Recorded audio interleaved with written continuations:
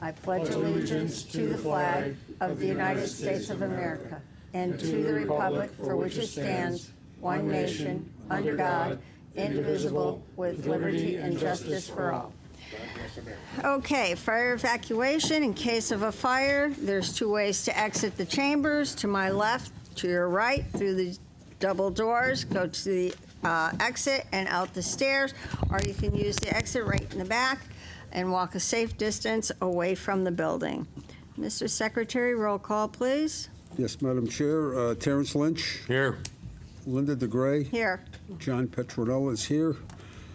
Frank Alimo is absent. Joseph Muley. Here. Ken Helinski. Here. Vinnie Grillo. Absent.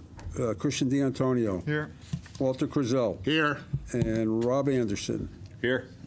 Okay, for the remainder of the meeting, I'm going to seat alternate Commissioner D'Antonio and Anderson. Okay, I'll entertain a motion for the approval of minutes of September 11th. So moved. So moved. Second. Second. Okay, any questions, comments, corrections? Seeing none, all in favor? Aye. Okay. We don't have a town attorney's report. We don't have anything from the zoning enforcement officer. At this time, at the meeting, we welcome is public participation, and we welcome comments, concerns, and opinions relating to planning and zoning in Enfield from anyone who is present, provided that no one may discuss any matter of business at this time that it's anywhere on our agenda or any matter that is part of an open public hearing. Is there anyone liking to speak?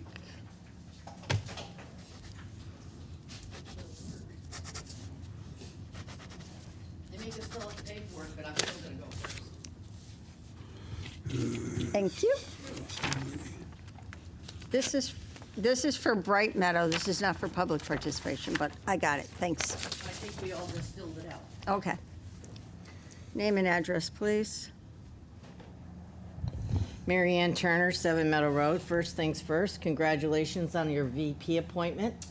I hope you told them all about it. If you didn't, Not well, yet. So you just put blew it our on your list of surprise. things to do.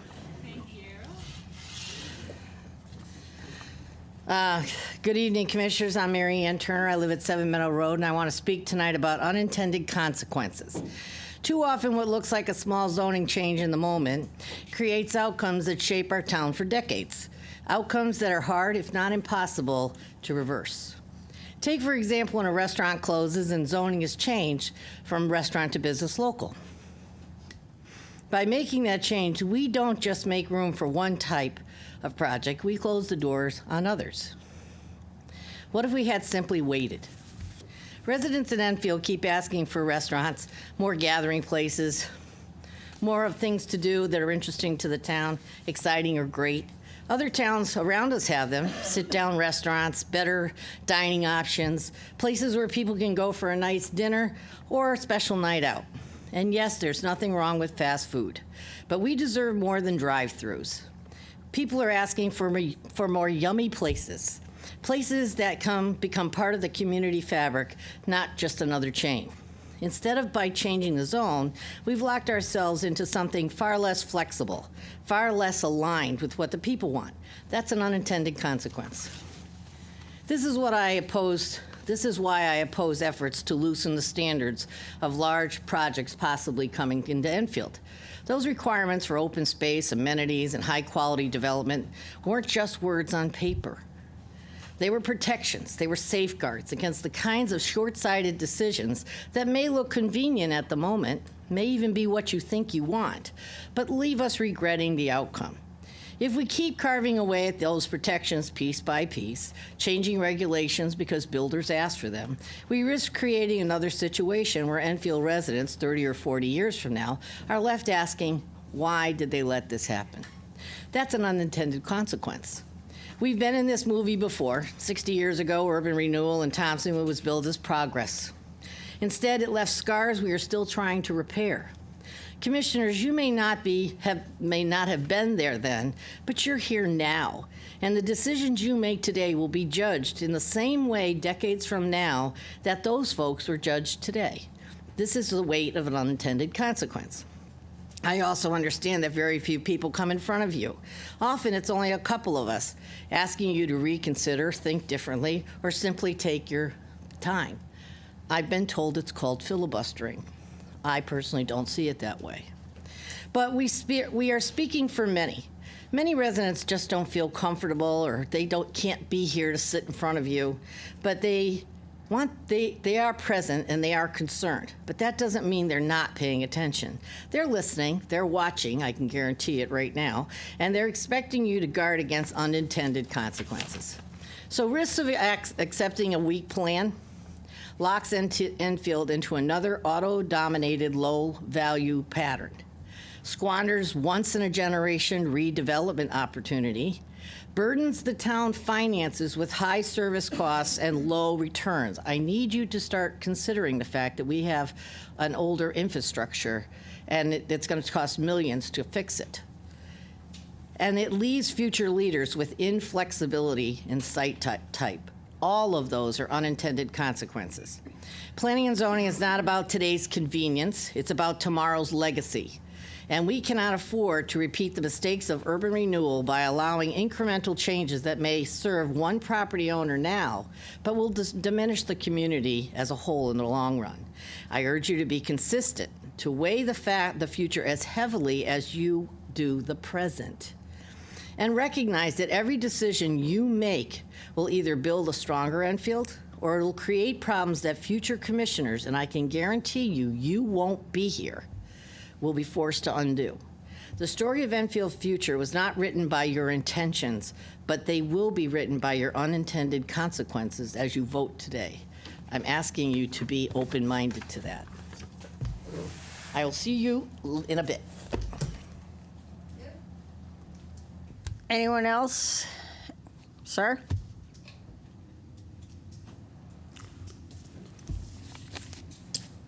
I don't know. Name and address for the record. Tom Walsh, Roseanne Street.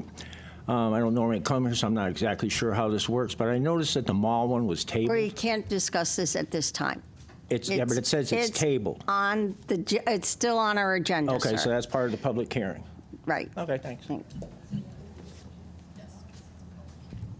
Anyone else? Yes. You want me to clarify that? Yes, please. So the application for the mall has been submitted and received.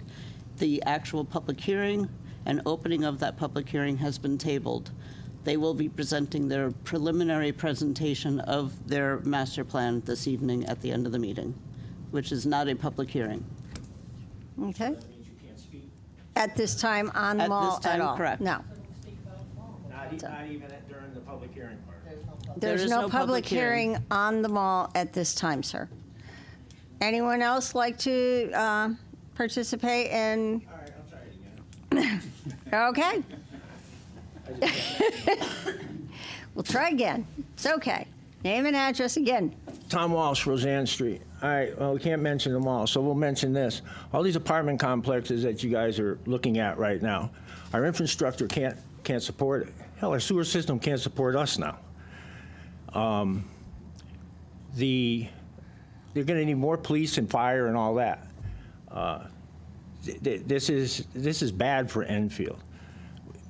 You're looking at what, 1,000, 1,500 new apartments in town between all the different ones, seeing we can't mention them. And you're giving away business property, something that may actually generate jobs someday. And right now, even if we just sit on them, we don't lose any money because apartment buildings ain't going to generate taxes for us. I know we can't mention it, but you already see there's some that won't generate taxes for 10 years, maybe 20, compared to what they generate now. My tax bill can't afford it because that's who this is going to fall on. It's going to fall on the homeowners in Enfield. Our taxes are going to skyrocket while people don't even live in this town. Do some research. Look up some of the big apartment complexes in Enfield. They're not even owned by people in Enfield. Most of them ain't owned by people in this state. Look at the multifamilies in town. Same thing. They're owned by people in Summers, Suffield. There's a few owned by Enfield and people out of state, LLCs and this and that. This is not going to benefit Enfield. You're going to build future ghettos here. These are major complexes. This ain't 15, 20 apartments. These are huge apartment complexes with ridiculously lousy views from them. So, and then the other end of it is they'll probably take state money. Can't say they're taking state money because I can't talk about which ones they are. But they'll probably take state money. That opens the door for low-income housing, or as they call it now, affordable. They say, people are coming and they say, well, they're market rate housing. Well, when you can't rent the damn things, they're going to lower they're going to take what they can get for them because they got to rent them. The state's already going to take High Street to the train station. I always thought the only way the train was going to stop in Enfield is if it broke down. But this whole master plan of Enfield putting in all this is transient housing. This ain't people that got any skin in the game. These are people from out of town, some out of the state. They got no. They don't care what happens here, but the rest of us got to live here. And by giving away this business property, any business property, or changing the zoning on it, now we may have someday, when the economy picks up, maybe we bring manufacturing back to the United States. Maybe these properties could have been something that would have generated good tax dollars that don't weigh on our infrastructure, our schools. We can't afford our schools now. Bring in 2,000 more families, or 1,500, however many apartments they got in the pipeline here. This is bad for Enfield, and if you allow these zone changes, our future residents, hell, I'm 72 years old. I'll probably be dead before they finish them. So it's not going to affect me. But our future generations, they're going to end up living with this. And I bet, I would imagine they thought Charter Oak Terrace back years ago was a good idea. Look how that worked out. Or Mill Pond Village. I lived in Mill Pond Village back in the 70s. And with some buddies of mine. And that was an exclusive place. Their parents had to co-sign the lease. Now look at it. That's all I got to say. Have a good evening. Thanks for all you do. Anyone else who would like to speak for us? Going for the second time? Third time? Okay, closing public participation. Okay. Bond releases. SPR 1915, Mr. Secretary? Yep, SPR number 1915, 7 Pearson Way, Simpson Strong Tie Erosion Sedimentation Control Bond. Madam Chair? Yeah. So Rick I'm Rochelle, sorry. our zoning enforcement officer, has been out, and that and engineering have been out to be looking at the erosion and sedimentation controls.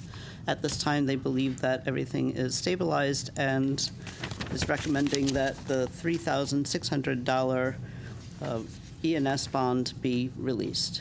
And you have a motion in your packet. Okay. I will entertain a motion to approve.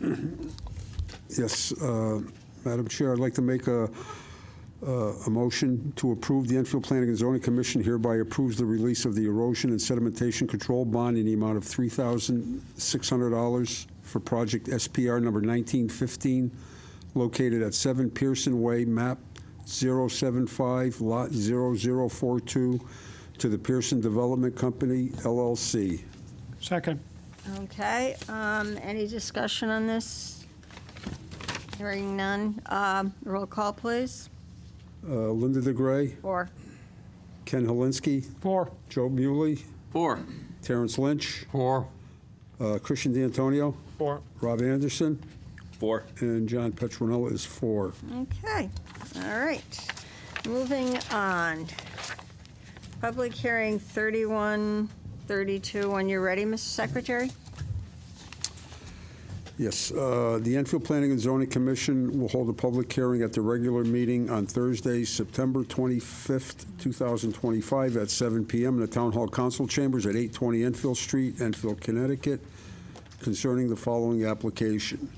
Public hearing number 3132, 786 Enfield Street, application for special use permit for a change of use to motor vehicle sales, Mohammed Chiriha, applicant, Sean Realty LLC, owner, map 29, lot 3, KSES DOD, BG zone. Okay, applicant here. Hi.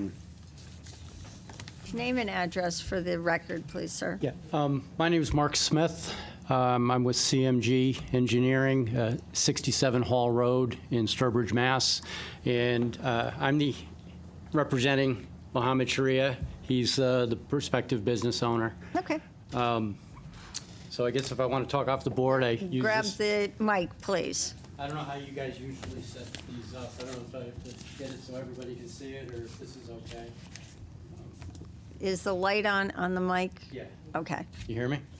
I think so. Okay. Okay, so this property we're talking about, it's right down here. It used to You be. got to hold the mic close to your, Oh, can you hear me now? there you Okay. go. Thank Yeah. you. It's, yeah, actually, I'm not quite sure. I guess it's down, down that way, at Alden right. Street. Oh, that's the first time. Okay, so it's the old On Point Connections building there. It's a one-story masonry building, 1,300 square feet. And that's part of the pavement around it. The lease area is 11,000 square feet total. And it's part of that 3-acre parcel that goes with the overall mall. So this is the property we're talking about. Here's Alden Street. Here's Enfield Street. And this is the old On Point building. This is the food bank, and this is the mall. So this is in your set, of course, and it shows the overall site the way it is right now. All we're talking about is this 11,000 square foot parcel right there. So what the proposal is basically just to restripe the existing pavement. There's no utility work proposed, no, you're going to keep the existing soffit lighting on the building. We're not proposing any site lighting. There's an existing externally illuminated sign here, which we would just put up a new face with the new business name. And so this is just for the display of used cars, auto sales. It's not heavy repair. It's not going to be a mechanic shop or anything like that. If you need more information on the operation, Mohammed can explain it. But he buys cars at auction, and they can be driven here. You're not going to have tractor trailers, unloading, multiple vehicles at a time. So he'll buy the cars at auction. Part of the license to sell the cars, he has to have a service bay where he can do minor repairs. You're talking about, taillights, things like that, maybe brakes, oil changes. Yeah, so that's why you'll see when I pull up the floor plan, we are proposing a waste oil tank, but that would be inside the building. And there are no floor drains in the building, so it's just, so there's really no chance of, a leak or anything like that. So what we're proposing, as I mentioned, is to restripe the existing site. And you'll see on the plan, based on the size of the building, 1,300 square feet, we have to have 4 parking spaces for customers.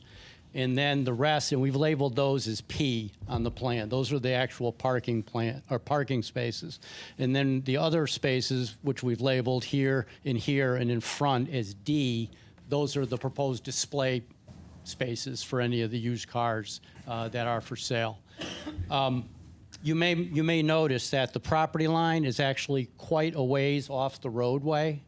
There's existing grass area and sidewalks right out by the road, and because the property line is sort of across the paving, the existing paving, that's why we've got all the display vehicles, et cetera, close to the building so that we can have them all on the property, not over the property line. If you look at the prior parking plan, this is from On Point, you'll notice there were some parking spaces and things that were over the property line, and so we're going to eliminate that.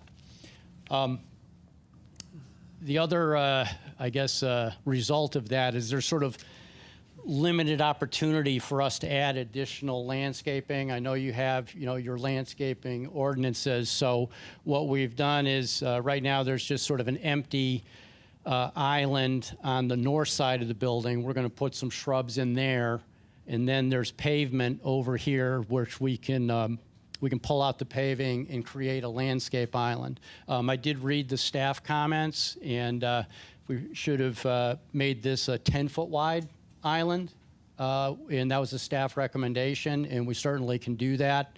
All that would happen is it gets 1 foot wider, and we lose a little bit of this striped island over here. So we can certainly accommodate that staff comment. Really nothing happening with the building. It's had prior automotive uses, so it's pretty well suited for that. And this is also in your package, but right now the building, and this is how it will be as well, but it currently has 2 bays for automobiles. It's got a lobby area, it's got an accessible restroom, a utility room against the back wall, and then an office in the corner. And there's not any proposed changes for inside the building. Similarly, there'll be minimal changes to the exterior of the building. I just colored this just to basically, right now the building, it's an old style, you just call them porcelain, the old gas stations that had the porcelain metal panels. And amazingly, most of them are in very good shape. Usually they don't last this long. So that, the basic exterior of the building will be the same. Currently, On Point had a purple, this sort of frieze board was purple. And Mohammed is just basically going to repaint that. His likely name will have gold in the name, Gold Stars Auto. So we were thinking of just making it basically replacing the old purple band with a gold colored frieze band. So, yeah, that's about the size of it. So happy to answer any questions you might have. Okay, staff, I have to have them talk first. Then we'll evening. ask you questions. Good evening. So this is an application to convert the existing On Point Connections building from a personal service use, which was auto electronic installations in the past, to a used motor vehicle sales use at 786 Enfield Street. The property is zoned business general, where a used auto sales use is allowed via special use permit, and the property also sits within the King Street, Enfield Street Design Overlay District. The property is a corner lot abutting Enfield Street and Alden Avenue and is about 3 acres in size. As the applicant's representative stated, they intend to lease 11,000 square feet for their use. So the applicant's proposal does not include construction or site work other than sidewalk modifications to create an ADA ramp to the main entrance, some landscaping, and some parking reconfiguration. So the plaza as it is right now is non-conforming. The impervious coverage, landscaping, and building location are all non-conforming, and the site does not currently meet the requirement of 1 canopy tree per 50 feet of frontage, nor does it meet the requirement of a 10-foot landscape setback between the building and the parking spaces. With recent satellite imagery, it seems only 1 canopy tree still exists on site today along the frontage of Enfield Street. The applicant's proposal helps reduce some of these nonconformities by fixing the existing 45-degree angled parking aisle width, reducing the impervious coverage, and removing non-dark sky compliant floodlights from the existing building, removing non-conforming parking spaces that are currently outside the setback, and adding landscaping on the west side of the building. This proposal aims to reuse a vacant portion of this site, which will contribute to the overall aesthetics of this plaza and location. So the site does sit in the Enfield King Street Overlay District, where architecture is regulated. The preference of this design district is traditional New England architecture. Preferred building materials shall be brick, stone, wood, including narrow width siding, clapboards, wood shingles, or reasonable equivalents. The parking standards are met. The applicant proposes 19 total parking spaces. 15 will be dedicated for vehicle display. 4 standard spaces are required and met by this proposal, and 1 space is intended to be ADA compliant. The landscaping setbacks seem to be the biggest challenges for this application right now. So there are grassy islands along the frontage of Enfield Street, but not on Alden Avenue.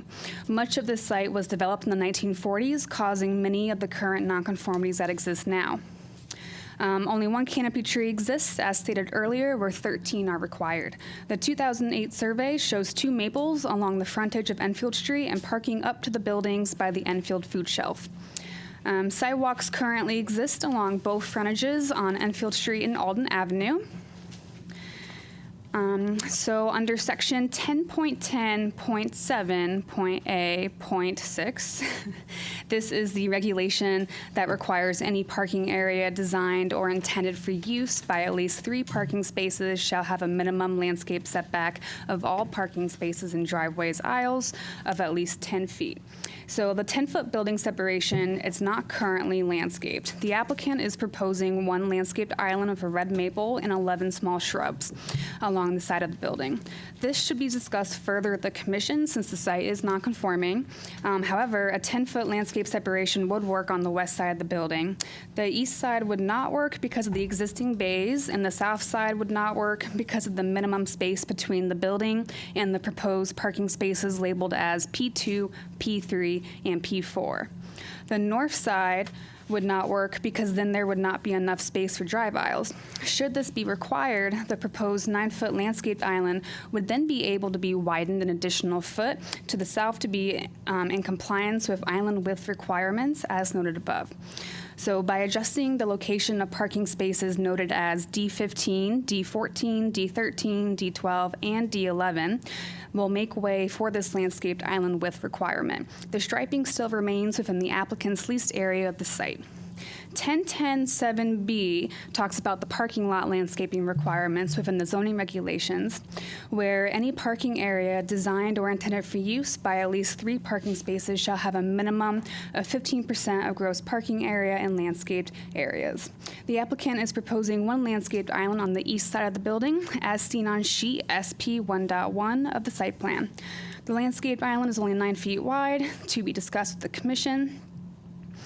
And only 1 tree is proposed within the parking lot.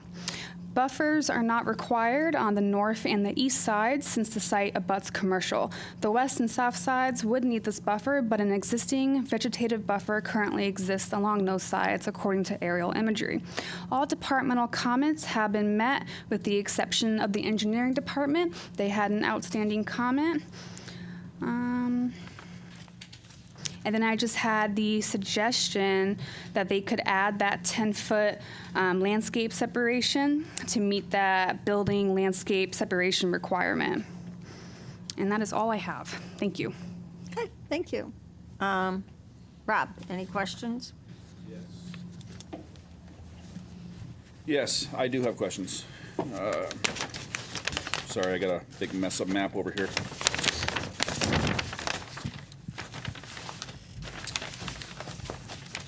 Are there lifts in the bays now? No. You probably should just introduce yourself. Need your name and address, please, sir. Mohammed Shariha, 8 Paper Chase, South Windsor, Connecticut, 06074. Okay, thank you. There is no lifts in the garage right now. Okay. Okay.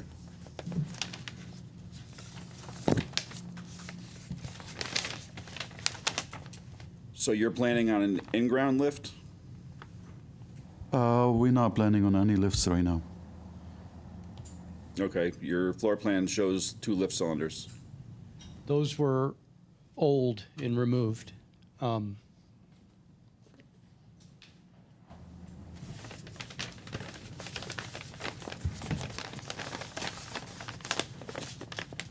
Yeah, those they should have been they've been closed out. I think the cylinders.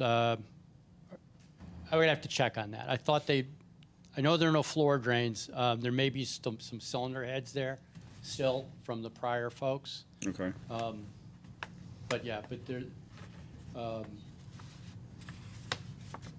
Yeah, I would have to look at my pictures. I think I might have labeled them as that, but I think they may be removed and concreted over already. But I would have to check that. I can't say for sure. All right. Has there been an environmental study to make sure there's no contaminants in the ground from the old lifts?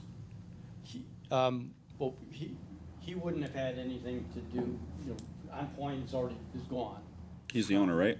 No, he's just would be leasing. He's leasing. Yeah, Okay. yeah. The owner of this property is the same company that owns the entire mall. Okay. But we can run that down. Okay. So the one that I'm looking at that shows the lift cylinders it says existing and proposed floor plan. So that's how the floor plan is going to be. Correct. So in order to get into the utility room, you need to go into the restroom. Yes, there's a door. So if somebody's in the restroom and you got to turn the circuit breaker off, That's the current floor plan, correct? okay.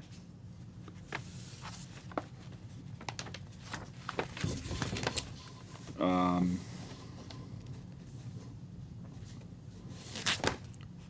right, so the display spaces, there's like 15 spaces or something like that for display spaces? Correct.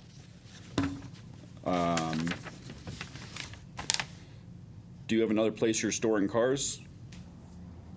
No, but I'm not planning on having a lot more because I do overseas shipping, so sometimes we ship them straight from the auction. We're just doing this as like for an office and a license, mostly. Okay.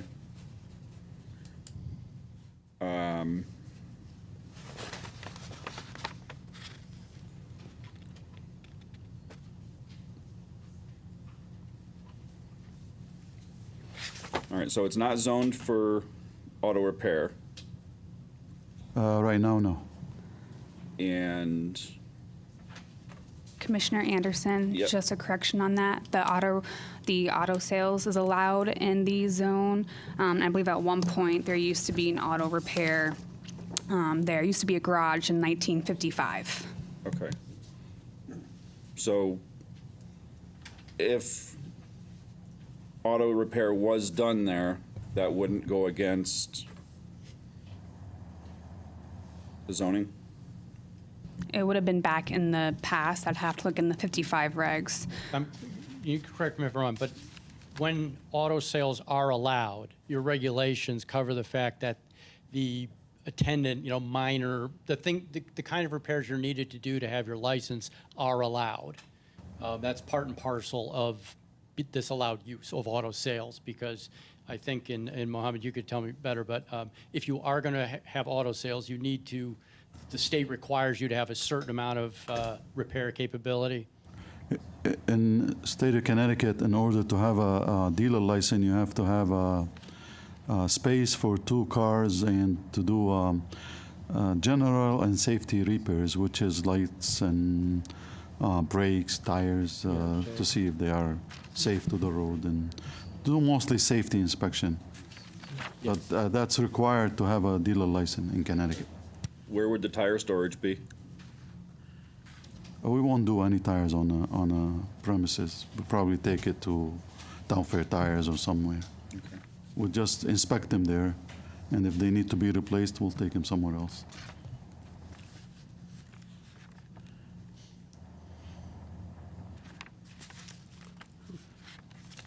All set, Rob? I'm all set for the time being. Okay. Yeah. Christian?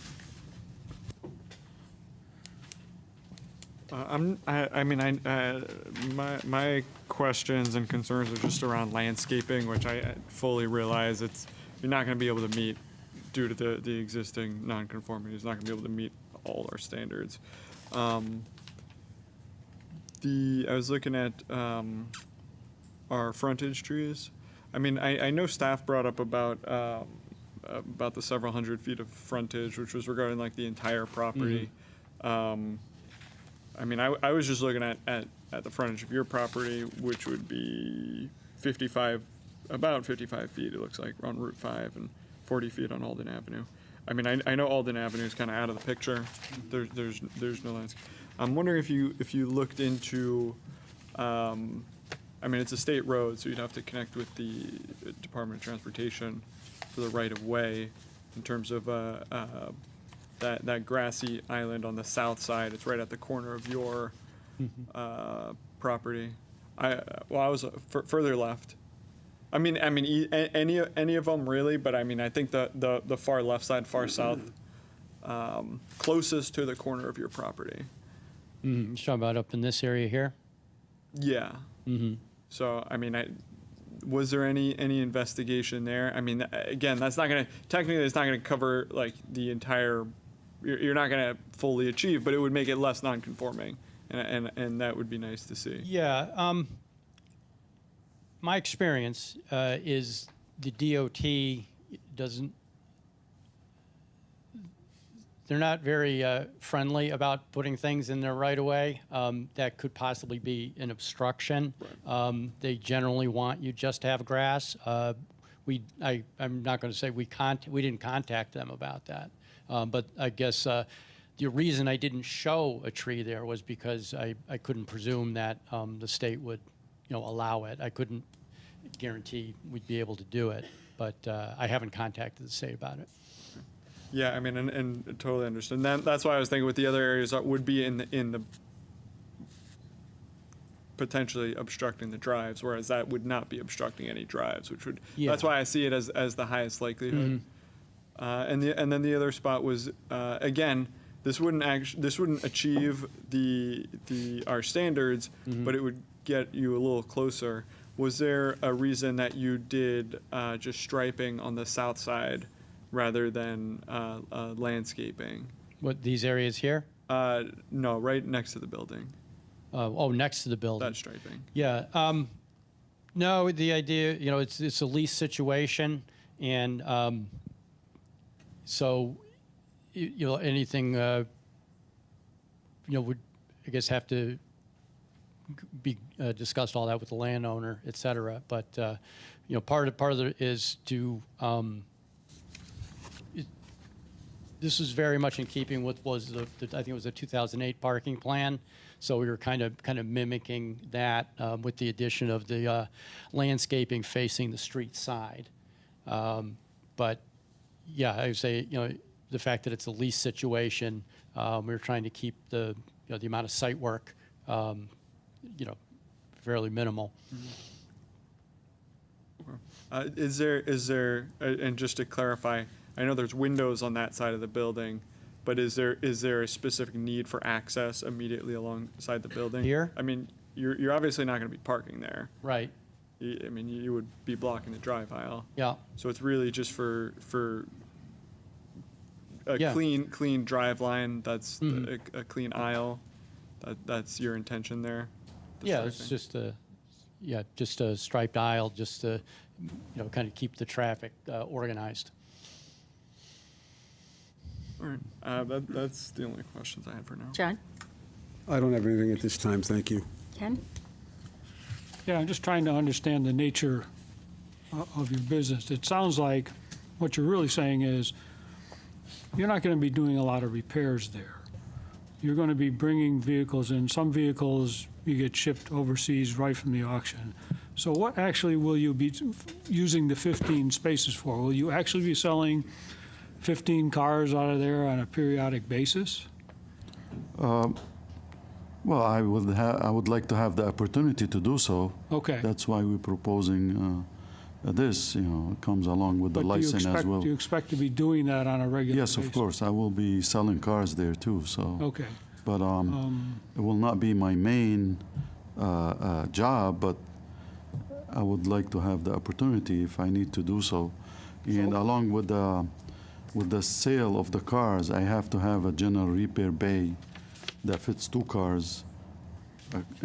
That's for the motor vehicle license regulations. Okay, so will the building be occupied during the day 100%?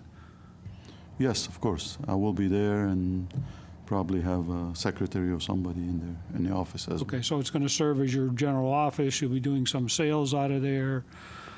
You'll be managing your Yes. your auction business, Will be, yes, a full-time, doing maybe some minor repairs and that kind of thing? some minor repairs if needed, yes. All right. Okay, so would you consider upgrading the landscaping to a certain extent so we could get closer to our requirements? Yeah, what he was, I think where we're heading based on the comments would be see if we could put some landscaping along this side of the building. What, did I forget the? You'd want to do the western side, because if you do the southern side, Well, then you're, This would be, make this a 10-foot island. yep, and then you still have enough space to add a 10-foot landscaped aisle to where those D15 through D11 spaces are. If you do the side that you were just referencing, then your drive aisle becomes too narrow. Okay, I think Mr. D'Antonio was talking about replacing the striped aisle. I with was the- talking about that, but yeah, I know we won't be able to do 10 feet there. Well, I actually 10 feet we is had enough. recommended them to not touch the hash layer. That way cars can still drive over it and back up, maneuver. So the only true location that theoretically works is that top part. I do agree with that, and So this your is- comment was to put a 10-foot Yes. to the building. Yep, and then you Push can. these back. Yep, you'd and still keep it be. in the lease area. Yeah, you'd still be in your lease area, and you'd be able to accommodate for the 10-foot width in that landscape island to the left. So everything kind of fits just to a T. So from the chair to the staff, is there anything else you would recommend for landscaping improvements? Beyond that? I mean, the canopy trees, everything's non-conforming at this site. It would be nice if the applicant proposed a few more canopy trees in the front, but then the question comes into play about sightline visibility. I'm not sure the reason in the past as to why only 2 canopy trees were included. I'd have to get traffic comment probably on sightlines. I'm not sure that would be a conflict or not. Okay, The other thing is it would be in the state right-of-way too, which DOT might deny. okay. All right, thank you. All set? Yep. Walter? So I'm assuming that the gas tanks from when it was a gas station way back were removed? I don't have a use listed that there used to be a gas station here. I only have It was, retail but- strip, garage building, and food shelf. Just a garage? Okay, Yeah. well, either way. And And- then you're gonna check on the lifts, obviously. And you gotta remember, the north side got, part of the lot got hijacked by the state when they realigned Alden Ave, so, Yeah, that's accounted for. Yeah. With this. Yeah. Yeah. so, you know, there was a realignment of Alden Ave, so we lost that. And, Yeah, this used to come out here like I mean, this. it's a non-conforming lot as it is, and if we keep adding more to it, it's just gonna keep being an empty lot. That's what to add some trees in the back that no one's gonna see, or shrubs in the back that no one's gonna see is, but again, I'm not voting, so. But I want someone to take the building that's literally rotting away and someone to use it. And if we keep adding more to it, then no one's ever gonna wanna use it, so. All set, Walter? Yep. Joe?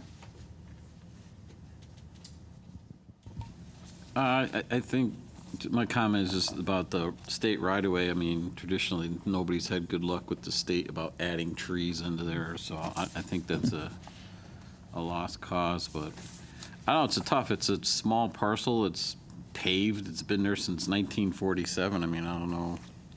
I really don't have any good suggestions, but that's about it. Okay. Terrence? Yeah, just one thing, and the engineering states they want to know the 18-foot wide driveway on the south will be marked and signed as one way. Is that supposed to happen, or? That's for the applicant to discuss. Yeah, I think I did read that comment, and I think there is also something there about nothing affecting planning and zoning. However, for us to, if engineering wants us to label this as one way, that's a fairly minor thing. I'm sure we could stripe it that way as well. People could come in, and there's room. There's more than enough room for a one-way aisle to circulate all the way around the building to access these parking spaces. We don't have to have it be a two-way aisle, so Okay. we can certainly accommodate that. Commissioner Lynch? Thank you. I do want to add to your comment, there is another curb cut right to the east there by in between the food shelf and the existing on-point connections. I know that. Yep, so if you would like it to be a one-way, it would be a condition of approval for their final plans. Okay, thank you. Okay, I got a couple of questions. Dumpster location, I didn't see anything. Yeah, we discussed that. Because of the nature of the operation, he won't need a dumpster. He can use, I forget what they're about 50 gallon, but you know, your regular commercial tipper garbage can on barrels. wheels. Okay, that and can get you've picked up. checked with our DEP that they would pick it up, because I believe there's, I don't know if they'll be stopping to pick it up on Alden Avenue or in Enfield Okay, Street. because That- I'm not familiar with the trash pickup I'm- in Enfield. I I'm- didn't know right. if you could hire private companies or. If he was going to hire a private I don't know, but Yeah. I didn't see anywhere for the trash, and that was a Yeah, concern. and so at the end of he does not need a dumpster for this operation. Okay, so you're going to check into trash removal by the town. Also, that handicap space is right in front of the office. Is there a bollard there or something? I would hate to think of an accident happening Yeah. and somebody crashing through that front window. It's a big window, so. Yeah. Over on this side, you'll have a 6-inch curb. Here, the would be the handicap, the sign, the parking space sign. Which, Okay. you know, traditionally you can do with a bollard and then go up with a post Right, for the sign. I'm just, Yeah, and then we've got the ramp over here, the landing area over here. okay, I just wanted to make sure there was something to stop a Yeah, car so- going through that front window. Yeah, the aisle has a 6-inch. Actually, I got, you know what? I just realized I got to flip. This would be the landing. So, Okay. but that's not in front of the window. We would have a bollard in front of the window. Okay. Trying to think of anything else that, you've answered a lot of my questions. There was no floor drain, there's no oil storage because it's not really a repair shop. And you will not have any auctions on site, it'll just be online, sir?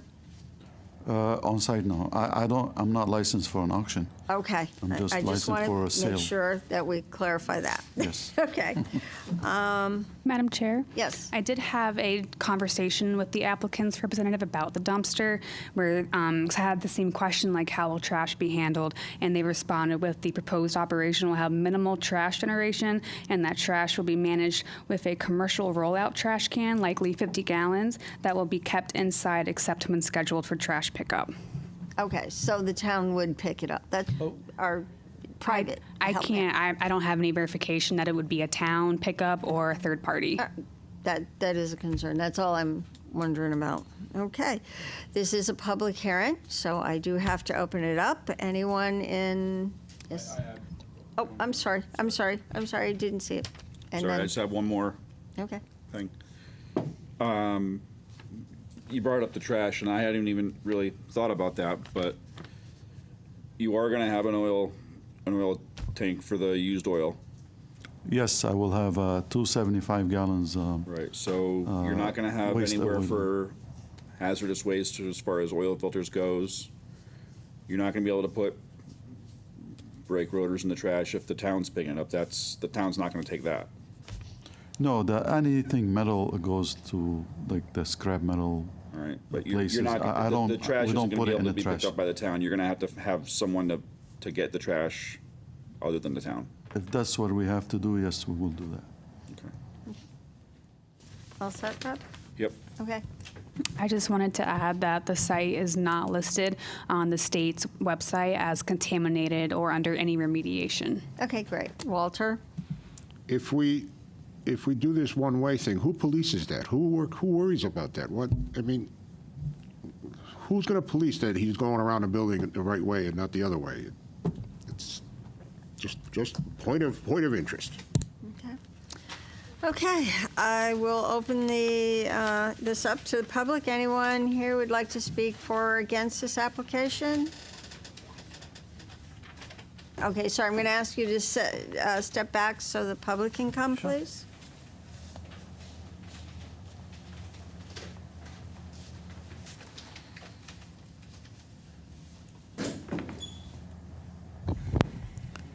Karen LaPlante, 166 North Maple Street. Unfortunately, it's not up there, so I took a screenshot of one of the, I believe it was the painting of the lines, and it has the hashtags through the parking lot. I don't know if that looks familiar, but I'm thinking this could be an example of the landscaping, if this is the parking plan for this spot. There's plenty of room. There's 10 feet on the south side. That's quite lengthy. And there's also 23 feet by 18 feet on the Alden Avenue side, on Enfield Street, and in the back corner where good-sized trees could be put there. And on the hashtag on the building, I think that Christian was talking about, right alongside the building where that hashtag is on the south side. There isn't any reason there couldn't be planting there.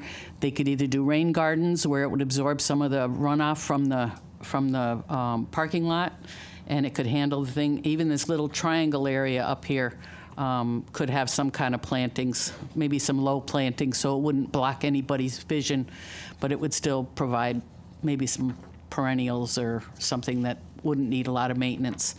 As far as the warranty repairs, I think I question that too, because he had said that the DMV requires 2 bays. So obviously he's going to have to fix anything that's wrong with the vehicles. I think they have to warranty the vehicles for a certain amount of time when you sell a used vehicle. But how can you say what he can and can't fix? Once he has that motor vehicle repair license or selling license, he's going to have to do certain repairs. So I don't know that you can restrict it, and don't expect him just to do minor repairs when DMV requires him to do more. So I think that was it. And the town of West Hartford is putting in some trees along the streetscape now that they have very little opening at the top, but there's a large area underneath that allows the tree to grow, that underneath the pavement. So that's something that might be looked into for an alternate plan when we have a lot of paving around a tree and it only has like a 4 or 5 foot area where you could plant something. And it still allows the tree to grow, the roots to grow far underneath. So I'll give this to Georgie and she can share it with you. Thank you. I don't remember what page this was on and but it was online. Thank you. Anyone else like to speak for or against? One last time. Seeing none. Sir, come on back up.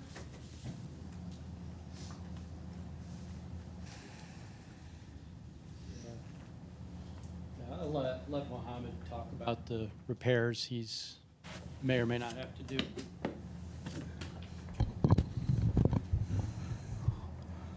As far as the general repair goes with the DMV, there's no descriptions to what you can do or what you can't.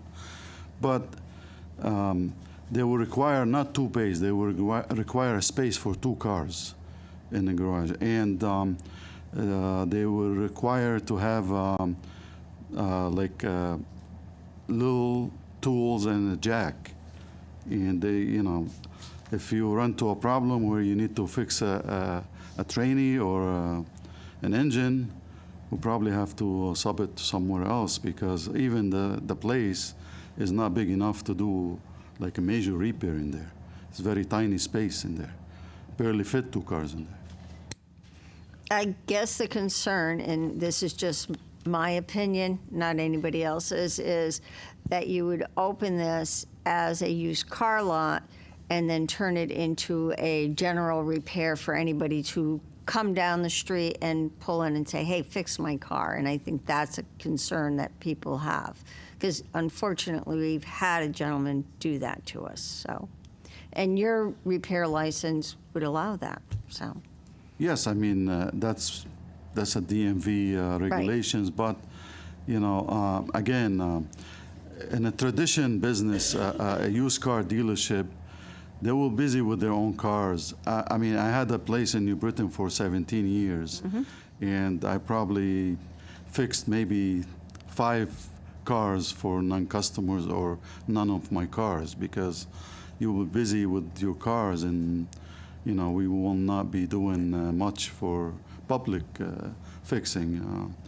But it does require, the DMV requires to have a garage. Okay. This part of the license. And we've also had used car lots on that street that were very, very messy, and we're hoping yours is very neat, so. That's I hope a so. big I'm deal. planning on it. So. Yeah, okay. Yes, go ahead, George. So he's applying for the used car sales Right. of the K7 to the state. So if he were to change that operation, he would need a brand new K7, brand new site plan approval, and then he would have to apply with the zoning officer, where the zoning officer would look at the changes in intensity and whatnot. So we would be monitoring that closely. Okay, all right. Anybody else have any more questions? Walter? So in that state right away, you can't even put a car out there to display or nothing. That has to be just left open paving. We're showing it as just a drive aisle. Okay. All right. So no stick a car out there and a 1 hour sale, quick buy this, nothing. Okay. Yeah, it just obviously is not the property of the lease parcel, so we didn't feel we could show anything out there. Anyone else? Rob? Not really a question, just more of a, I have a lot of reservations that this is going to work the way that we want it to.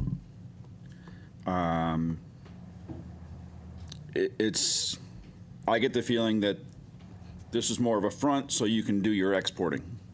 And you don't really plan on spending a whole lot of time doing this. You're going to be concentrating on exporting. You're just using this to get your license.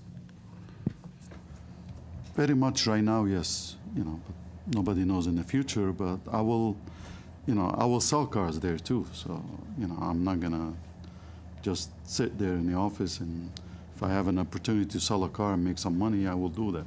But my main job right now, I ship cars overseas. And I need a license at the auction to buy cars. And that's what I do right now. But in the future, if I needed to sell cars, yes, I will be selling cars. You said you had another place in New Britain prior. Yes, I did. How many cars were on that lot? I was licensed for 38 cars. How many cars did you have, though? 35. Most small used car plots that I know of have way more cars than they're licensed for. Unfortunately, yes, but I'm not planning to have this because, as I said, right now I'm concentrating on shipping cars, and what I do is I buy it, it sits at the auction parking lot, and then a truck comes in, they take it straight to the port.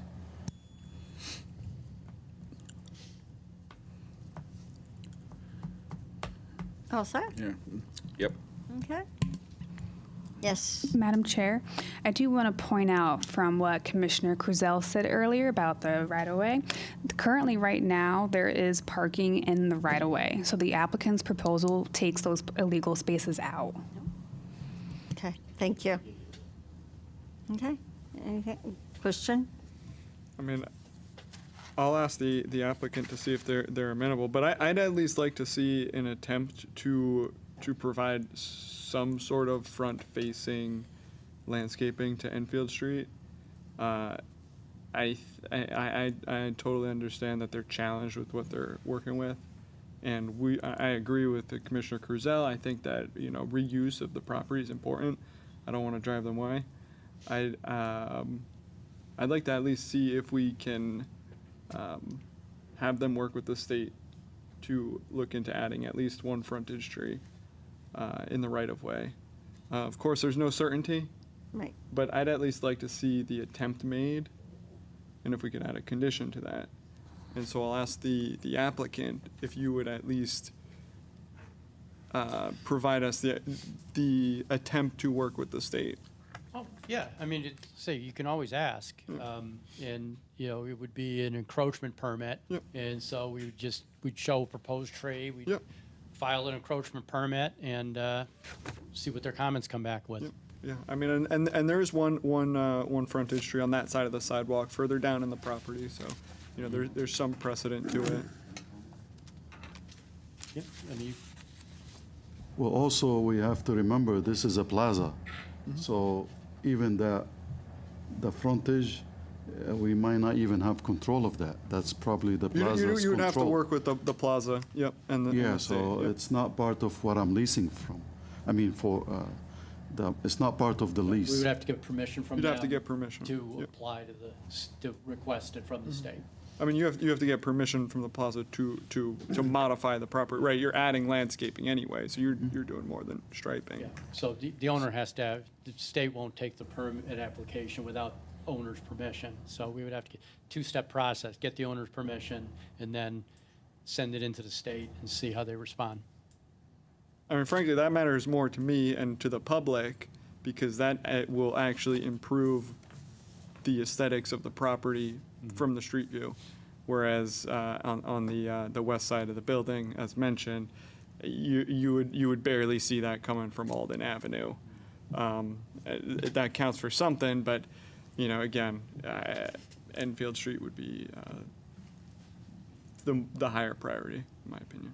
So, I guess just on my end to summarize, you know, the reason we're here, of course, is Mohammed identified the property. It was not being used. It's zoned for this use. He doesn't do heavy repairs, et cetera. Being a mechanic is not his business. His business is picking up, you know, decent cars at auction. Sometimes he ships them directly. Sometimes he'll need some storage and sell them on site. Our concept here was to take the existing vacant parcel and see what we could do to improve it with reasonable, because it's a lease situation and it's a new business venture, and without, the idea would be, it would be something where we could make improvements, it would be functional without large capital, because once again, it's not a brand new site development. It was very attractive, already has natural gas, it's got sewer, it's got water. But understanding, you know, we wanted to create a proper accessible entrance and put in this landscape island. But there's obviously, you know, as far as the concept of this, there is a bit of a limit on how much site work. You know. And totally understood, and I know that's a challenge with especially like excavating pavement and all, and that's why I'm seeing this as an opportunity. Hey, we already have a 10 to 20 foot grassy area. I know it's just outside your leased area, but it is part of the property that you're applying to, and it would make it less non-conforming. Yeah. As well as improve the aesthetics from Yeah, the. I guess I just, the land, you know, doing a strip back here would be a bit more of a challenge. And also, this is the curb cut to the side street here. Yeah. I would rather see it on Enfield Street. I would rather Oh, see yeah. I would No, rather I see a mean, canopy I think it's tree definitely. on Enfield Street than Commissioner landscaping on the D'Antonio, west side I do personally. want to point out we have a restriction of corner lots under section 3.30.4, where in the case of a corner lot, 3.30.3, corner visibility. On a corner lot, no fence, wall, hedge, or other structure or planting more than 3 feet in height shall be erected, placed, or maintained within 50 feet from the point of intersection equidistant. So they would only be able to put a tree towards the curb cut to the west near the food shelf, past the building, which could potentially be a sightline issue for those using that exit and entrance. They would only be allowed to do smaller plantings 3 feet and under. But you said that's 50 feet though. Yeah, from the intersection. So The south side, that's more than 50 feet. yeah, so the Enfield Street portion of the property includes that whole corner.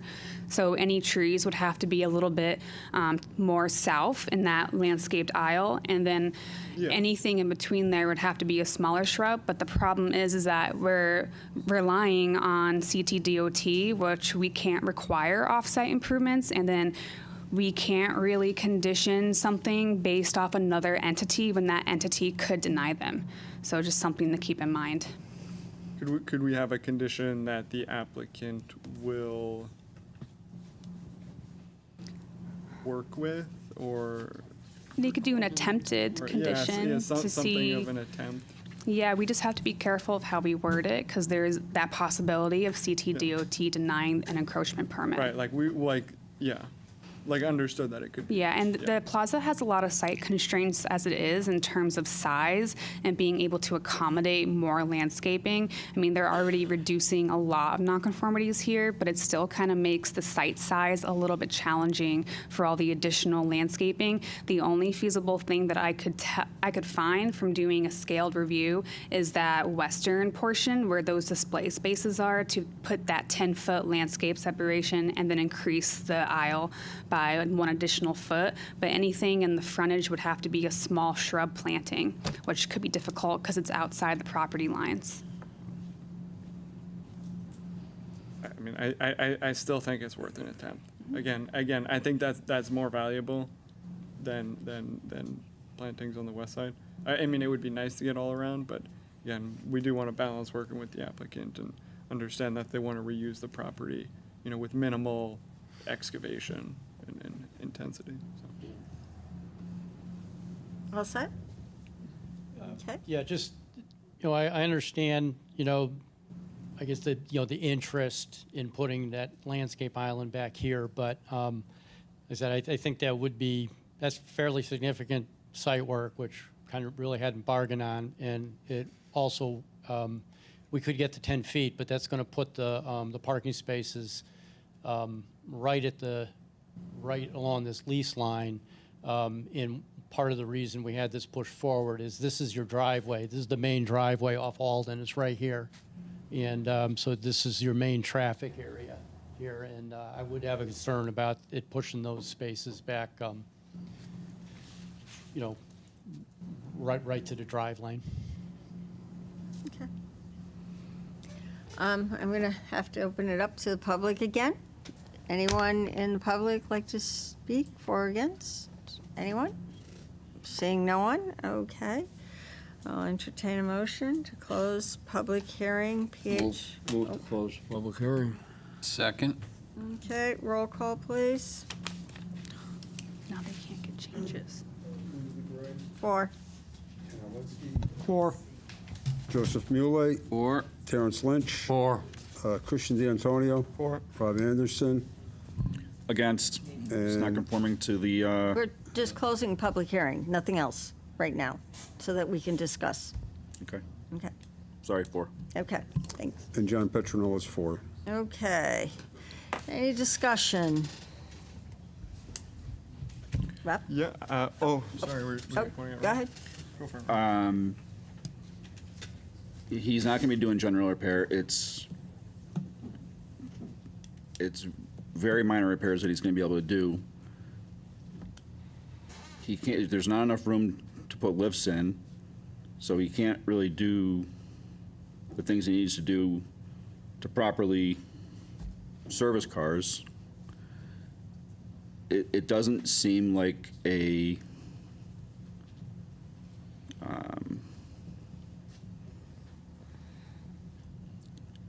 it doesn't seem like everything is the way that it needs to be to run a good business out of that And location. That would be for the state to determine when he applies for his K-7, which is outside our purview. Okay, Okay? okay. Christian? Yeah, I mean, I would like to add a site-specific condition to the best of our ability for the applicant to at least work with the property owner and Department of Transportation to add one one frontage planting in the state right-of-way on the canopy tree. Yep, yeah, canopy tree on the. And I'll try to write out the wording so we get something unless staff wants to help But out. Christian, we're really having a hard time Oh, yeah. hearing you. Sure. Yeah. And I'll move Get closer mic to there. your, Yeah. But to the mic, but thank yeah, you. I would propose if you were amenable that we add a condition that the applicant works with the property owner and the State Department of Transportation to plant a canopy tree in the state right-of-way on the southwest existing landscape island in the state right-of-way. That's a big reach, but I think that would be a big reach, but I mean, and that's my opinion. I can't speak for everybody else. John? No, I don't really have anything at this time. I think that the applicant could do a little bit in terms of increasing some of the landscaping, though. So I kind of somewhat support what Commissioner D'Antonio has stated. Thank you. All right, Ken? Yeah, I would support Commissioner D'Antonio's proposal to work with the abutting owners in the state to try to increase some of the landscaping in the front, canopy tree, that type of thing. Okay. Also, do we need to make a condition about the one-way? Can you guys be a little bit louder? We cannot hear you. I'm sorry. Do we really need to make do we need to make a condition for the one-way? If you, that would be up to you to decide if you wanted to make it a condition, but granted, I never got a response back from the engineering department on how they really feel about that, or the traffic department. It was just a comment from the engineering's department. Okay. Okay. All right. Okay, Walter?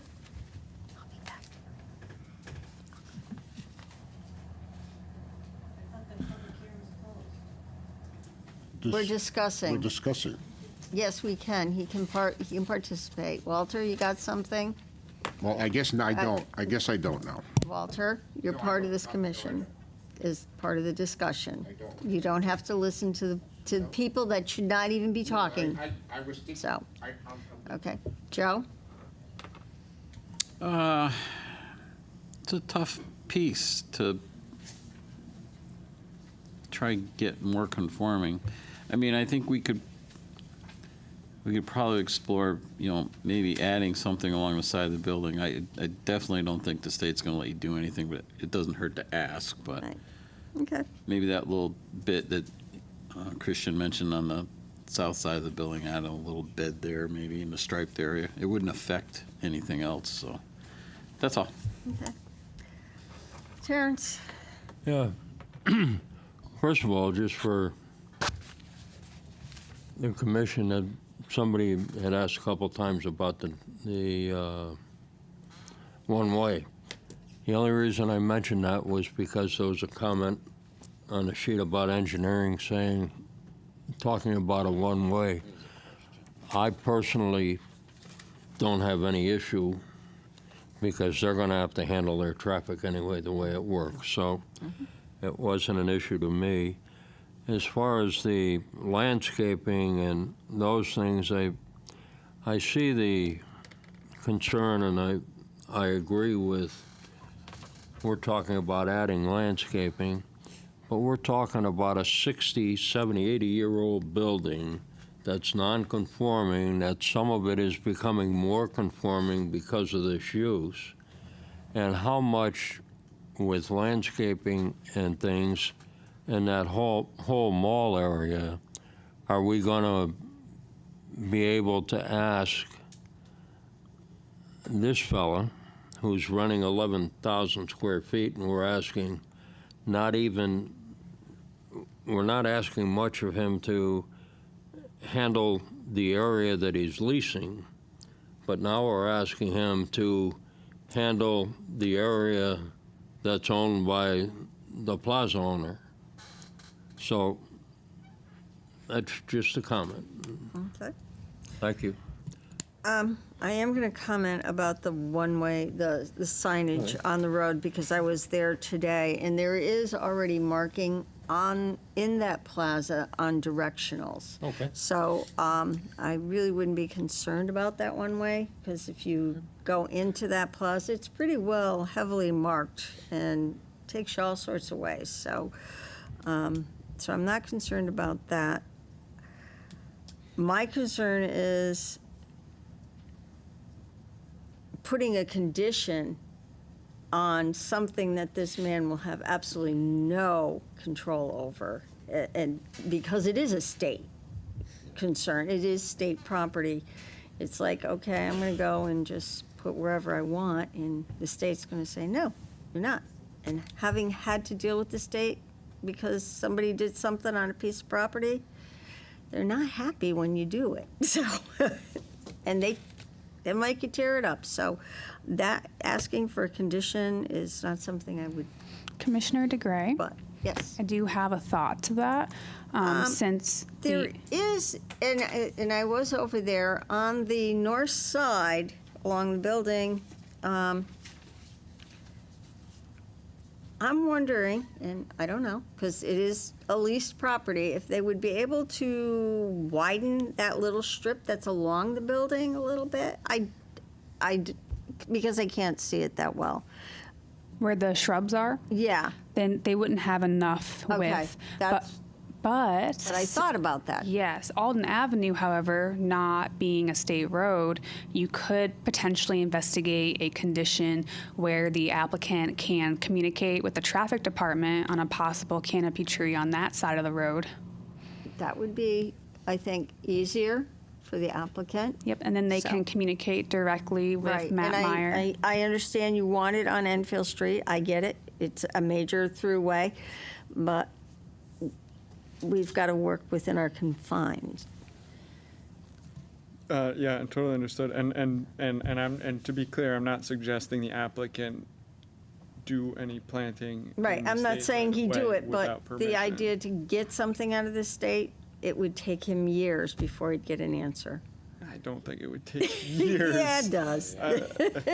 Oh, yeah. I mean, what our condition is what I would propose is not that we're conditioning the completion, like, of the project on it, just that they do the work to work with the DOT.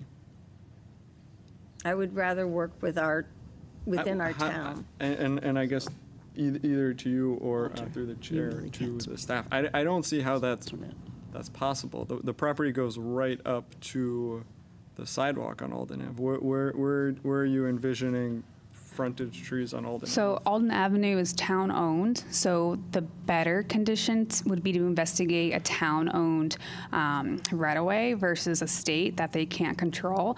But the corner lot visibility section. Logistically, though, like there's no more than a couple feet.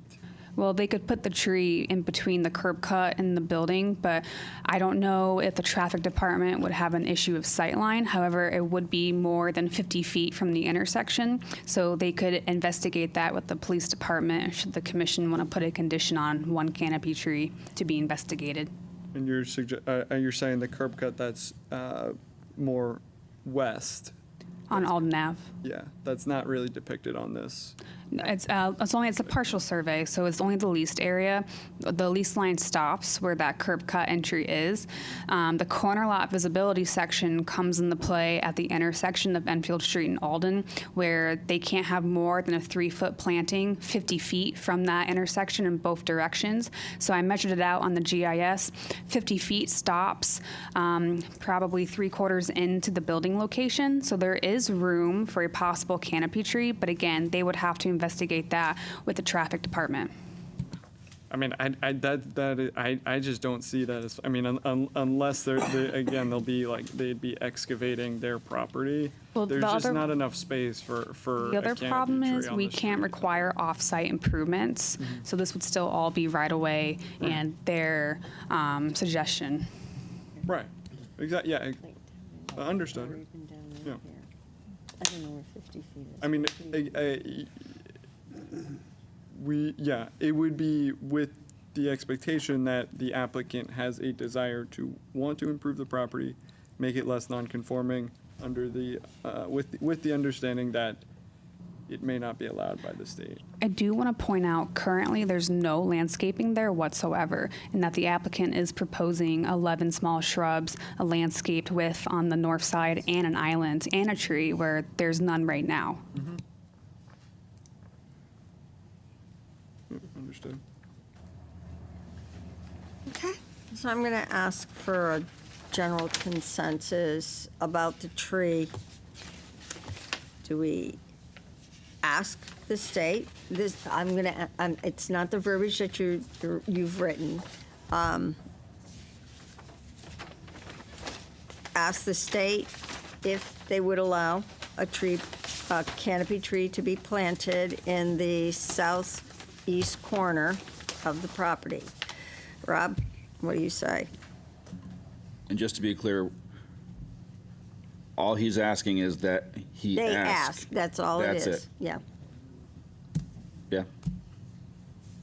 We know what you, John, Yes. Ken, Yeah, I'm okay with it.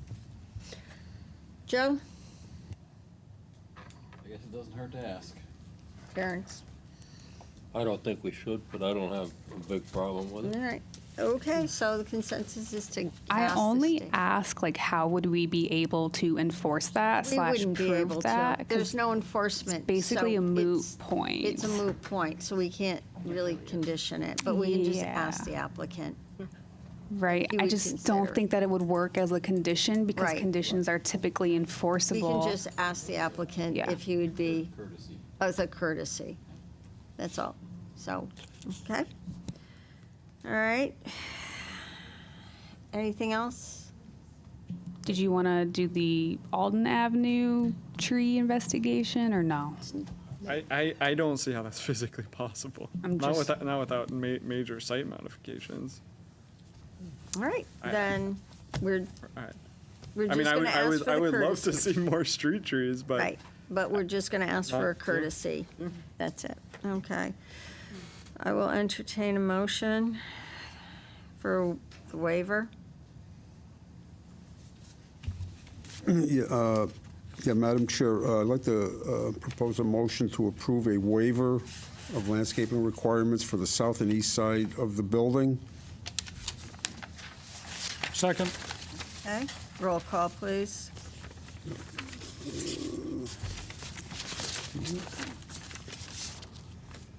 Linda DeGray, 4. Ken Helinski, 4. Joseph Muley, 4. Terrence Lynch, 4. Christian D'Antonio, 4. Rob Anderson, 4. and John Petronella is 4. Okay, I'll entertain a motion for approval. Yeah, motion, I'd like to make a motion to approve public hearing number 3132, 786 Enfield Street, application for a special use permit for a change of use to motor vehicle sales, Mohammed Charia, applicant, Shah Realty, LLC, owner, map 29, lot 3, KSE SDOD BG zone. Do I So hear? moved. Okay. Roll call, please. Linda DeGray, 4. Ken Helinski, 4. Joseph Muley, 4. Terrence Lynch, 4. Christian D'Antonio, 4. Rob Anderson, 4. and John Petronella is 4. Okay, and as a courtesy, would you please ask the landlord and the state for that tree? I mean, we can't force you to do it, but it would be nice. And thank you and good luck. Thank you anyway, we will ask, and All right, it's a phone call, so it's not gonna be a Thank you. thank you. This, Okay. All right. Moving on, when you're ready, Ms. Secretary? yeah.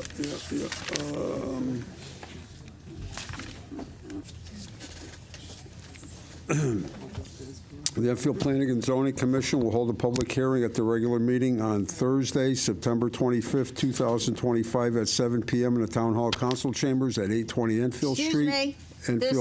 Excuse me. Can I ask people to be quiet? This is a hearing. Thank you. 820 Enfield Street, Enfield, Connecticut, concerning the following application. Public hearing number 3133, 54 Hazard Avenue, application for special use permit for an automatic car wash, Russell Speeders Car Wash of Connecticut, LLC. Applicant, Enfield Station, LLC owner, map 56, lot 26, BR zone. Hey, welcome, gentlemen. Name and address, please, for the record. Good evening. My name is Peter Yeske. Address is 502 Halliday Avenue West, Suffield, Connecticut. I am a developer for Russell Speeders Car Wash of Connecticut, LLC. And good evening, Madam Chair and Commissioners. I'm Attorney Joe Williams, partner with the law firm of Shipman & Goodwin. Our address is 1 Constitution Plaza in Hartford. Thank you. Go ahead, gentlemen. You have the floor. Thank you. Well, as you heard, with me is Peter Yeske. Peter is with Connecticut Valley Development, which is the preferred developer for Russell Speeders Car Wash. Also with me, right behind me, is Charlie Baker with the engineering firm of VHB. Charlie prepared the traffic study for this application. And then on the Zoom, we have TC Nallis with Russell Speeders Car Wash, who will be available for questions. Phil Henry, our project architect, and you'll hear from him in a moment. And also Mark Rocky, with VHB, which prepared the landscaping plan for the application. Okay. And we are pleased to present this application to you to redevelop and revitalize this prominent location on an important commercial corridor in Enfield with a new automated car wash facility. Can I ask my team member to share screen, so that's up there with one of our plans, please? Phil, could you share the overall site plan? There you go. Great. I'm sure you're all familiar with the site at 54 Hazard Avenue, Route 190. It's the former 99 restaurant at the corner with Freshwater Boulevard. The restaurant is now closed and dark. The site is part of a larger regional shopping plaza with a Stop and Shop, gas pumps, auto parts store right next to our site, and several other businesses. My client is leasing the former restaurant pad up in the northwest, or the plan upper left corner of the screen that you're looking at. So that's the subject of the application, that northwestern portion of the property. The site is zoned BR, Business Regional Shopping District. And as you know, your commission earlier this year agreed to amend your zoning regulations to allow a car wash use by special permit in the BR zone under certain conditions. And they are that the lot has 10 to 15 acres total and frontage on a state highway. The lot does not abut a residential zone. The use is an automatic car wash that will be staffed at all times it's in operation. And the car wash is 1,000 feet from any other car wash. This proposal satisfies all those standards. We believe it also complies with all the zoning regulations that are applicable to site plans and to this use. And as explained in my September 2nd, 2025 letter to you, you should have that looks like this. We noted that our proposal will advance several goals in the POCD. We believe it will be a productive redevelopment and bring vitality and customer convenience to this commercial corridor, and is an excellent location for a car wash use, which will complement the other businesses and services in the center and the surrounding area. Now, we're asking for your consideration on one site plan item. We propose to build sidewalk along Hazard Avenue, which you can see on the plan at the very top, but not on Freshwater Boulevard. That's because it's an extremely difficult location on the right side or east side of Freshwater Boulevard to put a sidewalk, as I explained in my letter. There's a catch basin in there. It slopes down away from the road down to a drainage basin. That area is not wide enough under town standards to support a sidewalk before you would be impacting the drainage basin, and there are also utilities underneath it. So lots of difficulties in being able to put a sidewalk in there, which our team investigated. And we do have photos available. If you want to talk about it in more detail, we can show you that to kind of pinpoint the things I'm talking about. But there is existing sidewalk on the other side of Freshwater, and we propose to install a crosswalk across to connect to it, so at least folks can have access to that sidewalk that's already present. And so we're asking you to deem our site plan compliant with the regulations by us adding new sidewalk along Hazard Avenue and a crosswalk to the sidewalk across Freshwater Boulevard. On traffic, note that our traffic study found no impact to the operations on either street that our site fronts on, especially when you compare it to the prior restaurant use, which generated more traffic than a car wash will. All intersections will remain at level of service B. And as I said, Charlie Baker is here, and he can answer any questions you have about the traffic study. And my last point for now is that we have worked closely with town staff who have been very helpful. We appreciate the very thorough staff report that you've received. We agree with all of it. I believe we have addressed all the staff comments except for one subsequent one that came in about a light pole potentially conflicting with a tree, and Phil will address that in a moment. And we accept all the proposed conditions of approval in there. So with that, I'd like to turn it to Phil Henry to give you an overview of the site plan. Okay, thank you. Good evening. For the record, my name is Philip Henry with Civil Design Group. We are the engineers on the property. What I'll do is, Joe gave a good run through of the property. I'll give you some technical highlights, and then I'm happy to answer any specifics. As Joe had indicated, the site plan that you're about to see is a result of a number of staff meetings and a number of staff reports.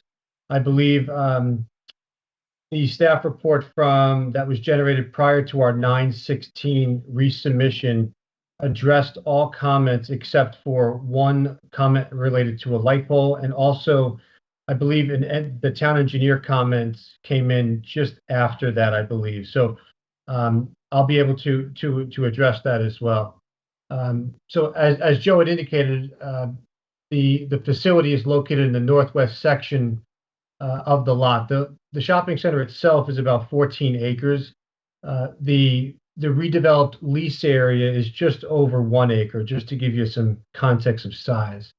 I'm going to zoom into the site plan now. Does everybody see this zoomed in site plan? Is there some way to enlarge it? Because Yeah. it is on television and people are probably straining to see what it looks like. Good point. How about that? That's better, thank you. Okay. All right. So we are zoomed into that northwest section of the site that totals just over 1 acre. If the 99 restaurant were shown on this plan, it'd be right where my mouse is being circled here. The facility is this solid gray hatch building here that's approximately 3,800 square foot in area. Folks enter the facility over here, proximate to the Advanced Auto Parts, using the driveway to the west of it.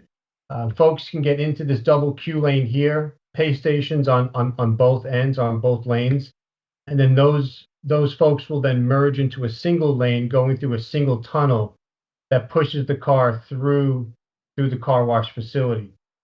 Just before the car wash, if folks should choose to or need to bail, there's an escape lane that gets them back into the shopping center right here where my mouse is dancing. But folks that do continue through the car wash will then have the option to either exit the car wash and go on its way back into the shopping center, or traverse in serpentine fashion through a vacuum field that totals 26 vacuums with 3 employee spaces. All in all, we feel that we met all the dimensional zoning compliance, all the landscape dimensional zoning compliance. I'll defer to Mark in a little bit as it relates to any landscape species or any landscape decisions, but this site, one of the main objectives was to not increase impervious area and to reuse the existing drainage and utility infrastructure that served the 99, and I think we've achieved that. Most notably, the proposed curb line that you see here does not extend past the existing curb line, and in parts, we actually bring it back. So we're actually a few hundred or a tenth or a hundredth of an acre reduction of impervious area. And as I mentioned, we utilize, there's a drainage basin that surrounds on the west side here and on the north side of the asphalt area. We repurpose that or reutilize that to maintain and manage our stormwater. We are proposing new utilities. All new connections will be on site, either through the extension of existing connections or through, I'll call it on-site mains that we're going to be connecting into. There is a new drainage collection area that, again, will collect, treat, and then discharge the runoff into the managed stormwater areas along the exterior sections of the site, and we're not increasing runoff that is exiting the site. One last comment as it relates to a tree, to a light with respect to a tree. One of our pre-file meetings, one of the fire department comments was that they wanted to make this section here, where my mouse is, a mountable. Can't see your mouse. Okay, Can't see your mouse. It's on the right side of the plan. Okay. All I'm right, Dan. now, Yeah, on the right side, there's a honeycomb hatch just next to the auto zone. That was an area where the fire department wanted to make sure that was mountable and clear so that a fire truck can get in that site should they need to, and not serpentine around through this access just to the north here. So in doing that, we had stretched this area to the south here, and we moved the site light that may or may not be in interference with the proposed tree. So I think we're just going to have to move that tree just to eliminate any potential issue there. And then lastly, as it relates to the town engineer comments that came in after our latest staff comment, was the proposed Hazard Avenue right-of-way sidewalk. As you can see in this picture here, it's married to the curb line. The town engineer wanted us to separate that sidewalk from the existing curb line with a 5-foot landscape strip.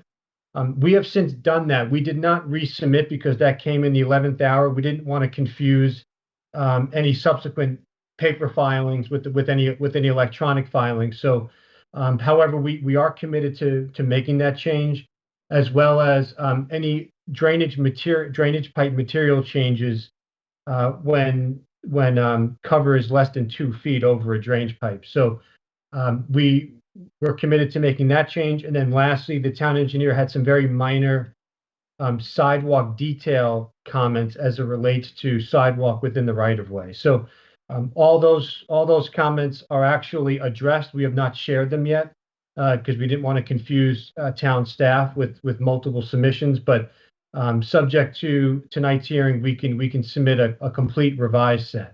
So that's the 10,000-foot version, but I'm happy to answer any specifics. Thank you. So, and maybe it would be appropriate, Madam Chair, if the commission is otherwise inclined to approve our application for the town engineer's comments, just to be added as a condition of approval, which we can show that we're able to, and as you heard from Phil, that we're able to satisfy, but we had already prepared multiple sets of the plans as a response submission when we got his comments. So that's what Phil is explaining, that we can do that, we will do that, and it can just be tracked as a condition of approval if you feel that's appropriate. And then last thing I wanted to do is just review briefly your special permit criteria that we're asking you to act under. First, the proposal is fully consistent with the public health, safety, and welfare and will improve the comfort and convenience of the public. We believe that's met by providing a new business at this intersection, a necessary service for the public that has easy access and will add property value to the town. Second, the use complies with all specific criteria and standards for the use, in particular, note 25 in the use table, which the commission added a few months ago. Third, the structure is readily accessible for fire and police protection. And as Phil described, we got helpful feedback from your fire marshal, and we made the change to the plan regarding a mountable curb that he requested. And fourth, the proposed use is of a location, size, and character that will be in harmony with the appropriate development of the district and will not be detrimental to adjacent properties. A car wash use fits in very well with this shopping center, which has other automobile-related uses in it. It's a complementary use to those other businesses there. It revitalizes the intersection and adds some attractive landscaping. The access and the circulation for it are good. The parking and traffic operations are good. There will be no negative impacts on any residential neighborhood, and we are adding sidewalk while reducing impervious coverage and improving stormwater treatment. So for all those reasons, we believe all the standards and criteria for approval have been met. We thank you for your time and attention and respectfully request your approval. And of course, we're happy to answer any questions or comments from commissioner, staff, or the public. Staff? Good evening. So this is for subject property known as 54 Hazard Avenue. It is a proposal for the old Restaurant 99 location. The property is zoned business regional and was constructed in the late 1980s. Wetlands are located in the east and southern portions of the site where this proposal does not affect them. The wetlands are also no longer functioning in that area towards the north and western side since they were paved over when Elm Street's commercial area was developed and Hazard Avenue's commercial area was also developed. The plaza has public water and sewer, which the applicant proposes to connect for the car wash. On April 24th, 2025, the Planning and Zoning Commission approved a text amendment under file number PH 3121ZA to amend sections 5.20.1 and table 5.20 to allow car washes in the BR zone via special use permit, subject to 4 conditions per footnote number 25. Russell Speeders plans to demolish the existing building and associated pavement to make room for a new freestanding car wash tunnel. The proposed car wash will have 1 automated tunnel for vehicles, which can access the site through the existing Stop and Shop parking lot. Current access into this plaza is provided by a signalized full access driveway on Freshwater Boulevard and an unsignalized driveway on Route 190 that allows full access entering but right only exiting. There are no proposed changes to the existing Stop and Shop plaza. The proposed hours of operation will be Monday through Saturday, 8 a.m. to 7 p.m., and Sunday, 8 a.m. to 6 p.m. The facility will be staffed during business hours. The development includes a manager's office, staff break room within the new car wash building, as well as an ADA-compliant restroom and a floor mat washing room. New utilities include site lighting, landscaping, paving, and results in a 1% decrease in impervious area where the site is currently over coverage at 82%. A variance was granted for this site in 1999 that allowed an increase in impervious coverage from 66% to 81%. So this proposal brings the plaza back into compliance with that variance from 1999.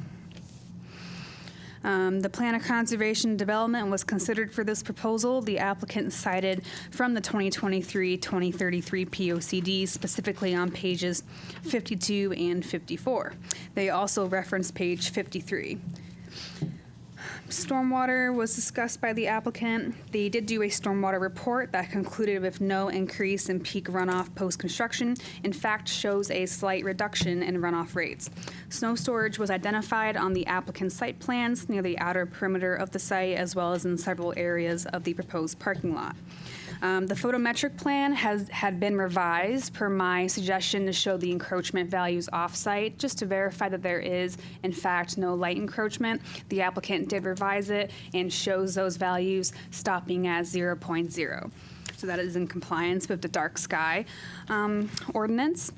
So the traffic and parking, the Stop and Shop Plaza has a combined total of 567 parking spaces, where at the time 465 parking spaces were required. The proposed car wash will have 36 spaces, where 26 of those spaces are to be reserved for the self-service interior vacuum spaces. 3 will be designated as employee parking, and 7 will be general parking spaces. 1 space will be ADA compliant. And as the applicant's representative said, level of service B will remain for functioning of traffic patterns and flow. I did include a parcel history for the commission, but I'm going to skip that since it's quite an extensive history. The only real important thing to note is the variance from 99. So per the new text amendment, the proposal satisfies all the criteria. It satisfies the 10.10.7 section for parking area setbacks and landscaping standards. They are providing all the required landscaping. I did have one suggestion on sheet L1.01 about the 1NS, which is a black tupelo planting proposed just south of the mountable curb. It might have a height conflict with the proposed light pole since the light pole is 20 feet tall and these trees can be anywhere from 30 to 50 feet tall. The tree could be relocated about 20 feet further south to be a little bit closer to the shrubs or towards the top of the landscaped island near the right turnout or in the landscape curb where people turn into the site. Just a suggestion. All departmental comments have been satisfied. Engineering was the only outstanding comment, which could be a condition of approval. And that was all the comments I had. Thank you. Walter, any questions? Joe? Any questions? Not at this time. Terrence? No, thank you. Ken? Yeah. The question I have is the auto parts store next door. There's a curb cut coming in from the north side of the property, which is a one-way out or one-way in. Yep. And there's a cutout which allows people to go into the parking lot where the auto store is. Okay? It looks like that cutout could be used to zip right into your car wash right now. Okay, so you're going to be having people coming up this way going into the car wash. And I'm sure people coming in from that way are going to say, well, I'm not going to go all the way around the building. I'm going to zip through the Advanced Auto Parts parking lot and right into the car wash. And I think that might create a hazardous condition for you guys. So I think I'd like to see something that fixes that. Maybe you put bollards up or something that prevents people from getting into your car wash from that direction or something like that. I'll ask Phil. I'll ask Phil to address that. But we did have a good discussion with town staff about some of those zipping back and forth issues, and made some changes to the configuration of the entrance and exit from our site up in that corner, and put in a stop sign below it at town request.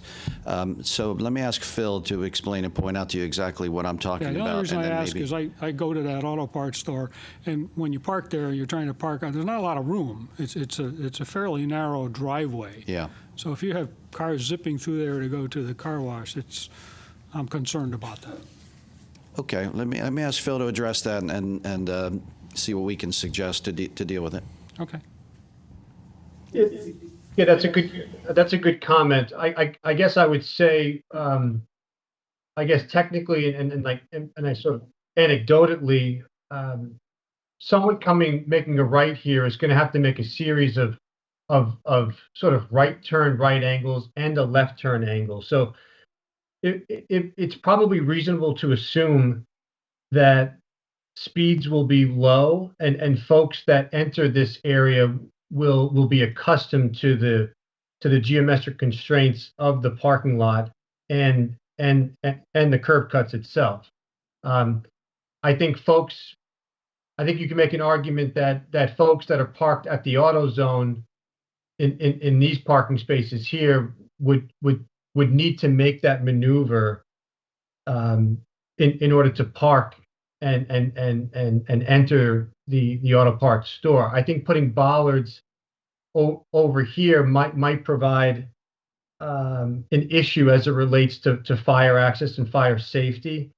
So while it is a good comment, I think that it's not like it's a straight shot where parking lot speeds would be high. I think the traffic speed is going to be fairly low, and I think Russell Speeders has a subscription program that have monthly users that would understand the access to and from the car wash. So as it relates to the exit, that was more discussed during our staff review, in the sense that we didn't want folks exiting the only exit to the car wash, or I guess the non-emergency exit, and then going down the auto zone only to find out that this is a dead end. You can't go this way, and this is a dead end. So there is signage when folks exit that they have to make a right-hand turn. So I guess in terms of a physical enforcement, I think we'd be hard pressed to do that, most notably because I don't think Russell Speeders will have control over outside of their lease area. That's not to say we can't ask the site owner to perhaps maybe put some signage to redirect, but I think a physical hindrance, I think, may cause more harm than good as it relates to fire access and safety. Yeah, I just have visions of a traffic jam across the front of the auto parts place, and a traffic jam on the other side where is your normal entrance. You'd be coming around between the buildings. So, I'm not sure how you handle that. Well, I mean, that's a good question, which was the main objective for use like this is to get the entrance of the car wash as far away from the entrance to the facility as we can, so as to maximize the queue. So this queue length here is as long as we can get it, as opposed to, say, putting the car wash at the true corner. We wanted to get that car wash as far away from the entrance to maximize that queue, which is a double queue. So there'll be dozens of cars that will be accommodated on site before any potential backup. But I'm telling you, it looks like there's going to be two queue lines. There's going to be a queue line across the auto parts store, and another queue line coming in from the side of your facility there. Not to mention people trying to come back out. And people trying to get out again. Yeah. And people 'cause what they're trying gonna to do is leave gonna come auto this- zone.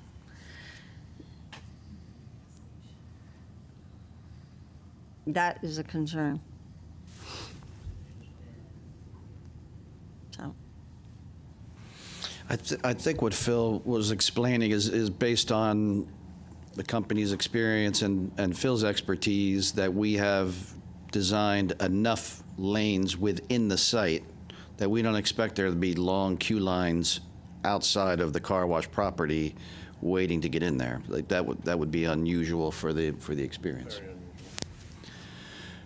And Russell Speeders and no car wash operator wants that, and causing issues, or customers who feel like they're being delayed or whatever. So yeah, that's why they have this sort of serpentine kind of design within the site, because you have two different lanes where multiple cars can wait. And I'm sure either Peter or TC, who's on, can explain a little more if you're not familiar with it, because it's a newer thing, but they have this subscription model for car washes. Most new places have that, where they have two different lanes going in. This is one I use in my town nearby, where if you have the subscription, you just pull up and you go immediately in, and you almost never wait at all on the site. There's, at least the one I use, there's never any lines. So that helps cut down on people waiting to get in, because they don't have to pay or do anything. You just pull up, it reads your license, and the gate goes up, and you go right in. Well, the problem is you're going to 2 to 1, though. When you get to the car wash, it's only one entrance. So it always backs up there. Right, but not for more cars than we would expect to be absorbed within the site, is what we're telling you. Okay.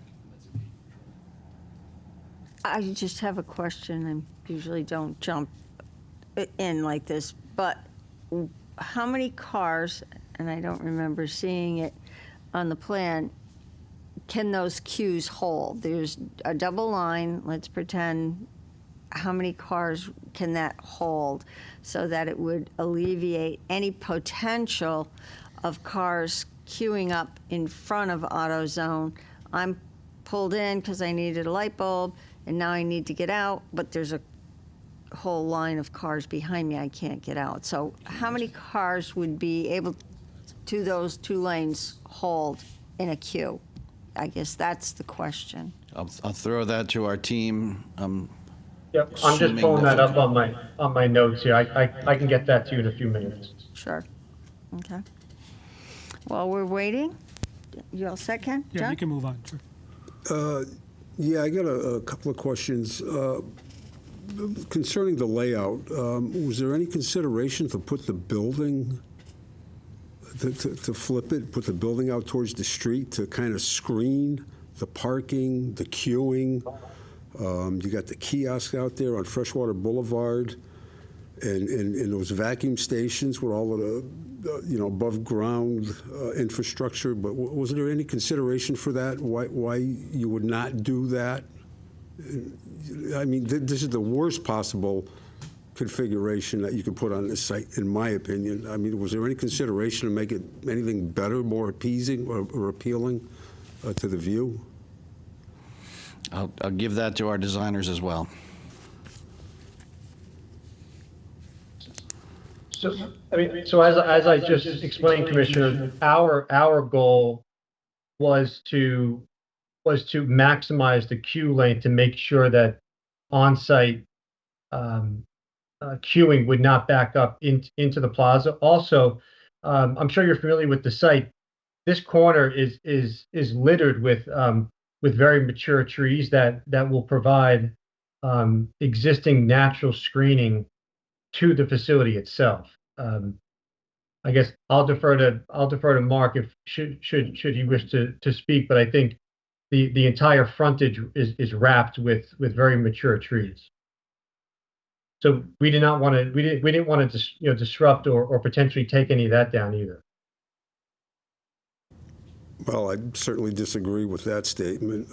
Also, with respect to the sidewalks on Freshwater Boulevard, you're not proposing any sidewalks. I don't see a waiver in here for that.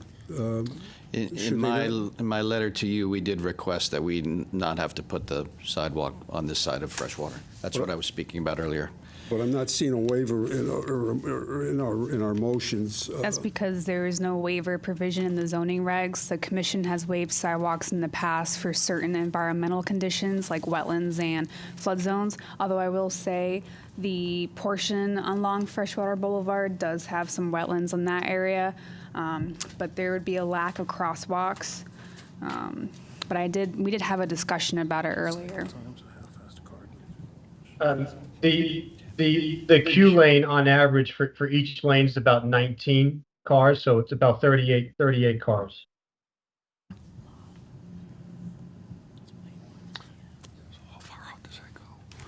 Well, with respect to the sidewalks, I know that we've always been pretty firm on sidewalks and Right. on the requirements and so forth. So I just wanted to, point that out. You're right, yes. So, But they are providing sidewalks on Hazard Ave, so okay. Yeah, I Okay. totally saw where you were going with that. Okay, thank you. I'm all set. Christian?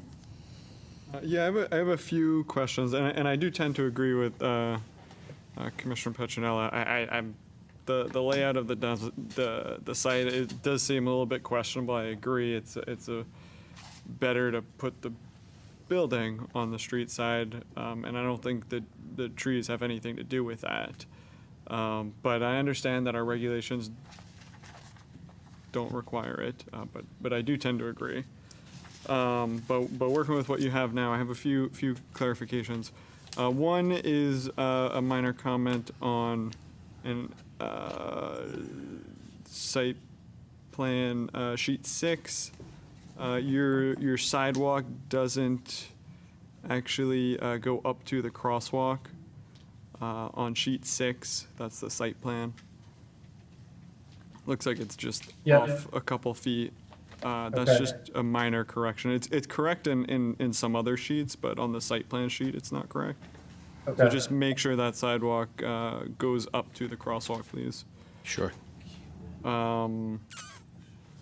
As far as access, site access goes, the way I'm interpreting it is that there is no access to vacuum facilities on their own for customers.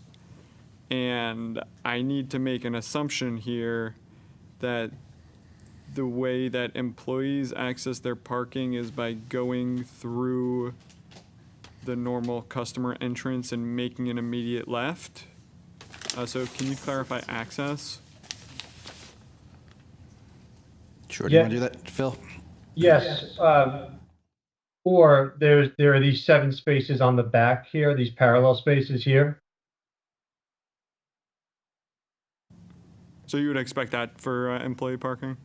Yeah, that, or I see your point. These could be transferred to 90-degree spaces, but yeah, mostly here, these were for spaces that if somebody needed to just get out of their car after using the car wash. Okay. I thought you said there were 3 employee spaces, so I just presumed those were the 3 employee spaces. But if you're expecting that the employee spaces are on the south side, that makes sense. That's fine. Because you don't have landscaping opposite those 3 spaces on the north side, right closest to the entrance. Right. There's no landscaping but is there a curb? There's a curb though. There's a curb, yeah. There's a curb. So actually, you couldn't go in that way. So in order to get to those spaces, you would have to go through the facility. Yeah. Okay. Yeah.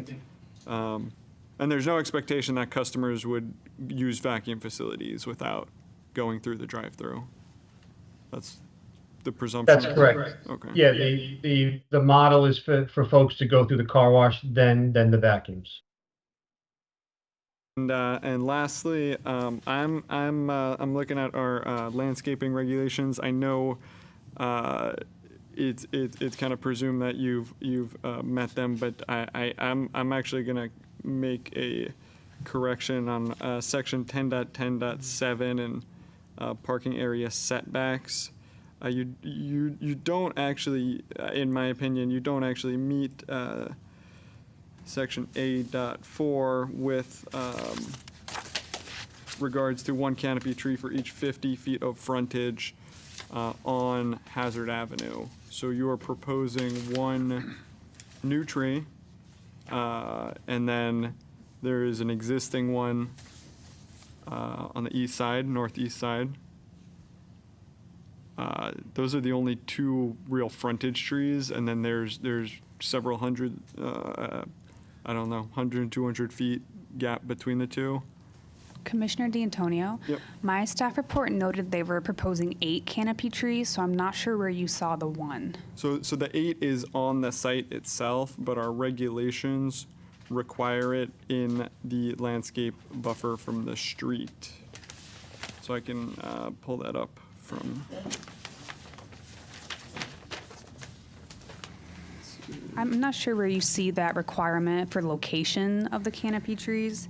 Yep. 4 is just landscaped areas shall be planted with ground cover and 1 canopy tree for each 50 feet of frontage. We don't specify right Yeah, but away. in, right, 10.10.7, landscape setback requirements excluding driveway crossings, landscaped areas adjacent to streets shall be provided as follows. Sorry, what section? 10.10.7, A. A8? Yes, A8. Okay. A, landscape setback requirements excluding driveway crossings, landscaped areas adjacent to streets adjacent to Hazard Avenue shall be provided as follows. Subsection 4, landscaped areas shall be planted with ground cover and 1 canopy tree for each 50 feet of frontage. So doing I'm the sorry, I'm lost. Lori and I don't know what section you're referencing. 10.10.7. Are you reading that from the regulations or from the memo? From the regulation. Oh, The memo, okay, because it wasn't referenced in the memo. is missing Okay. A, which is what provides the context. Gotcha. Okay, So the understood. context is landscaped areas adjacent to streets shall be provided.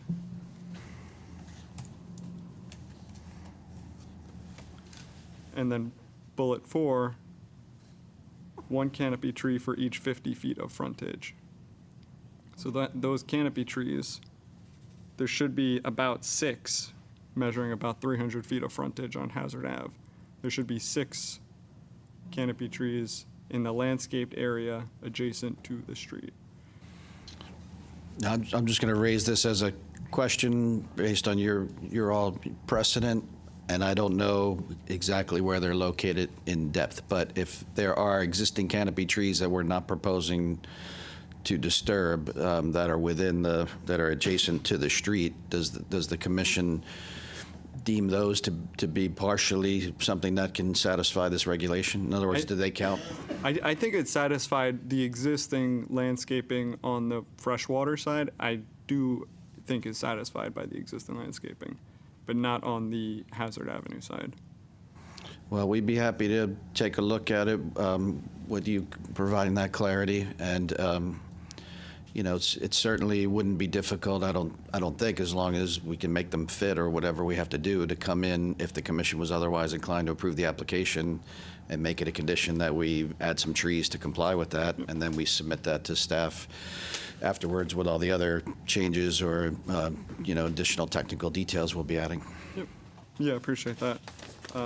And I think the misunderstanding came from the fact that the canopy trees within the site are not adjacent to the street. So that section is specific to adjacent to the street.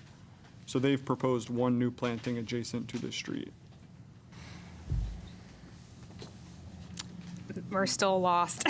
I'm looking at it online for letter A, landscape setback requirements. We don't specify where they have to be planted. So I'm just still a little lost. Can you just read me section A? So landscape setback requirements, right? Under number A, or letter A, excluding driveway crossings, landscape areas adjacent to streets shall be provided as follows. Then you have the bullet point breakdowns, 1 through 6. Yep. Yeah, landscaped areas adjacent to streets shall be provided as follows. And then all of those fall into play. Some of them don't apply because it's Yeah. based on their Section parking 4. amount. Section 4 Section applies. 4, landscape areas shall be planted with ground cover and 1 canopy tree for each 50 feet of frontage where they meet that requirement and are proposing 8. So I'm just confused. But not on the landscaped area adjacent to the street.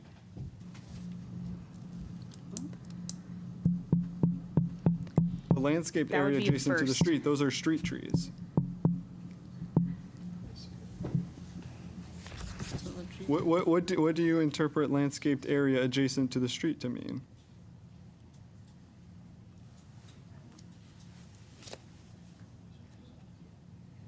On. Yeah, they have it on the west side, but not the north side. There's a few. A few, it looks like the woods right there, north side, right along. There are a Hazard lot of Avenue. existing canopy trees there, Also, large. within the right-of-way of Hazard Avenue and the property line, there's also a lot of underground utility lines for gas connection and a couple of other things. So all their plantings are proposed within their property lines. Yeah, this is within their property line. They have, if you're looking at their site plans, so if you're including the What sheet? the sheet is site plan 6. They identify the existing Sheet 6? trees. Sheet 6? Sheet 6. Okay, hang on a second. So sheet 6 does not show landscaping. It doesn't show landscaping. It shows existing trees. So there's there's on the far northeast side. There's T2. It's a big Because sheet circle. L1.1 shows their landscaping. Right. So sheet 6. Yeah. That sheet shows their additional landscaping. There's nothing shown for landscape. I'm so lost. I don't understand. But yes, the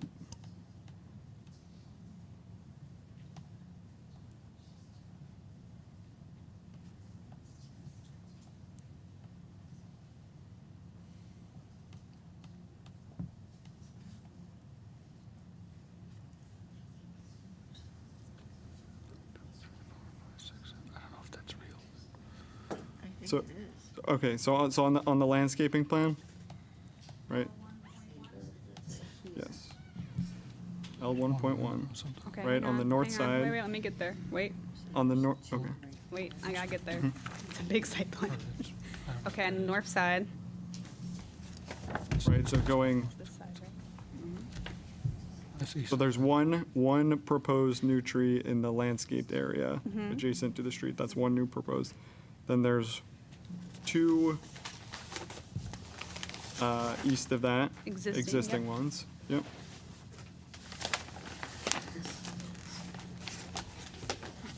And then there is a clumping of 2 to 3 on the corner west of that. Yep, there's 11 existing on the side along Freshwater that they're not removing. Right. That's the freshwater frontage. But I'm saying the Hazard Avenue frontage. Yeah, see, it's a lot denser. Hang on. So the freshwater is satisfied. If he's got trees here, it's Well, what he's adjacent. saying is there's not one per 50 feet, that's what he's saying. Here's, let's go from here, 1, 2, 3, 4 maybe. Yeah, he's saying it should be 8. That's what Christian's saying. I don't know if he could fit 8. I don't know. He said 1 every 50 feet. That's a lot of trees to try to stuff in there and die. Well, I don't know. You can count them all over there. Right. And you have them all over here. Mhm. I'm guessing that's like 1, 2, 3, 4 there. They're adding 5, so.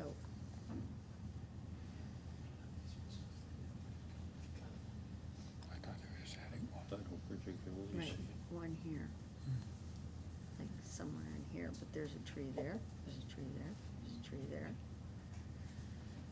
There's trees here, and I don't know how many are there without.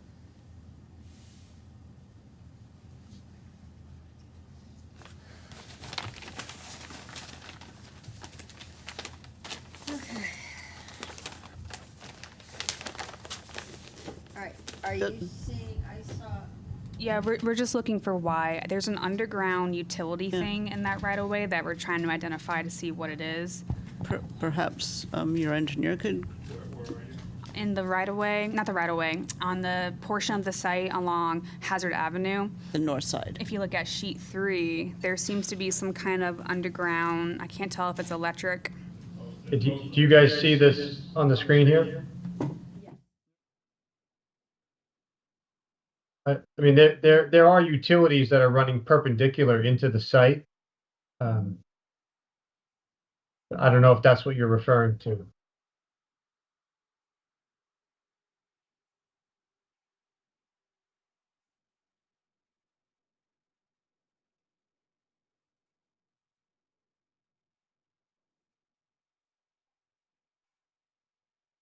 Utilities that are within that little area. Yeah, here.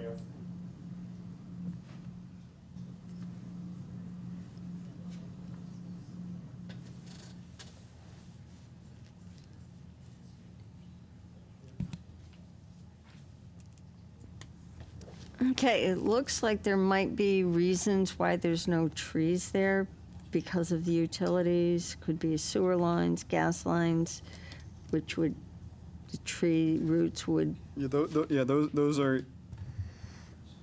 are east of the new planting. There's still several hundred feet to the west with no right, but I utilities. don't know what else is under there.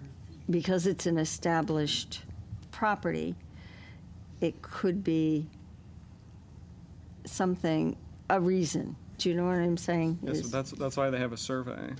Right, so there's got to be a reason, and they're looking at now, so. I think the reason is just that the regulations are worded a little strange, and I think it was just does the interior landscaping count towards the landscaping adjacent to the street? So it looks like they could maybe put one more canopy tree along Hazard Avenue, but there's an underground gas line, a gas connection line, and it looks like maybe underground electric line that kind of takes up most of that space, but I'd rather defer to the applicant to explain that.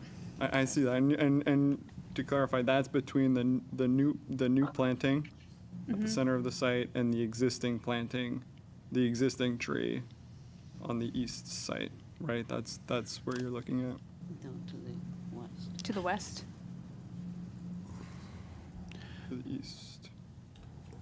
May I propose, Madam Chair? Yes. Why don't we add what we can along Hazard Avenue to achieve as great a compliance as is possible, That would be wonderful. given the presence of utilities, and we'll Right. prepare a revision to the plan. If you approve the application, we'll show staff the revision where we think we can do that. Yes, Okay. Yes, obviously understood. You okay? Utilities are utilities.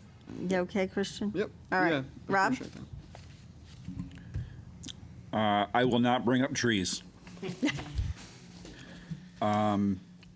Christian had asked a question as far as how the employees get into the parking lot, and I don't think that was actually answered. They likely will come into the site before it's open. So they will drive in, and if they have to go through the tunnel, then to come back out to where they're going to park, then that's what they do. I can elaborate on Go that. ahead. Sorry. So we're also, as you can see, we are proposing parallel parking spaces behind the facility. And I should note that this is obviously part of a larger shopping center, so our lease allows it provisions for customers and employees of the center, of the facility, to park off-site, if you will. So I live in the area, you all obviously do. There's that large sea of parking behind the facility that's seldom used now. That is available for employee and customer as well. That's in our lease. It's just a common access with the shopping center. But the only way to get there is to go through the car wash. No, if you were going to the space behind that, you would go in, you could either use the freshwater entrance or the hazard entrance, and you wouldn't have to even go into the facility, right? An employee conceivably could park their car either in those parallel spaces or in one of the 99.9% vacant spaces behind the facility, and Are you talking about the spaces that are next to the building? Yeah. Or next to the road? where I'm highlighting I was it. drawing it now. So between us and the Stop and Shop gas. Okay, I got it. Thank you. I'm good. Bill set? Yes. Okay. Walter, do you have any questions? Can I speak? Before the public hearing is closed. If you put trees in the front, you're going to have to put a 50-foot high sign to tell people that there's a car wash back there. Please, the man has to, there has to be some I mean, where's your sign going to be? Where do you plan a sign for this place? Well, I'm glad you brought that up. I mean, that is a concern. We don't want to make it so that people driving by can't see what it is or can't read the sign. Exactly. I don't know that we have shown, did we show where the sign's going to go? Isn't there a pylon sign out front is. of Oh, that actually, yeah. plaza There is an existing pylon for the 99. for the advertisement? It would roughly be There's in one that for the area. plaza too, yes, which Fine you'd with probably you, get a right? spare. Yeah, I believe our lease does include a panel board on the plaza. If you've seen the panel boards on the plaza, they're about this big. We're going to be on the bottom, so. Let's get one thing corrected. It's Advanced Auto Parts. It's not AutoZone. Let's give the business that's there free advertising, and let's get it right. It's Advanced Auto Parts. I've heard AutoZone about a dozen times tonight. AutoZone is way on the other side in Okay, that's Costco. not part of this, so. I understand, but let's get the names. Let's get the terminology right. This is the only time I can speak, so I want to speak. It's a great point, and we will endeavor to not put a tree where it will block the sign. All right. Anything else, Walter? That's it. Okay. And we're all, anybody else? Madam Chair, Yes.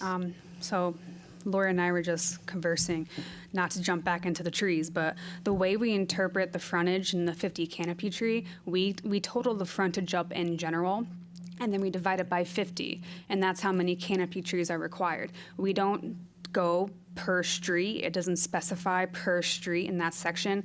It only says landscape areas shall be planted with ground cover and one canopy tree for each 50 feet of frontage. When you divide out their lease area, it's about 418, which is 8 canopy trees, and that's how we've always done the frontage for canopy trees on each site. Okay. All right. Thank you. All right. Any more questions? All right. This is a public hearing. I have to open it up to the public. Anyone in the public like to speak for or against this application? We have someone, so I'm going to ask you gentlemen to take a seat. Yep.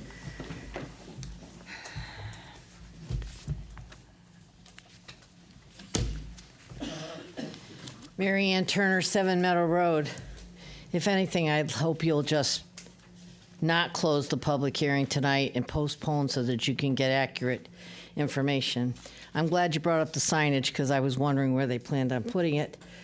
And I was just curious, does the sidewalk just need an easement? Not that I am you, but it's a question because I think we do want sidewalks no matter wherever we can get them. I'm curious about the recycle of the water. You haven't talked anything about that. I hope you'll come back in your discussions and talk about the refiltering of the water or where it's going or how it's being picked up and how it's going to drain. Because this is a car wash and it still has a lot of impervious asphalt. And as much as the 99 had what it had, this is not that. And I don't know if they're putting in asphalt or if they're going to put in concrete. I don't know. I didn't see the plan, so I'm curious about that. And I'd like you to go over more detail about the actual what this building looks like so the public can actually see what you're talking about because you haven't had a chance yet to talk about that or they haven't gone through their full packet of plans. And I know I've asked for this before and there's not much you folks can do about it, but maybe the folks watching from the AV room is when it's very hard to see. You guys can see this, but we can't see anything. And without a colored pointer of some sort, I've asked you before to ask the people who come here to have a red, one of those laser pointers. So at least then we can see what they're talking about. That would be very helpful. Maybe the town can buy one and they can just add it with the microphone. The staff parking I thought was curious because there's a lot of parking in that parking lot, but one of the biggest things that concerns me is we have a lot of problems with our parking lots with these major construction things. Look at Home Depot when we added stuff to those pads. You guys are putting in a car wash that has no clear fluid way of travel, and you're just making a problem that you are not going to be able to fix. So as far as the auto parts company, Advanced Auto Parts, I think they should be in here knowing what's going to happen to the front of their work. I mean, these folks have been here for years. They've been a good company to Enfield, and now they're going to be put in a position that they're going to be able to do nothing about as people are going to use the front of their parking lot as a drive-through. It didn't happen when you had a restaurant there.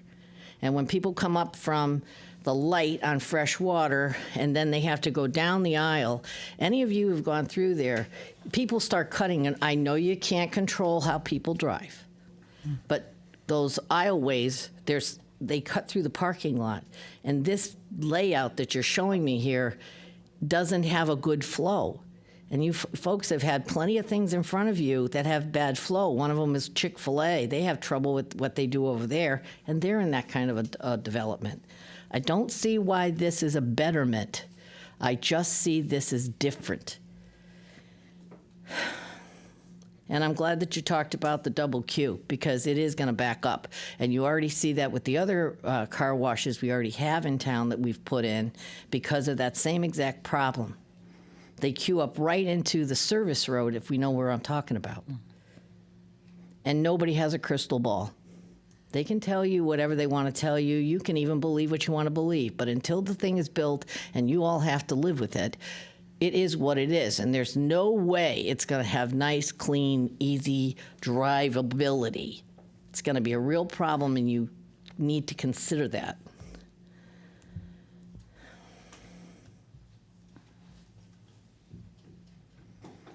If nothing else, I would just like you to make sure, take your time.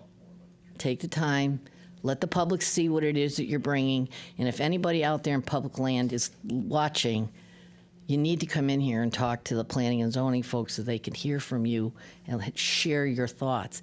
They are making things in a vacuum, and it's not their fault. If you're not here in front of them talking to them, they don't know what you're thinking. So if any of you are out there, please, come sit in this room. And I also was curious about the utility lines. Again, I don't have a copy of the plans in front of me, so it's really hard to see. But I think we should I'm assuming they're in the packet. So please bring them all forward so the public can see what you're talking about. Anyone else in the public like to speak for or against? Sir, would you like to answer those questions for us, please? Absolutely.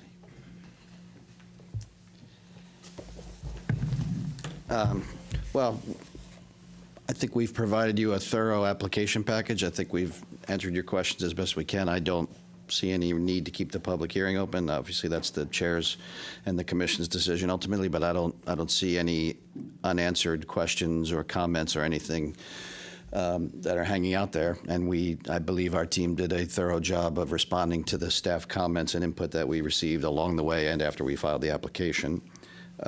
Ms. Turner mentioned something about the sign. I believe that was already addressed. The sidewalk along Freshwater, no, it's not an easement issue. It's a physical issue, especially with the town engineer having made that comment about how the town requires a 5-foot snow shelf to the sidewalk.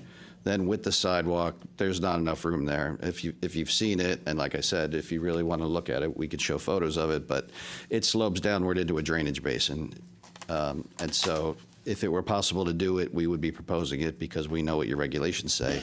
That's why we made the request that given the circumstances with the utilities underground under that area and the catch basin near the corner in the area where a sidewalk would go and the lack of sufficient width and the potential impact to a drainage basin and the street signs that are there also, we asked you not to require us to put it in there because of the physical difficulty of it and the fact that there is a sidewalk across Freshwater that we will build a crosswalk connection to.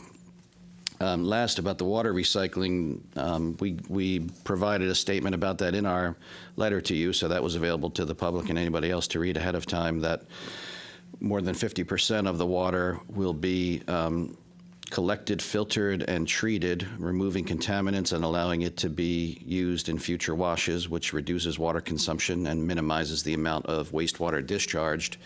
But none of the wastewater that's discharged is out on the parking lots, so it's all controlled within the building and goes into the sewer system. I think that was it. Okay. And you did contact Advance Auto about, was there notification to Advanced Auto about this project? I'm just curious. I don't know if we contacted them, but we're part of the same property that has the same owner. Okay, all right, Because we're just, leasing it. right, okay, thank you. I don't believe we were required to send notices under the regulations or anything. Okay. All right, any more questions? I'll open it up again to the public. Anyone in the public like to speak? We've got someone who wants to speak again.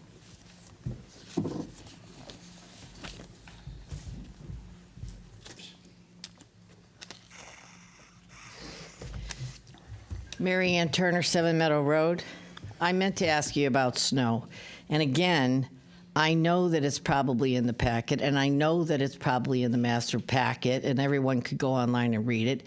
But since we're having a public hearing, I think that the public who don't take the time to read the packet, that you describe the project in its entirety, like we used to do. And I'm still saying the same thing. This is a huge driveway problem, and if Advanced Auto Parts wasn't notified, that's really too bad. I know that the owner of the whole property doesn't have to, but I think they should have been somehow notified to know this is going to cause them some angst. And I'm asking you again to postpone the closing the public hearing. Okay, gentlemen, is there a way that we can see the design of the building? I know you're showing us this parking lot and this overhead, but to show what people are going to be seeing from Sure. the street Sure. and The where elevations snow are in pile- the plan set. We'll pull Right. that up right now. That would be wonderful. It's on the second to There you last go. page, I think. Yep. Okay. Last Is page. there a way to enlarge it? It's just, Enlarge it, please. Yep. Yeah, so from top to bottom, it's the north elevation, so the Hazard Ave west elevation, freshwater, east elevation, advanced auto, and then the south elevation from the parking lot.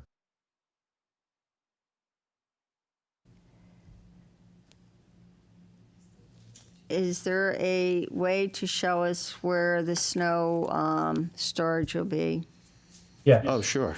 That would be, Yeah, we had, I think Georgie had originally brought that up, and if I didn't bring that up, I apologize, but let me see if I could do a little, I'm gonna make my pointer and marker bolder in response to the public's comment here. Let's see, so the snow storage is along the perimeter of the site here. Do you guys see this yellow that I'm drafting? Here, here, here, and here. Yes. so that the public can see it.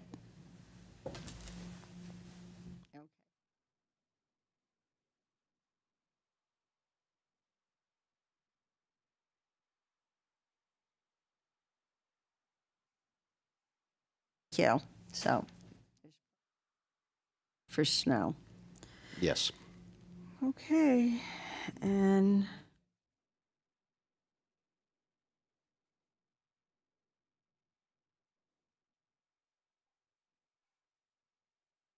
Advanced Auto Parts driveway. I've been looking at it here. I think the only way to solve that is to close that other entrance.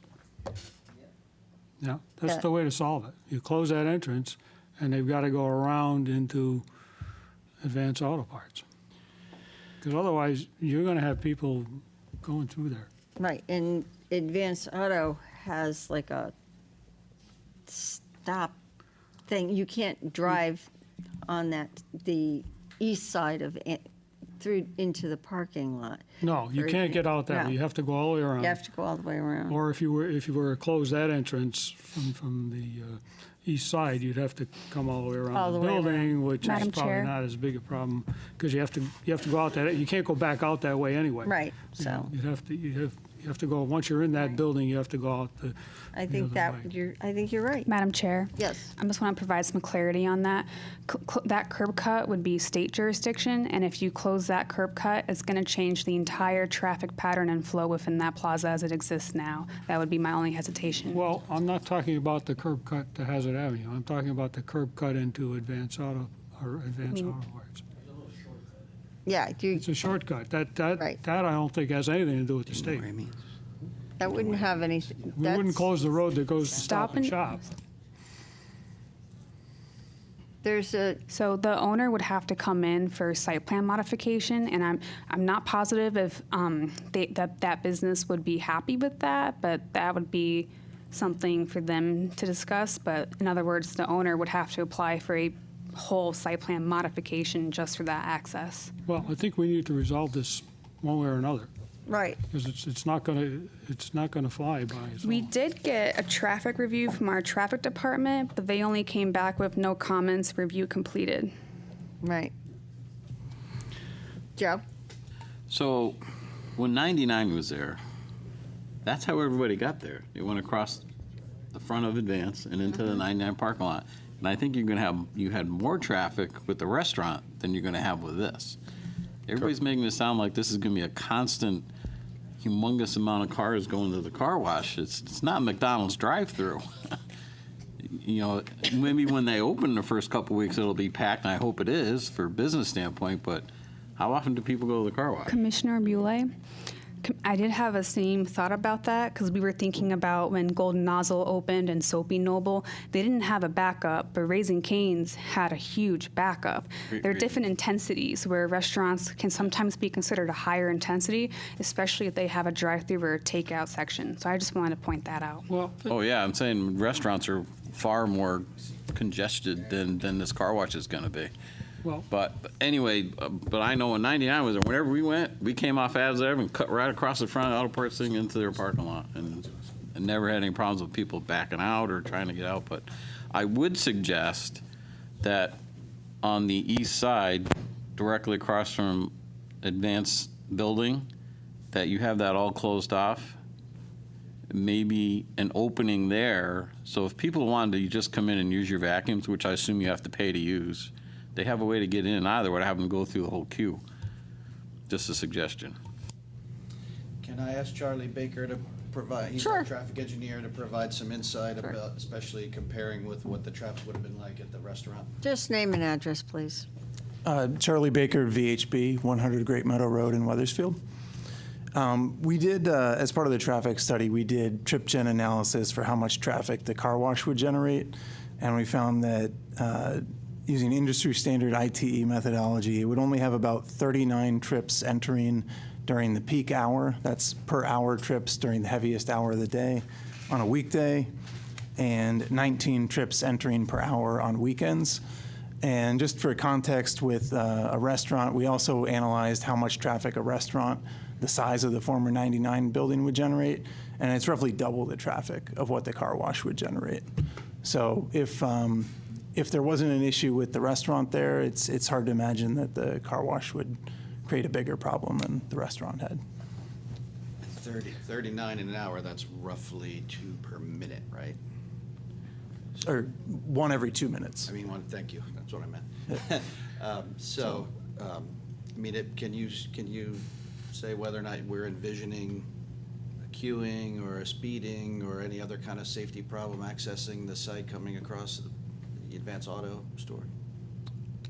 I can't imagine. I mean, these are average numbers, so if like during the first week of opening there's incredible demand, I guess, you know, you can't speak to that, but for an average car wash, this is not a high traffic generator. It's, you know, relatively low traffic. I think they said earlier that you can fit 39 cars in the queue. Personal experience, if I see 2 people waiting in line for a car wash, I'm gonna wash my car at a different time. But, so it's hard to imagine there'd be much queue in this, on this site. So the drive-through can statically hold, or the drive-through lanes can statically hold 38, 39 cars. During the peak hour, though, those cars at 39 an hour are being processed through the car wash. So I guess I just want to put a finer point on that. Ken? Yeah, I know probably, you did say the volume at the restaurant was traffic for the restaurant was higher than the car wash would be, you thought. Twice as much. But also when you go to the 99, you're there for an hour and a half. I mean, you're not in and out, you know, you're not zipping in and out there. So I think you have to factor that in too. That you got people, and what's to stop people, you know, people are gonna go through there pretty quickly, and I just think I'm gonna see people going through there. I don't know. That's just my opinion. Well, let me just add, if I may, there was a restaurant there, and I haven't heard that the commission has any documented experience where people that were going to the restaurant were causing a safety problem or were racing in and out faster. Just because people aren't on the site as long as they are at a restaurant doesn't mean that they're driving less safely or faster. And I would ask you to keep in mind that your traffic department and your police department and the fire marshal all looked at the plan. They made a specific request about making sure speeds were controlled on the south end of the buildings, because they didn't want to have as long an open lane across there, so we put in a stop sign.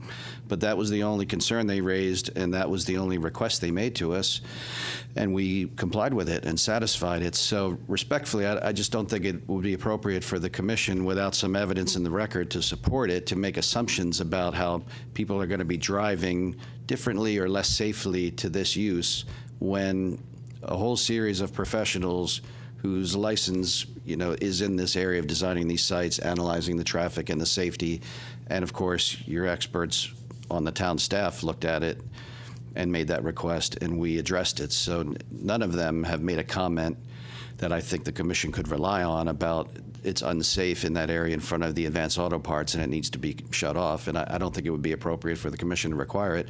Plus, as Ms. Driver said, I mean, that would be a hugely burdensome and onerous thing on a site that we don't control. We're not leasing. It would have to be a whole nother application. I would submit that goes well beyond the jurisdiction over this application. I would like to see our traffic department give us an opinion on the Advance Auto Parts traffic as caused by the car wash. Well, they did give you an opinion on this plan and this use. But they may not even have thought or realized what was happening with Advance Auto Parts. We did have multiple ARTs where the interior configuration of site access was discussed. We had multiple ARTs, multiple site revisions, and in the end, the traffic sergeant liked this configuration. There were different designs that were analyzed during these ARTs, switching the building, switching the parking, but at the end, fire and traffic preferred this location because of the mountable curb, fire access, and then traffic thought it had a better pattern flow, but that was from the ART design. That's right. And specifically in that ART discussion, we were asked to revise the entrance and exit from the site at that northeastern corner of our site. Phil can explain this a little better, but one of the professional town staff at the ART meeting were a little concerned if it was going to be too vague about how people come in and out. And so I know, Phil, you and your team revised the entrance and the exit lanes and provided that right turn only lane coming out to make it more clear what was happening in that area. But do you want to explain that a little better, Phil? Sure. Yeah, I could try. I mean, I guess the context that we're trying to provide the board is that internal circulation was scrutinized and was discussed, most notably with that, I'll call it that cut-through entrance into Advanced Auto. So we talked about the entrance and the exit. Much more focus was on the exit of that. There wasn't much focus or commenting on the entrance from that area. But in doing so, we revised this I'll call it curb cut, this configuration as it relates to exiting vehicles, as it relates to internal vehicles. They wanted to separate these functions as much as we could, and most notably, making sure that exiting patrons can make this right turn in front of the Advanced Auto as opposed to continuing behind it or between it and Hazard, therefore only to be finding out that they can't get out. So I guess context is that much discussion was brought about as it relates to the in and around Advanced Auto. We've also committed to adding stop signs and stop bars at the intersection of Advanced Auto and the car wash in the shopping center itself. So again, context that internal circulation was a focal point during those early on discussions. Specific driveway of Advance Auto Parts addressed in this design? Well, it was from a traffic standpoint. It was the context for that discussion. That's why I asked Phil to explain that, because your traffic and safety experts in the town were looking specifically at how our car is going to get into the site along that area, driving across in front of Advance Auto Parts, the spot that you're asking about. And so what they asked us to do, we did, which is make sure there's a right turn lane and that the in lanes were separated and configured the way they are. But they raised no concern about the cars driving across the front of Advance Auto Parts. So is there a stop sign right at Advance Auto Parts there before? So if you were coming across the driveway of Advance Auto Parts, before you would proceed to our site, you mean? Before you would proceed into the car wash. Was that? I don't think so, but Phil or Charlie, do you know? As part of your discussion?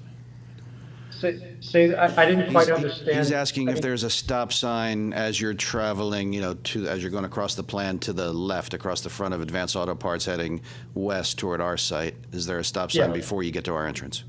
Yes. Here. Stop signs are there. Can you circle it with a red pen or something so everyone can see it? Where the stop sign is? I guess the question is there a stop sign in this area here? No, he means on the north side. Yeah, go farther north, up where your entrance to your car wash is. Oh, over here. No. To that, No. on the other side. The right side of the T. If you're driving along the back of Advance Auto entrance is to the Parts car toward wash. our site, is there a stop sign before you get into our site? Right there. No, I don't think so. No. Sorry about that. And no one suggested that we needed one. Yeah, I wouldn't see the need. that your traffic and police of the town of Enfield looked at that entrance, knowing that that's where cars come across, and they asked for a couple of specific things: revisions to the ingress and egress lanes, and a stop sign on the south side, because they looked at the whole thing, and that's what they asked us to do. That was the context. That's the reason I was telling you about the changes to the lanes, because that's what they were focused on, cars coming across there and how they get in ultimately and how they come out and whether it was going to create any confusion. So I don't think anybody was oblivious to that cars come across there. That's where the entrance is. I guess with that being said, Commissioner, if the decision is to put some signage along that route, I don't want to speak for the entire team, but I don't think we would object to that if that's a concern of yours, respectfully. I'm just not sure that's enough. If there are a lot of people coming in across that entrance, you could have 4 or 5 cars backed up at the stop sign. I'm not sure you necessarily would, but we've spoken enough about that. That is, again, as Phil pointed out and as Attorney Williams has pointed out, that's not our property. That is the shopping center, Enfield Station LLC's property.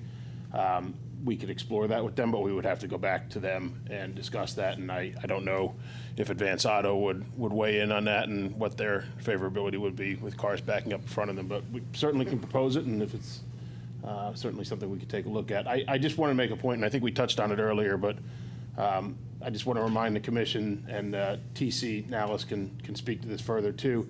The Russell Speeders model and the Speeders model, I should say, and the car wash industry model as a whole today is subscription based. And the reason I bring that up is because we anticipate that the vast majority of our customers here will be regular repeat subscription customers, not first time, second time, third time entering the site, but once a week, twice a week, as much perhaps as you get gas. So there is going to be a level of familiarity, and a level of comfort, I think, with the customer here versus another use that is really heavily dependent on pass-by traffic. So just ask you to consider that as well. Well, I think we're familiar with that because we have another car wash in town that works the same way. Right. And we're familiar with the traffic patterns there. And there have been some issues there, but it's not the same pattern as what you have here. Right, again, it's an So existing we're familiar, condition, I but think, understand. with your model, if you've used the car wash there. I have a real problem with this. I'm sorry? I mean, okay. Yes. I don't know if this helps, but the first ART we had in July, the site had a completely different traffic pattern configuration in which there was a comment specifically that Matt Meyer, the traffic sergeant, made that the 4-way intersection he didn't like and that he preferred to explore alternatives in the northeast corner specifically, because before it used to be a 1-way, which didn't make a lot of sense in his opinion. So when he came back with the revised plans after the ART, the traffic department actually liked that pattern flow more. So I just wanted to point that out. Which pattern flow? The one that you're seeing now. They thought that this was the most feasible pattern flow, especially at the mountable curb for fire access. You're talking about the little curve at the north side there? The Right where little car wash pavers entrance that is? you see, yeah, that's the mountable curb for fire. And then traffic actually recommended this pattern flow from that ART back on July 2nd of this year. Yeah, it just seems to me that more accommodates the traffic pattern coming in from the south, not anything that might come in from the eastern side. May I add one more operational point that may help shed some light on this too? So Speeders employs a model, what's called a lot valet. What a lot valet is, it's essentially a roaming attendant who he or she is cognizant of what's going on the site. Their job is to, collect trash, keep an eye on the site, assist customers. One of their biggest jobs is to make sure the traffic is flowing smoothly. So the lot valet will be trained and asked to identify any bottlenecks. And if they do see a bottleneck or certainly an unsafe condition, they're part of their job description would be to help remedy that. So that is something that we employ. I don't want to speak for other car washes, but I think we are, I know that is something they take pride in, is having someone who is essentially roaming the lot, assisting customers. So I think that may alleviate some concerns about unsafe behavior, erratic behavior, bottlenecks, et cetera, at the queue area. All set? Yep. One more time, anybody in the public like to speak? Seeing none, okay. Gentlemen, what would you like to do here?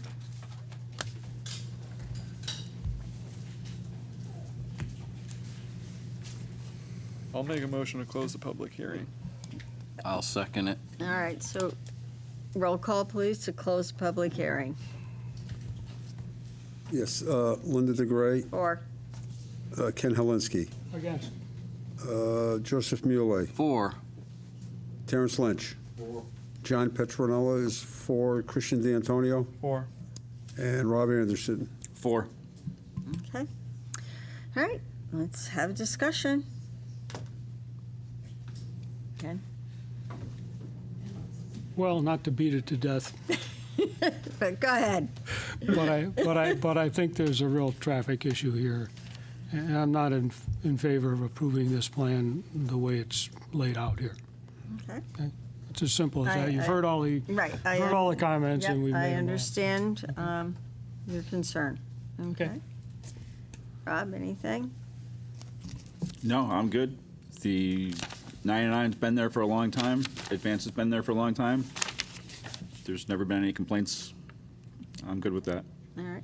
Christian? No, nothing to add at this moment. John? I've got nothing to add. Terrence? Nothing. Joe? Good. Okay. I think I understand your concern. It is a concern, but the fact that we've got 30-something cars that can queue up as opposed to that other situation where there's only a very limited amount of cars that can queue up. I think I've seen that situation, and but I do understand because I do go to Advance for my stuff, and yeah, so I get your point. Okay. So, and I think they've answered all of our questions. Our packet was pretty thorough. It was online, so. Okay. I will entertain a motion if nobody has anything further to add. Yeah, Madam Chair, I'll make a motion to approve public hearing number 3133, 54 Hazard Avenue, application for special use permit for an automatic car wash, Russell Speeders Car Wash of Connecticut LLC, applicant Enfield Station LLC, owner, map 56, lot 26, BR zone. You need a second. Second. Okay. I was waiting for him to read more. Okay. No. All right. Roll call, please. Linda DeGray, 4. Ken Helinski, Against. Joseph Muley, 4. You don't have to state. Terrence Lynch, 4. Christian D'Antonio, 4. Rob Anderson, 4. and John Petronella. I'm going to abstain. Okay. Madam Chair, can we and have I- reasons for the abstention and the Yes. voting? Okay, my reason is I feel there's going to be a severe traffic problem the way the particular layout is now due to people going in and out of Advance Auto Parts. John? Yeah, I feel that the applicant did not do a good job on the layout of the facility. I think he did not use, the best interest of aesthetics with the town in mind, and I disagree with their request for not putting in sidewalks along Hazard Avenue. Our motto has always been pretty firm on sidewalks, and I don't think that they should be entitled to a pass on it. Okay. All right. All right. Thank you, gentlemen. Thank you all very much. Gentlemen, I had one question for you now that this is over. In the 99, they used to have a lot of framed pictures of old Enfield. Yeah. Are those still there? Good question. I haven't been in that building in about 3 months, but it was after they closed. I wasn't looking for that. If you'd like, I can get permission from the landlord to re-enter the building. There's a lockbox on it. And if that's something that, yeah, I'd be happy to take your name and number and we can. I mean, if we could just, maybe if they are there, get them donated to the town, let the town decide what to do with Madam them. Chair, Great Yes. idea. I'm gonna make a note. I'll ask the Record is landlord tomorrow. Okay, we need to move along. Yes. Okay. saying the application's closed now. Yes. Okay. No, he was asking a side question. Okay. Thank you. PH 3134 MA has been tabled for 90 Elm Street to be heard later. So when you're ready, John, for PH 3135. Got it. The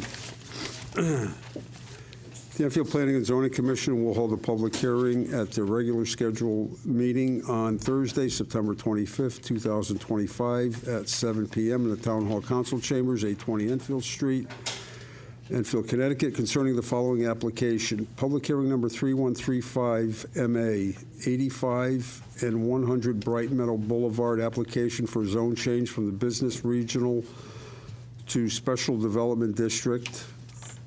100 Bright Meadow Associates LLC applicant owners, Enfield Development Associates LLC owner, map 35, lots 44 and 220 BR zones. Welcome. Thank you.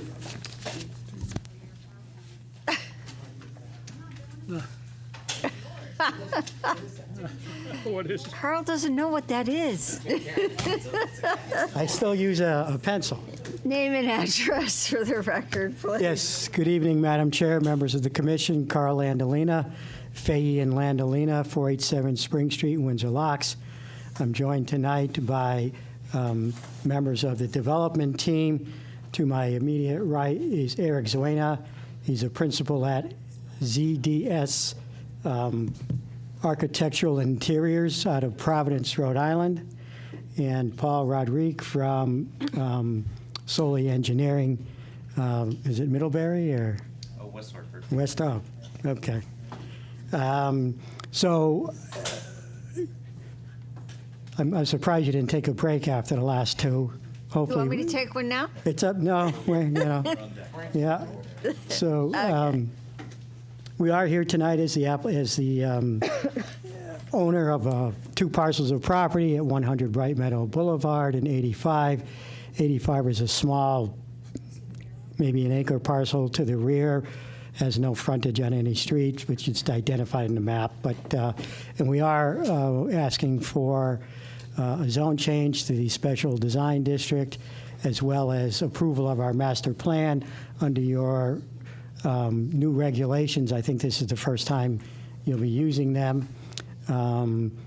That you changed those regulations, I think, back in April or May. And I think we are one of the first applications under that section. A couple of housekeeping things.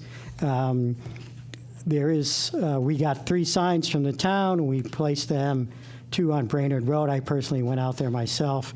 And 1 on the interior of the site at the end of Bright Meadow, where the entrance to the old facility or the campus, the Mass Mutual campus, is. So they've been in place under your regulations for the appropriate amount of time. I also notified under Connecticut General Statutes, I don't have the number here, but there is a statute that says if you're in the watershed, you have to give notice to the water company and the Department of Public Health. I did do that, and I have for the record, and I'll give this to staff, copy of my letter to both the state of Connecticut and the Connecticut Water Company, along with proof that they received those, the return receipts that were sent.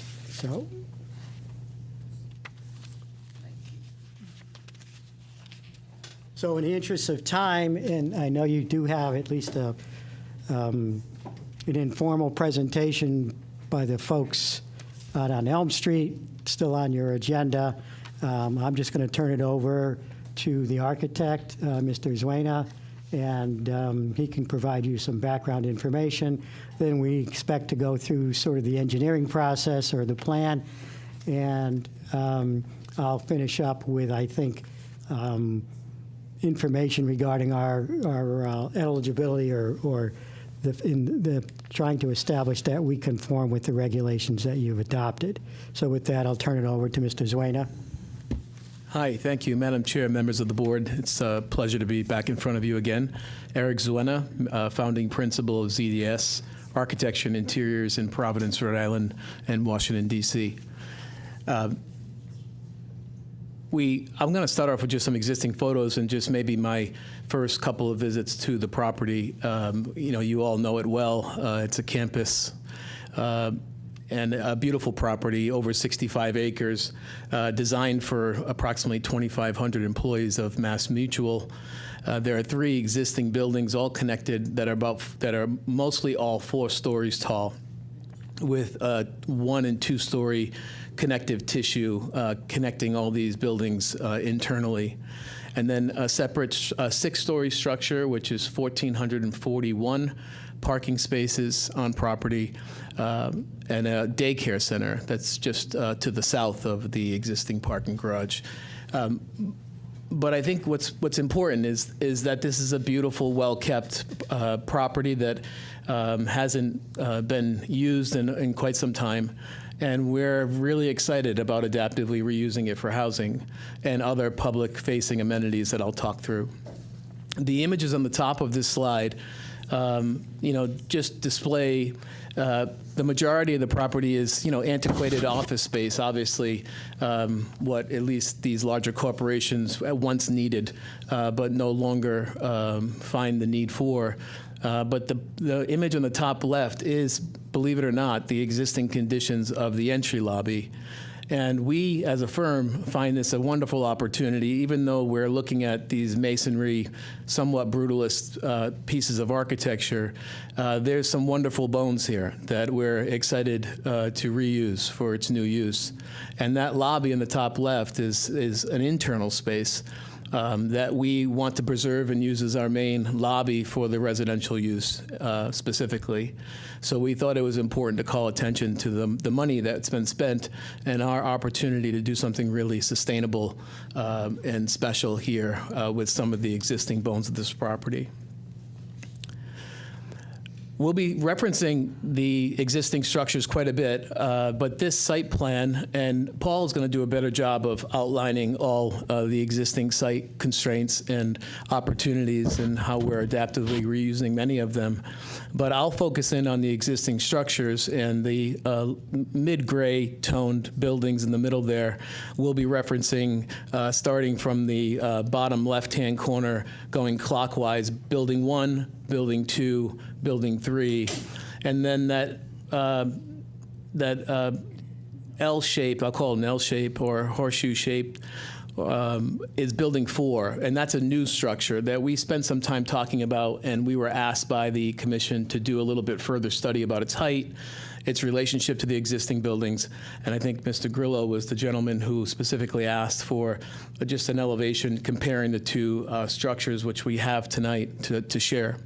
Building 1 and Building 3 were easily fitted out with apartments. Building 2 requires a little bit of structural work that will create this internal courtyard or donut in the middle of the building to better use the existing square footages.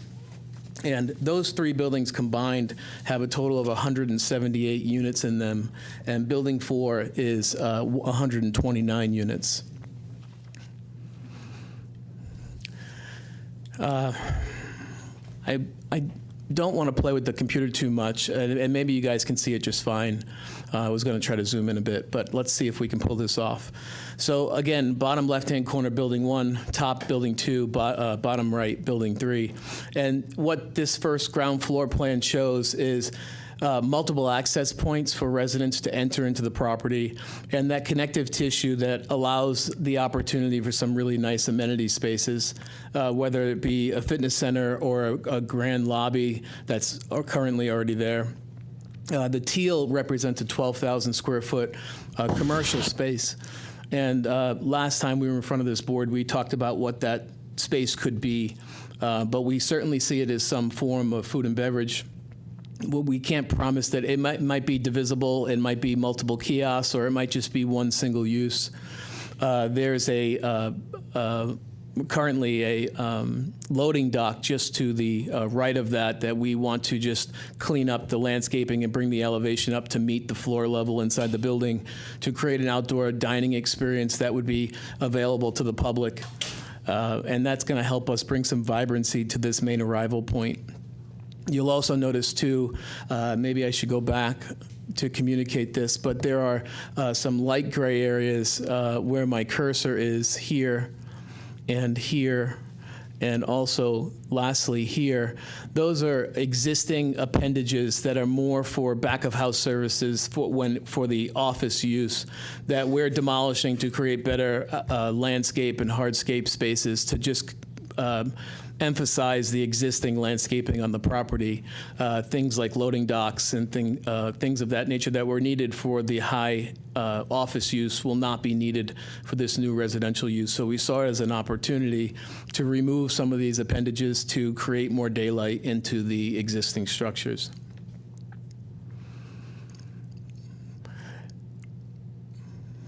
As you move up, you're starting to see a typical floor plan. At the top of the plan is that courtyard that we'll be carving out of the existing real estate to create daylight, which creates us a double-loaded corridor around the circumference or around the perimeter of the building. On the lower two existing buildings, we're using those internal spaces as amenity spaces, a combination of storage units, fitness centers, reading nooks, open space for seating, things of that nature will be used there. Also, you're seeing an area between building 1 and 2 where we would have an outdoor pool. That would be a great amenity for our tenants as well. Third level, again, very much the same. And fourth level, the only unique piece of this plan is the burnt orange area, which is an existing program that's there now that's of the same level of finish as the lobby that we'll be using for additional amenities for our tenants. In addition to the 178 apartments that are in the existing 3 buildings, there are 157 townhomes that Paul will discuss. Those townhomes are planned for the large sea of asphalt that was needed for the office use, but will no longer be needed for this residential use. And it obviously allows us an opportunity to create some new housing, which would be for sale, condos for sale, and it would be more pervious surface for landscaping and hardscaping and things of that nature. And again, Paul will talk about that in more detail. But these plans are showing you a typical floor plan. We actually included 2 different models, one that had a little bit more space and one with a little bit less, but they all show a 2-car garage primary suite on the ground floor with units, additional bedrooms upstairs. This is just a quick sketch. Maybe I could have shown the rendering of the whole property first, but I'm sure the commission knows the existing language of the existing buildings is a masonry facade with ribbon windows that we're going to be interrupting those ribbon windows with some pieces of resist a panel or something that brought some warmth to the exterior architecture, current exterior architecture. And so this is sort of our way of creating a more New England style structure, but also remembering that we are on this campus where these existing buildings live. And so we're being a little bit contemporary with some of our lines and maybe even a little bit more contemporary with our materiality, just to make sure that this whole property is homogeneous when we're done with it.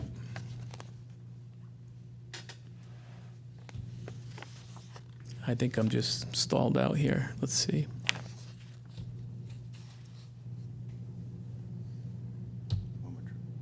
It's not switching. Click on it. Yeah, click on it. I think we froze. Yeah, we did freeze. Can you call 5? I just, everything locked up in the control room. Okay, we're going to take a 5-minute recess so that they can fix the problem with the computer. So, sorry.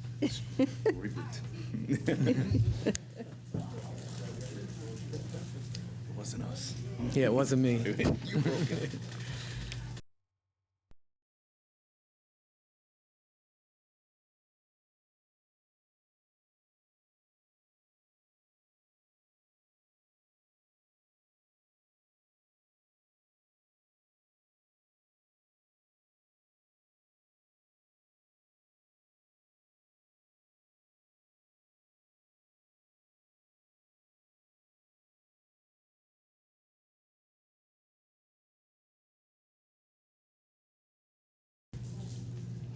Did you bring enough for everyone?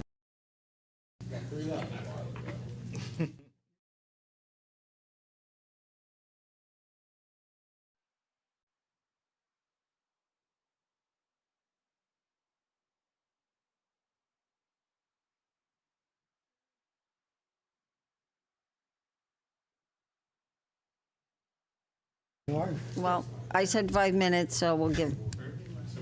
Okay. People have left the room.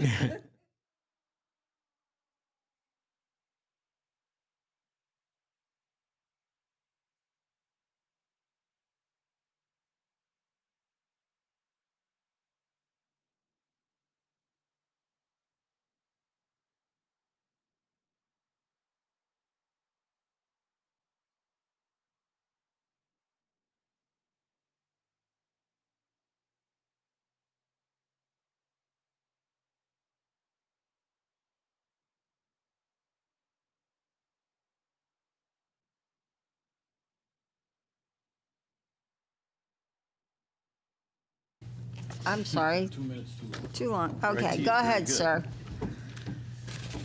Thank you, Madam Chair. So we were just describing some of the townhouse units, townhome units, and what we think that architecture should be, showing Model 1 and Model 2. Model 1 is a triplex unit, I'm sorry, a duplex unit, and then Model 2 is a quadplex unit. And there'll be a variety of those different size structures on property. There's also the clubhouse floor plan, which would be a structure dedicated to amenities for all tenants and owners of the property. There is discussion that this clubhouse may be dedicated to just the townhome owners versus the tenants in the existing office buildings. We think that's a great possibility because we have so many amenities in the existing office buildings that would satisfy the tenants. So this could be dedicated just to townhome owners, but it includes a function room, a game room, a gym, some outdoor fitness areas, grill stations, et cetera, pool, locker rooms, so on and so forth. And this is just a quick vignette showing what that structure, what we intend the structure to look like. There was a discussion at our last hearing about the relationship between Building 4 and the existing office buildings, and I was describing the higher ceiling heights in the office buildings relative to a more standard ceiling height for a newly built residential development. So what you're seeing on the left is a section through the existing building which reflects the 14-foot floor-to-floor heights in those existing structures, which is really gracious and will be highly appreciated by those tenants. But in a more standard multifamily structure, we target about 10 feet floor to floor. So what you're seeing is the relationship of a 5-story structure that's new construction with a 10-foot floor to floor height versus the existing 4-story structure, which is a 14-foot floor to floor height. So you just see how this new structure, while we discussed how it might be overbearing or taller, what this section shows is that just about the same height. And this is just an overall rendering, and maybe I could have jumped to this sooner because it does tell a good story about the adaptive reuse of this existing campus and the ideas that both Soli and my firm have discussed at length with the town to make sure that we're doing everything we can to revive this site. While bringing some new housing stock to the market and to the town. And we think we're doing our best to adaptively reuse existing structures and infill where we think appropriate for additional development. Just very quickly, some materiality.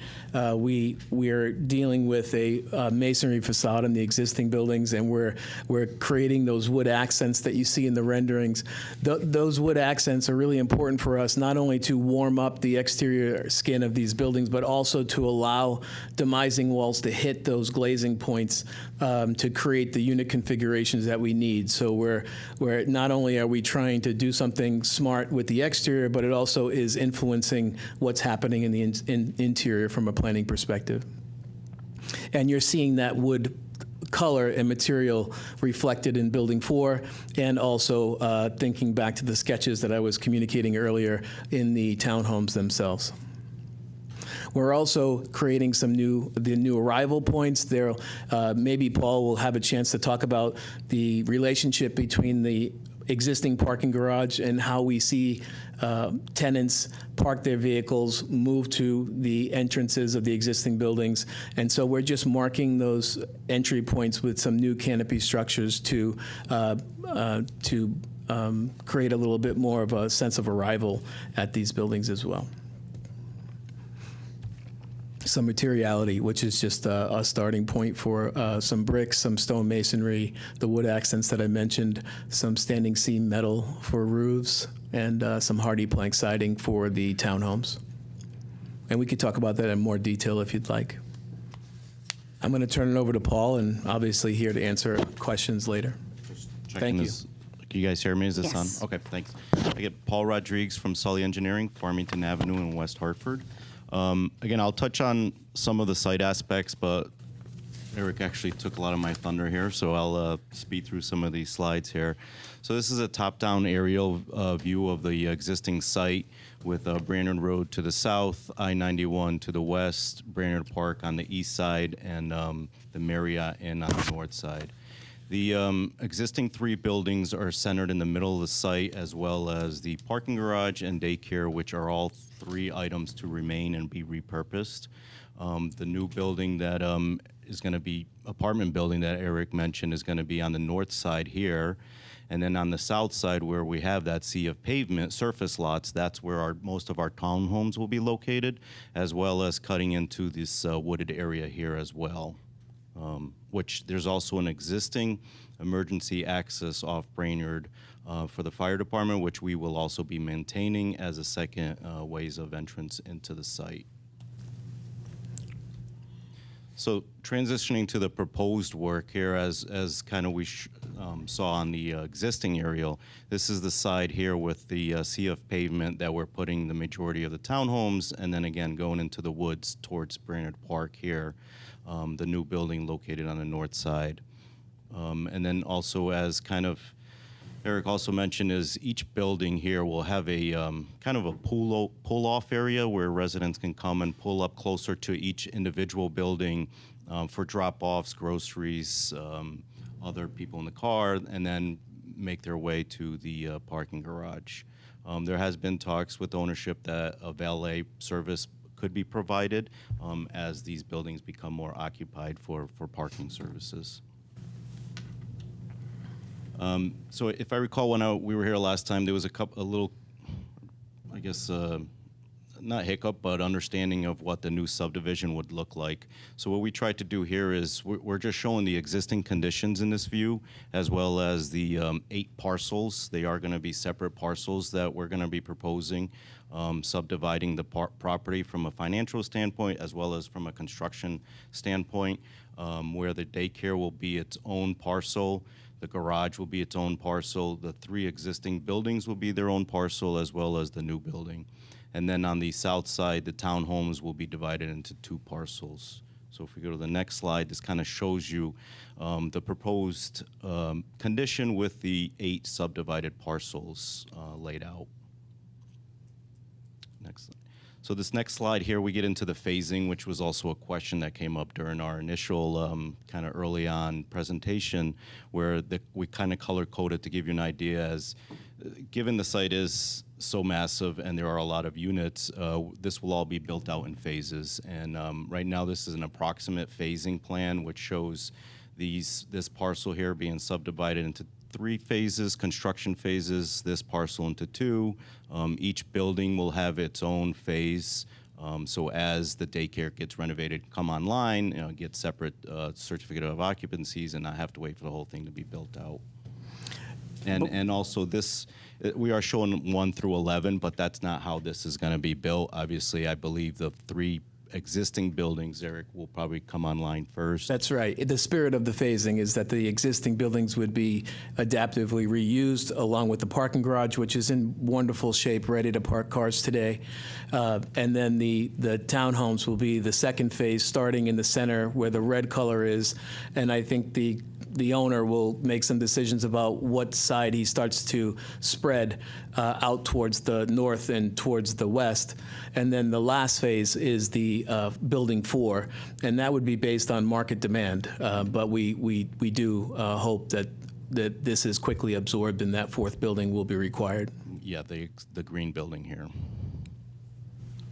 So this slide here demonstrates that we have full access around the existing site with the fire equipment going around the existing loop road that's there, as well as providing access throughout the other loop roads and a turnaround at these dead-end areas and maintaining the emergency access through here. So this new roadway kind of aligns with the existing emergency egress here. We're also showing a turning movement for a bus. I know there is a bus shelter here. Our intention is to have that bus go live, whether it's the town bus system or the CT Transit. But we do provide that turnaround for the bus, which is there now, and we're showing that it does work. Paul, can you take a minute? Mr. Anderson had an issue with the service access towards the north. Can you just be a little more specific about how it'll be used and when and for what? Which side? To Branyard Road on the end, that guy right there, that exit. This one, yeah. So this will strictly, it's going to be completely shut off from public, and it'll only be used for emergency access from the fire department or public safety. Now we get into our landscaping. So this is a high-level landscaping. We do intend to do a full site plan, landscaping plan when we come back for a full site plan design. But just to kind of give you a feel, I know in the packet there was some planting. It didn't make it onto the slide here, but that we did provide kind of a typical planting around the townhomes for whether it's one model or the other model of how that landscaping is going to be. We're also going to provide, we're proposing a 15-foot vegetated buffer along Branyard Road, as well as street trees every 50 feet, also additionally on Branyard Road, with an additional board-to-board fence along here to provide more screening and privacy. On the southwest and southeast sides of the site, there's existing chain link fence along this property owner and the church. So we're going to propose we are proposing a board-on-board type fence for more privacy than just a chain link fence. And then all the existing vegetation, which is heavily wooded up here, will remain, as well as along on this side here, which don't really have any residents. One thing I forgot to mention actually during the master plan slide a couple slides ago was we are going to propose a couple locations to connect to Brainerd Park through a trail system. Right now we're showing one connection here, one connection here. Again, to be vetted out during full engineering once we get into the design of the site. So we also are in the process of putting together a full traffic study for this project, and that, again, will come in during full site design. But this slide here, we did a quick trip generation analysis for the site, comparing the existing on-top AM and PM peak demands. As you can imagine, for an office type, that's going to be high demand, and for that existing parking garage. But we do demonstrate here that for the residential development, there will be less traffic from AM and peak. AM and PM peak demand during the week. But again, our full traffic study will support that when we come back. And also on this too, one thing that I forgot to mention too is with the parking garages, we have abundant parking as well for the site.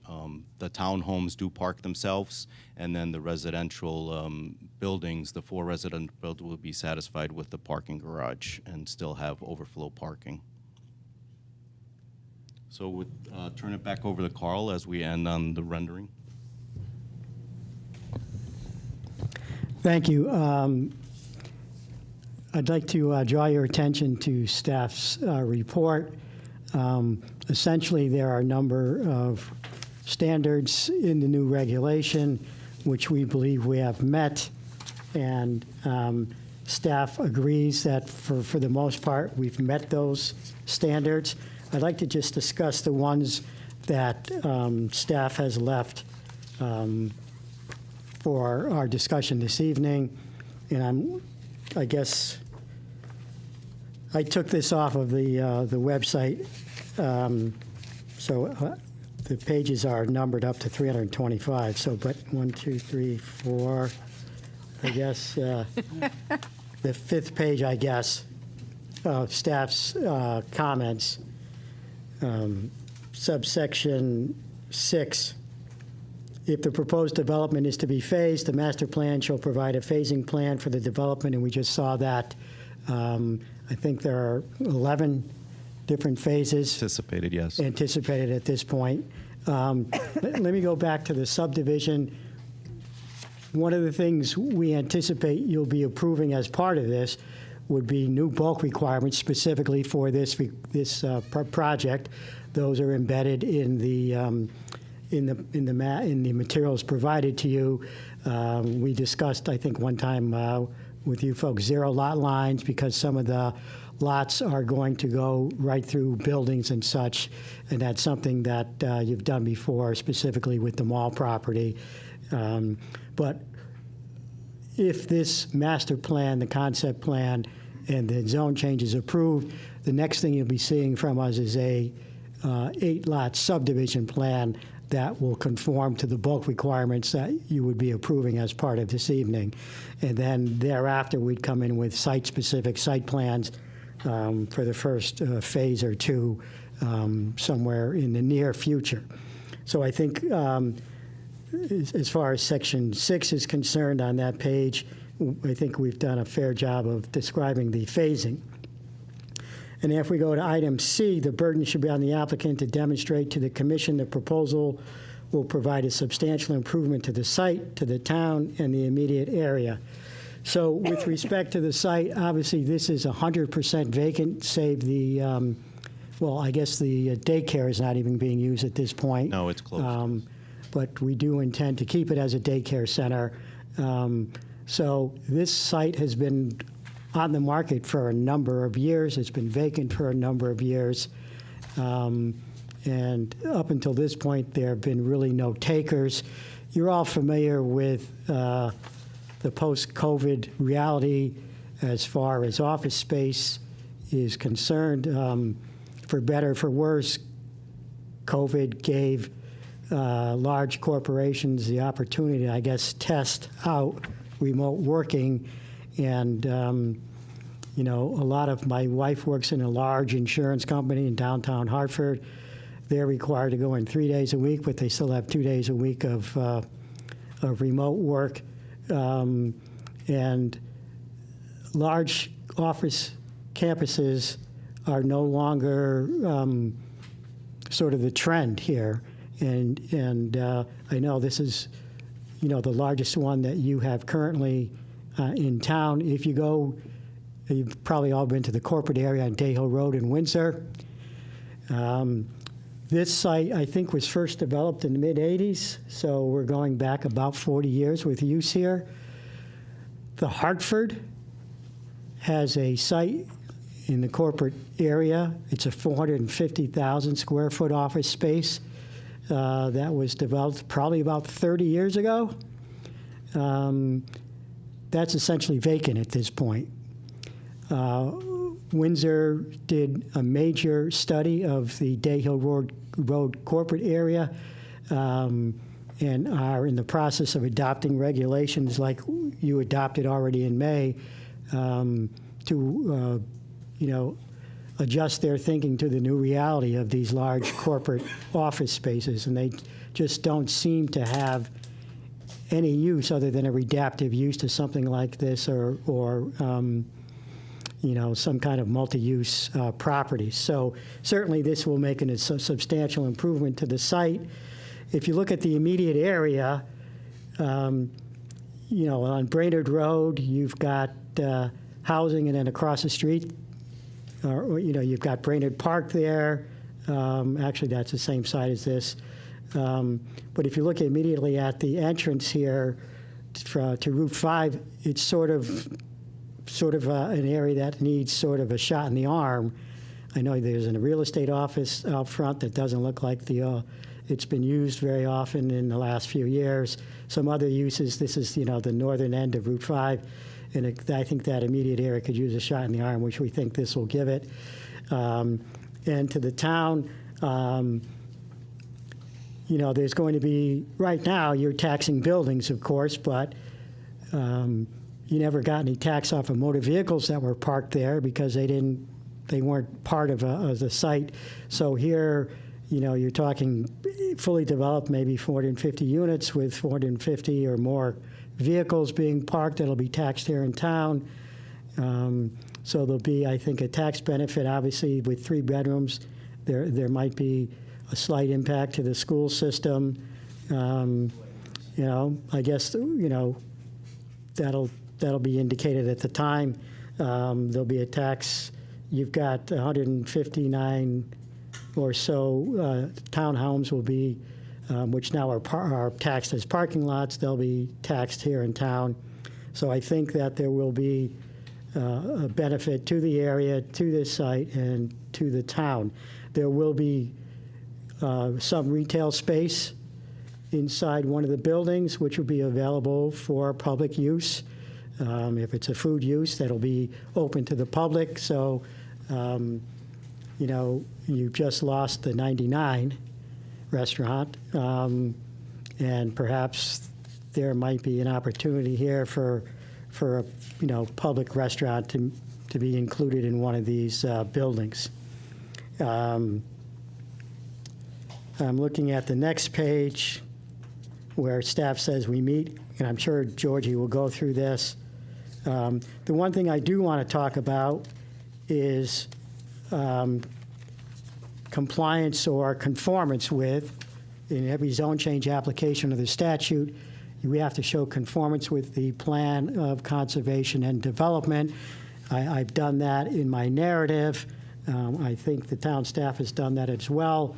But I'd like to discuss something I hadn't planned on discussing, but someone here in the audience who I consider a friend, and talk to you about the law of unintended consequences. And I think certainly that is something that this commission should consider in all of its thinking. But I would suggest to you that This plan is a plan of intended consequences, not unintended consequences. If you look at your plan of conservation and development, which is about 3 years old at this point, you considered the adaptive reuse of this campus in that plan of conservation and development. And I'm guessing that, having watched you work over the last couple of decades, you probably spent a lot of time and effort on that POCD. I know you did. You obviously did. I know that for a fact. But if you look at the existing POCD, which we've talked about, it discusses in Chapter 5 recommendations and strategies related to housing and housing need. And one such recommendation is to, and I'm quoting from your plan, to allow mixed-use developments in the BR, which we are in the BP districts. And by allowing mixed use, i.e. commercial, residential, developments in those zones, and to reposition commercial and other retail uses into something that's more compact and pedestrian-friendly. I submit to you that this meets that goal in your POCD. And on page 53, it stated that while opportunities for new development will always arise and should be supported when appropriate, and the primary focus of Enfield should be, primary focus of the town in your POCD should be to encourage the redevelopment and adaptive reuse of existing commercial and other properties. And again, this is a direct quote. This is especially true of older retail sites and corporate office campuses. It's my understanding this is really the only corporate office campus, so I suspect you had this project or this development, this site in mind when you added that intentionally to your POCD. So this is something that I think doesn't fly in the face of unintended consequences, but is something that was rather intended with thoughtful purpose by this commission in the last 5 years. So one of the things that you're going to be approving when you approve this master plan is a density. The overall density is 10 units an acre. That's in line with your other multifamily uses. I know there's one multifamily use which can go as high as 16 units an acre. The others are probably in the 10 units per acre, so we meet that. So we're not asking for anything out of the ordinary here. And if you look at, again, the possible uses, I know another gentleman tonight, just in general, talked about, not giving away existing buildings because they might be useful for other things in the future, like manufacturing. I don't see a manufacturing use here this close to the residential uses on Brainerd Road and the park. I don't know if you'd be amenable to having a manufacturing use that close to Brainerd Park. And as you are well aware, because I sat in this chair a couple of years ago when there was another proposal for this site, which was the athletic use, and with 11 soccer fields, and obviously, that never got built. And I recall being in this room when behind me, the seats were all full of residents who weren't really that overjoyed with that use, specifically having to do with the use of artificial turf in the fields and the environmental problems that may arise from that use. But the other thing is that Connecticut Water Company was here in force as well. I think they had a larger team here at that time than we had in our development team. I think there was 5 or 6 people here. We have talked to the folks at Connecticut Water, one of them being Jessica Baldwin, who was here sitting in this chair. We've had discussions with her. We've put her on notice. We put DPH on notice. I specifically informed her that the public hearing on at least this part of the project was going to be tonight. And, I'm not saying their absence means they're not concerned, but it's sort of telling in the fact that you might hear from 3 people who have worthy comments, I'm sure, to give you tonight, rather than the 30 or 40 that were here last time. So it would seem to me that, at least with respect to public comment and interest, it appears anecdotally that this plan might be more amenable to the residents of this town than other plans that have come before you for this specific site. So with that, I'll close my initial remarks, and we're happy to answer any questions. Obviously, if you do approve this master plan and this zone change, we will be coming back with, heavily engineered specific plans for each of the different phases as we determine they are ready for your review. Also, if I may, just to kind of dovetail what Carl said, which I forgot to mention, I apologize. We did reach out to the Water Pollution Control Authority as well as part of this master plan, and they did reply back that they don't have concerns with capacity for this, serving this master plan with the amount of apartments and retail that we have. So they cited that there is no concerns from our project. So just for the record. Thank you. Couple of housekeeping. It's 11:45, so we need to make a motion. I need a motion to extend the meeting past 11 o'clock.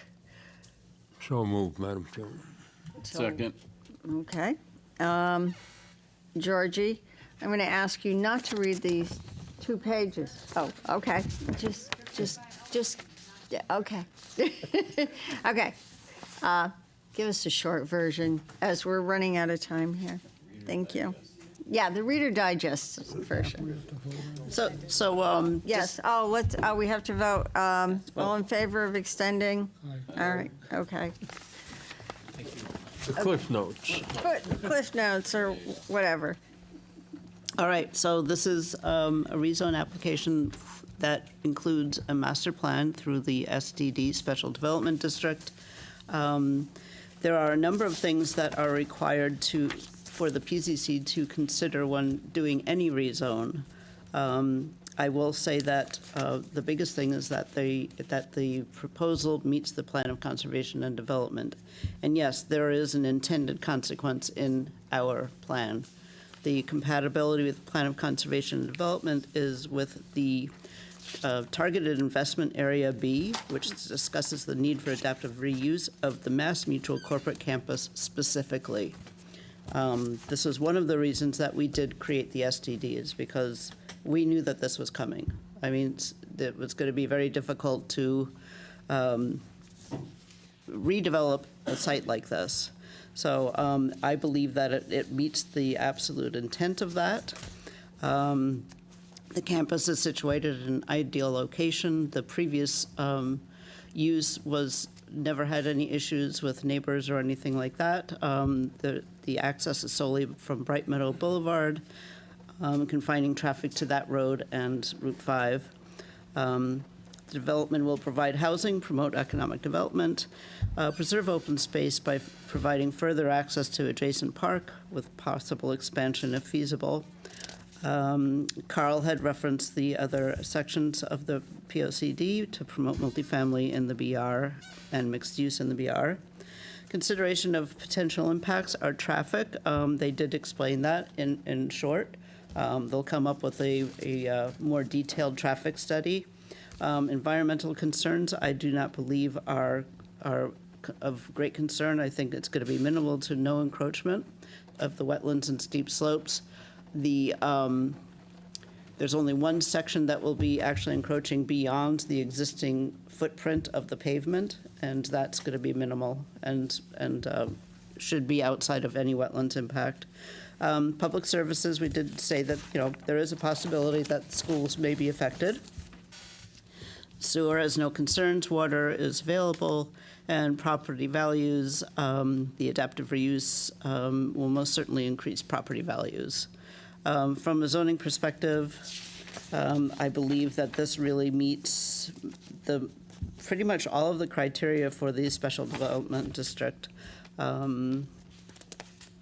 And again, Carl went through most of those and explained those that I did not say that it met. So I think overall, I think it's a great plan. I think that it's going to be a benefit to the community, and that's about it for now. That's my really condensed version. Okay. Walter, anything? So on the water pollution part, what would they have? 2,500 employees there at one time? Almost 20.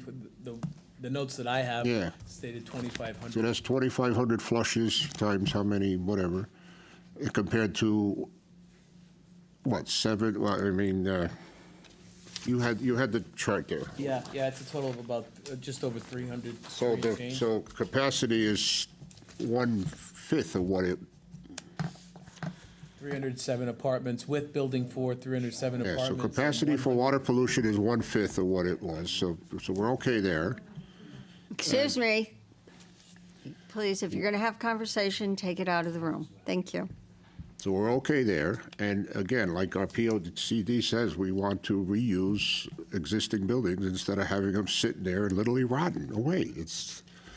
And thank you, COVID, for doing away with office space. It's not going to come back. It's just, and there's no, you're not going to get a manufacturer to come in there and build anything that's not set up for that. So this is the only purpose for this.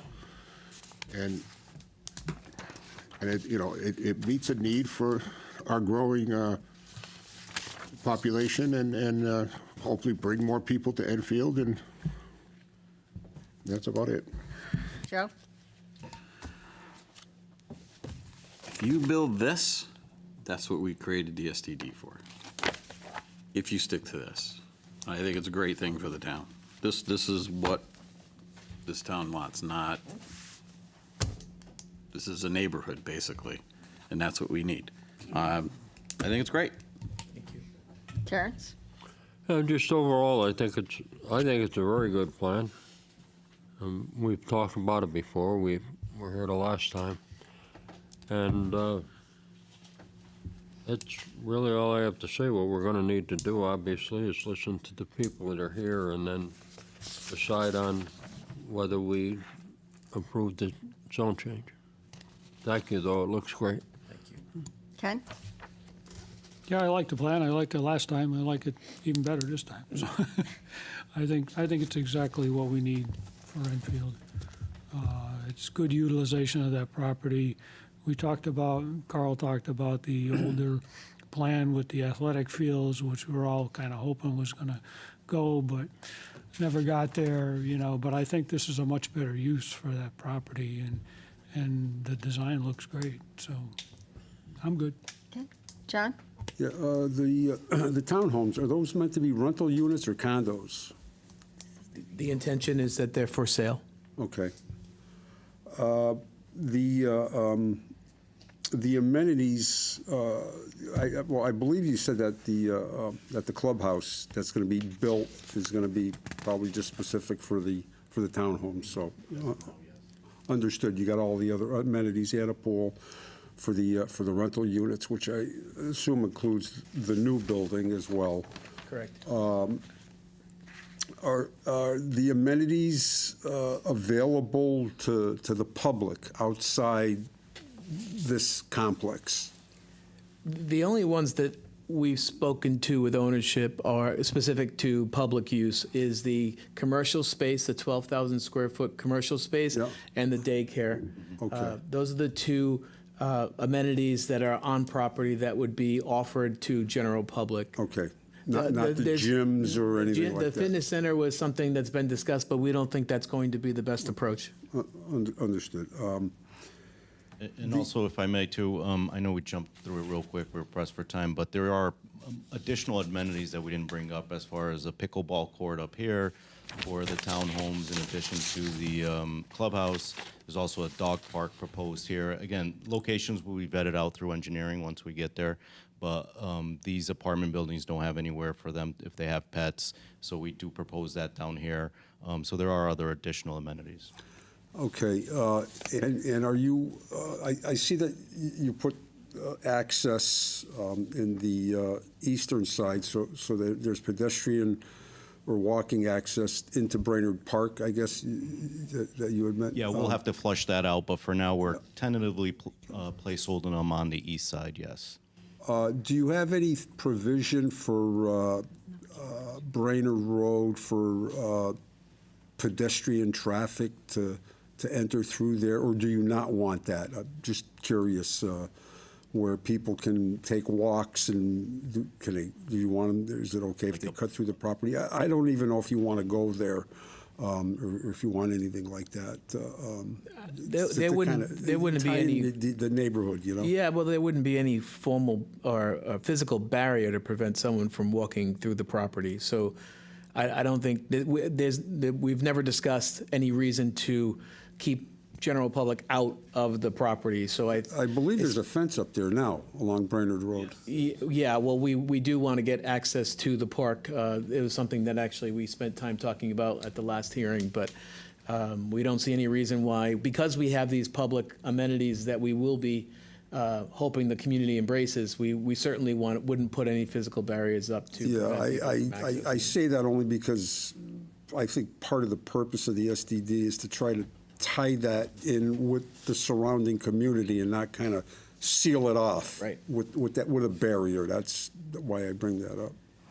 So we have 12,000 square feet of commercial space to make sure it's vibrant. So we'll need that public traffic. You know, the people across the street can walk to those areas and so forth and whatnot. And I don't know if they walk right through and cut through and walk up to Route 5.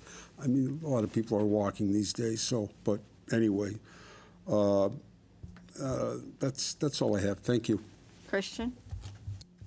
Yeah, I think it's, I second what's been said. I think it's a fantastic concept. I'll point out, I think it's really unique what you're bringing here. I think it'll be a nice addition to the housing supply of Enfield, bringing these condos. It's perfect missing middle housing that, as said, missing, not just here, but in a lot of places. But that'll be good for diversity, small families, downsizing, various options, first homes. So I just want to talk about a few high-level things. I really like the plan. I'm gonna definitely jump on Commissioner Petronella's point. I'll start with that one because that's a huge one. So you, as mentioned, you guys are building a neighborhood here that fits in very well with the Brainerd Road neighborhood. I know at our last meeting, I know there's a lot of pushback against providing full connectivity between through the site, and totally understand that concern. I still disagree with it, but I understand everybody's concerns. I want to just throw something out there and hear your thoughts on, is there a way we can integrate the townhouse community with the Brainerd Road community? And if you are going to, again, the concern was preventing vehicular access between Brainerd and Route 5 through your site.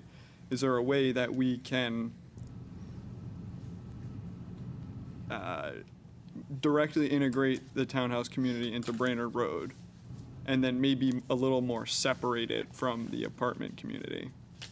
So it'll still be fully interconnected pedestrian-wise, but vehicular-wise, the townhouse community is integrated with Brainerd Road. I think that would be a mistake. Why do you think that'd be a mistake? Because these people, and I'm sorry, I just spoke out of turn, because you're going to create more traffic on Brainerd Road, which is a very busy road, and then you're going to have people who are coming through there just to get to 91, and you're going to create a bigger traffic issue, and I think there'd be a lot more issues with vehicles. I love the fact that if I wanted to, I could walk through this complex from Brainerd Road to Enfield Street or vice versa, but to have my car go through these, it would create more traffic issues in that, because these roads are going to be not as wide as a regular road. It is a small condo community, which their roads are not as big as a regular road. They're smaller. So now you're going to have more traffic issues there. So you're thinking that these condo roads are, and I'm calling them condo roads, are going to be a regular. No, I think there's a misunderstanding. No, what I'm saying is that the condo roads would exit out to Brainerd to be Then fully how do you integrated. stop Brainerd Road from coming in? That's what I'm saying. Right. That would depend on internal I think connections, this- so they would have this is no ideal. outlet signs, things like that. Right, which I is pretty think this is normal. an ideal situation, and, I mean, that's my personal opinion, but And I understand. I mean, Brainerd Road is a collector road, and I can't speak to capacity. I don't want to speculate. Right. That I don't want to say that there absolutely is capacity. There's absolutely not capacity. I mean, they have traffic engineers who do that study. I right, don't know if it's and been we're looked going to at. have a traffic study. From a condo owner that's Go in a ahead. closed area, there's one way in, there's 132 units. Right. There's one way in.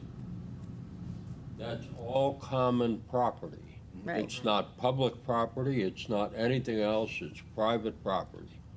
Okay. And it's all common property. We would not let anyone just drive down the road. But I'm not suggesting we make it a through road. I'm Well, you suggesting. are if you're opening up the back half of it. Right.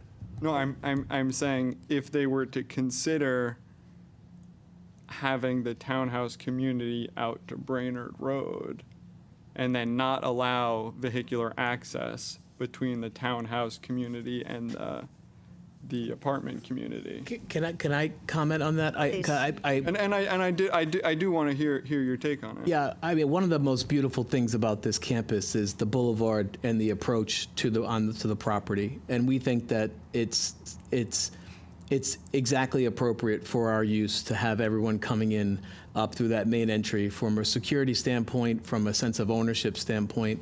But I think we could be a little bit more organic with how we define connectivity. These townhomes are being sold, and there will be a sense of ownership, and these people will own that property.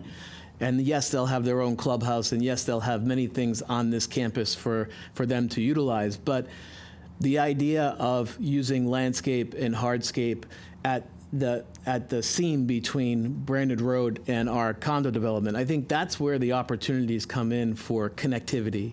So I agree with the majority of the commission that, you know, we spent a lot of time talking internally about how we were going to allow vehicles to circulate. However, that doesn't mean that we are shutting out the other residential properties on the opposite side of the street. So I think we have work to do, and I know Paul's team is going to do a great job communicating this through, you know, pedestrian paths, and you have to remember too that we have 12,000 square feet of commercial space that needs to be activated, and even with these 400 units in townhomes and things, that will not be enough. So we do need to welcome the general public onto our property. That goes That would without be saying. through Route 5, through Yeah, the main reflector. but by a vehicle. But that doesn't mean that we are not identifying paths and walkways for people to walk from other residential neighborhoods onto our property to visit these opportunities. So, I agree with the majority of the commission that vehicles coming from Brainerd Road onto our property is a mistake, and we're confident as a design team that we agree with that. However, the idea of creating connectivity, I think we have a job to do as a design team to do that right, and we don't have that fully baked yet, but we intend to. And to be clear, I'm not demanding it of you. I'm asking if it's been considered. I think it's, you know, that again, that connectivity, that community, it's a neighborhood in a neighborhood, and so the Brainerd and it's a great transition. There's some multifamily housing there. There's single family housing there. It's a perfect natural transition to the Brainerd Road neighborhood. So I think it fits perfectly. And that's why I don't want it to be like a gated community that's shut off from Brainerd Road. We understand. So, Understood. Yeah, we'll definitely take that back. and you know, and pedestrian access is, I would say, absolutely the bare minimum, but I would expect it. So second to Commissioner Petronella, I expect to see good pedestrian access out to Brainerd Road. And I think you've talked about that already. Kind of on the circulation and access point, internally, I would like to see an internal sidewalk network. I know the existing corporate campus has a sidewalk network. I don't see it on the, I mean, I know that would be like a site plan kind of thing. I don't know if that's an explicit exclusion on your end, but from a transportation standpoint and from a just general community standpoint, and then just from a general well-being of pedestrians. So townhouse owners and occupants walking to the dog park, just doing a loop around their block. And of course, it's not going to be heavy traffic or anything, but still, sidewalks increase property values. They give a sense of belonging that pedestrians are welcome here. And you know, for any subdevelopment, a subdivision of ours, which technically this isn't, but any subdivision, we would require sidewalks. Okay. No, and just to touch a little bit on that, the main Bright Meadow Boulevard coming into the site, as well as this access road where my cursor is coming down, and this road here, those do have sidewalks. Again, it's because of the volume and traffic that are traveling on those roads. As far as the townhomes, we were not proposing anything right now because of the limited amount of traffic that is going through those roads. Again, I live in a 33 building or unit subdivision, and there's no sidewalks there either, just because there aren't that many vehicles traveling the roads. But that is something we will consider with ownership. I would at least consider paths, even if not formal, you know, both sides of the road, sidewalk. Yeah, no, we'll definitely take that back and consider navigation between. Again, it provides a form of structure. Key locations, yeah, Yeah, understood. you know, your connections to the park. You know, there should be. It would be nice if they didn't just dump out into the road, but they provided some sort of refuge. natural way to get there. Okay, understood. Yeah, so appreciate you listening to that. Oh, and just one last thing was, again, this will be more site plan stuff, but screening from the highway. There's a parking lot on your west side that exists that provide, yeah. So it seems like you're planning to keep that there. Yes, as of now, we were planning on keeping it. I want you to retail. Yeah, I want take serious consideration of screening from the highway. There's pretty much It's natural. screening now. It's naturally there. Highway, but Yeah. we'll revisit that and provide photos. Yeah, I mean, especially in the fall and winter months. Okay. With less foliage, you probably want some evergreens there. Yeah, and that'll reflect on the LA plan. So definitely take a look into that. Thank you. Again, great plan, and appreciate you being open to dialogue. Thanks. Rob, anything? I can't believe I'm going to say this, but I thought there was a bike path on the bottom to Brainerd Road. I thought that was talked about last time, about adding a bike path because of him. I thought it was a discussion about trails, but maybe he used the word bike too. Well, we definitely talked about access. Yeah. Directed. It all connects with pedestrian, bike, and Yeah, the wooded area that goes to Brainerd. That's all I got. I just Okay. thought that had been talked about before, and it wasn't being brought up now, so no, we'll look at that as part of the pedestrian connectivity. that's it. That's all I got. All right. I'm going to save my comments for later. So this is a public hearing, so I do have some people that want to speak. So gentlemen.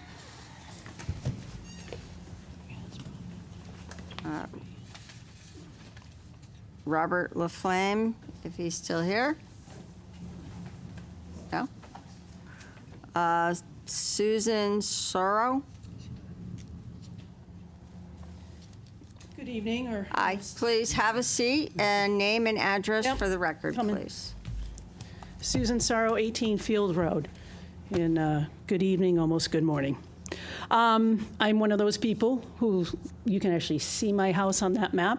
I'm on the south side of Brainerd, and I wholeheartedly disagree with a lot of your perceptions. But let me jump in. I am 100% against a zoning change, making it a mixed use with residential. And as far as the signage, sir, I have to, about this meeting, I have to disagree with your statement. Before, I live literally across from that campus. I did not see the sign until I was driving home from the DMV earlier this week, because it was tucked up at the far end of the black fence. Nowhere was there any signage along the black fence, and I think that has to do a lot with maybe the residents not knowing about this. And that's my statement along that part of it. The only reason I'm here at this meeting is I'm retired from healthcare. These meetings are very prohibitive when you are working day jobs, and to be able to have input. And I know the majority of my neighbors in the residential neighborhood are all working and can't make these kind of meetings or have an opportunity to speak at them. So anyway, I really wish those buildings could be marketed out to healthcare, being a healthcare retiree. We are in the crosshairs of healthcare markets, between Hartford Healthcare expanding, even Yale wanting to expand more, the Trinity Healthcare System, we're sandwiched in between their Hartford and Springfield areas.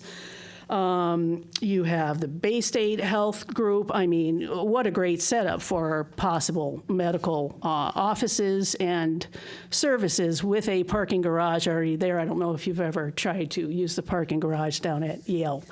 I mean, at UConn in Farmington, that parking garage is constantly full. I have had to live through helicopters coming in and out of there when it was Mass Mutual. More helicopters, I think, with this development crew. We have planes coming in overhead. We've had a small respite from that because of the construction at the airport. We have tons of traffic, tons of noise on Brainerd. We have the highway noise right there, which I think all of that is going to impact the idea of these being attractive residential facilities. The road in and out of there, that will be a nightmare. As you all know, there's like 3 or 4 stoplights with only a few hundred feet in between them, if that, where that Bright Meadow dumps out onto Route 5. I like to travel up into Long Meadow to go to a conservation area up there by the Connecticut River. And I can only imagine, especially during rush hour when people are leaving to get on the highway or they're coming back, how that area is going to be even more congested, but I know the traffic study is pending or whatever. I'm concerned that your tenants, the idea of all these tenants, which I apologize before, we are doing basic math back there, 300 units, it's not going to be 300 people using water and waste. You have 1 bedrooms, 2 bedrooms, 3 bedrooms. You have as many people as would be there during a busy day with Mass Mutual, but they will be there 24/7 using facilities. I don't believe these tenants will contribute to Enfield. Maybe some of the ones who buy a unit potentially, but certainly not the renters. They will not be invested in the town. This will be a campus of drive-through residents, where they are just coming and going from their apartments, coming and going from their houses. They're going down to Hartford to work or up to Springfield. We might get college students in there who need to cram extra bodies into an apartment because things are so expensive. I believe this would be nothing but drive-through residents as opposed to invested residents. I'm sorry, can I get my water? Okay. Thank you. As to the idea of joining into Brainerd, I remember when that black fence went up around the campus. It was because cars were being broken into when the employees were there working. I say no thank you to joining into Brainerd. Number one, it comes into a side of the road where there is no sidewalk. It's a grassy area that is very uneven grass. I know because I've walked my dog there. As far as a bike path coming out, I stopped riding my bike on Brainerd a long time ago, well, probably within the last 10 years. It's unsafe. The passing areas on a road bike with people driving up and down there, you end up in the catch basins in some of them. And anyone coming out of that complex, even for a walk or a bike ride, is going to have to cross Brainerd.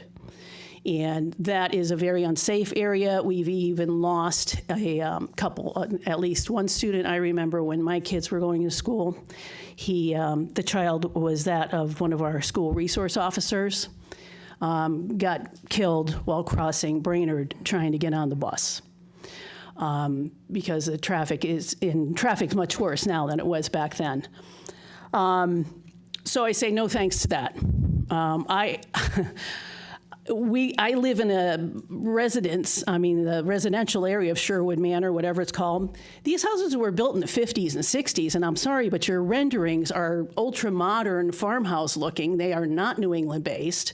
They aren't going to fit in now, and they aren't going to fit in later. My biggest concern is what's going to happen with our fire district. There is no way can have this many more residents coming in, this many more buildings coming in, without needing more fire equipment. We know the boys at the firehouses love their equipment. I'm the daughter of a former fire chief. God may he rest in peace. And the current station is not large enough to have more equipment. So we will then end up needing a new North Thompsonville Fire District station and more equipment. Who's going to pay for that? Will that be in part of the budget? These guys got this land for pennies on the dollar. Are they going to be paying for the additional services we're going to need?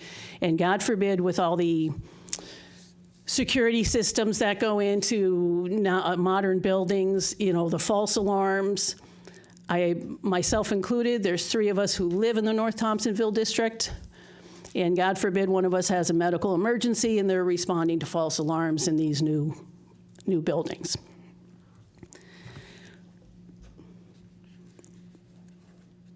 So my other point of concern of turning it into a huge residential area, you guys talk about, these vast parking lots. Yes, I know, I see them. But yet you're talking about using every available speck of space for buildings and more people into the area. So I don't see that as a betterment. I would love to see that area where you're putting in those townhomes as just being some single-family homes as a separate neighborhood from the Mass Mutual buildings, which can be refurbished and done whatever. But if you want to talk about it fitting into a neighborhood like the Brainerd area and all that, it should not be a bunch of townhomes on top of each other. And on top of that, let's talk about affordability. Nobody can afford homes right now, the majority. Our younger generation is in debt. They can't afford things. The mortgage rates are high. Is this really the time to be putting in a fairly high-density residential area just because it's shiny and new? And then all those apartments on top of it. Is there going to be a regulation how many people can live in a 1-bedroom apartment? Is there going to be a regulation how many people can live in a 2-bedroom apartment? I know people who live in apartments in Avon, and they have extended families of 4 or 5 adults and just as many kids. Just keep it to this, and I understand you're talking about other towns, but we're talking about a development with right, and we're talking about certain size units. One, please. Who's going to manage it is the point I'm getting to. So thank you for that. Are we going to have a management company come in like a Blackstone? Look them up, Google them. They come in, they raise rents. and they drop the maintenance and the amenities through the floor. So who's going to manage this is another question I would have down the line. But as a residential member along Brainerd, we have enough noise. I don't need this construction. I'll be more than happy to move out of Enfield if this is ongoing with the dirt, the noise, and everything else going on. You're doing it on top of an existing residential neighborhood, and I don't think you are honoring the people along Brainerd and into the Sherwood Manor area. So I will conclude with that. Thank you. Okay.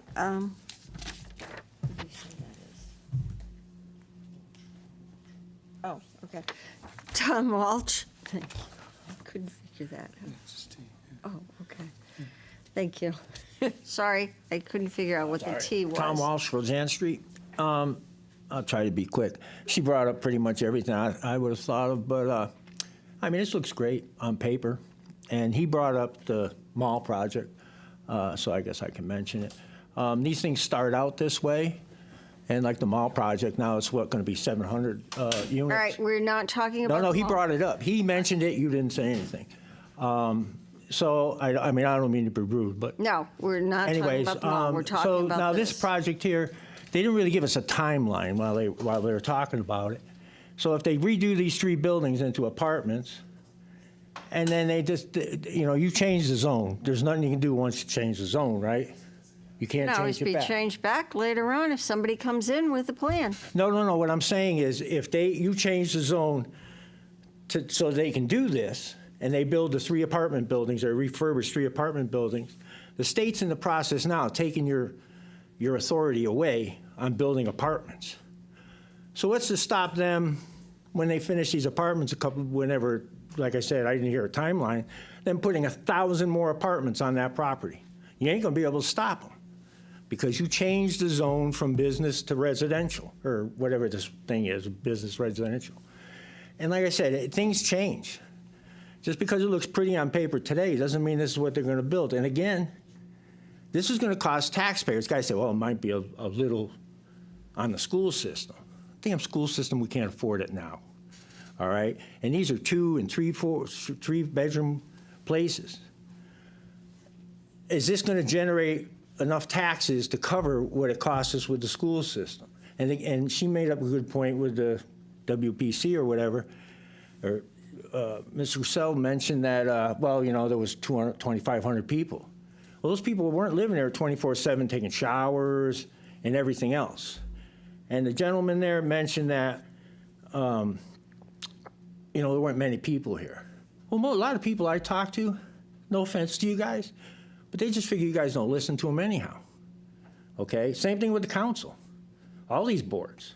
People come in front of you and they say something and nothing happens, and people just go and do whatever, so they don't come back.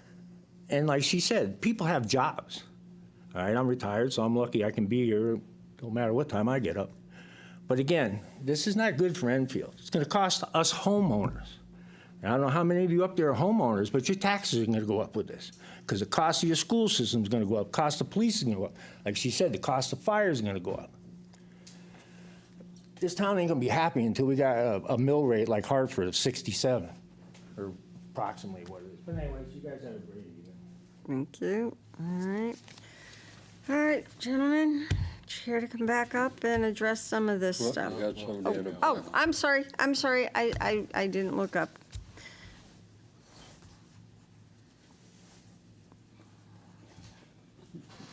Sorry, thank you. Karen LaPlante, 166 North Maple Street. I think this is the first time this board has done an SDD. So as a citizen who's been familiar with a lot of these regulations, I find them very confusing, and I'd like to point that out. Why?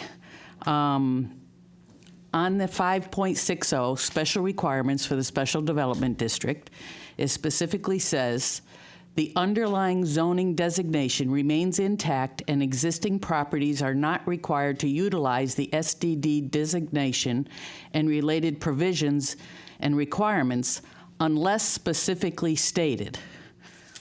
So my question is, if the BR zone stays intact, are you following BR zone regulations for setbacks, for quantities, for densities, and all this stuff? I didn't really have a question on it until I looked at the zoning compliance table. And they mentioned multifamily housing district in there and what that is. And proposed requirements, what they're proposing you require for the different issues. Parcel areas, dwelling densities, building coverage, all that kind of stuff. So I would kind of like to make sure everybody at the table understands what needs to be done and the public understands. And I would like to make sure the staff kind of clarifies that if they could. In the BR district, section 5.30, it mentions, if I can find it here, no, not that one.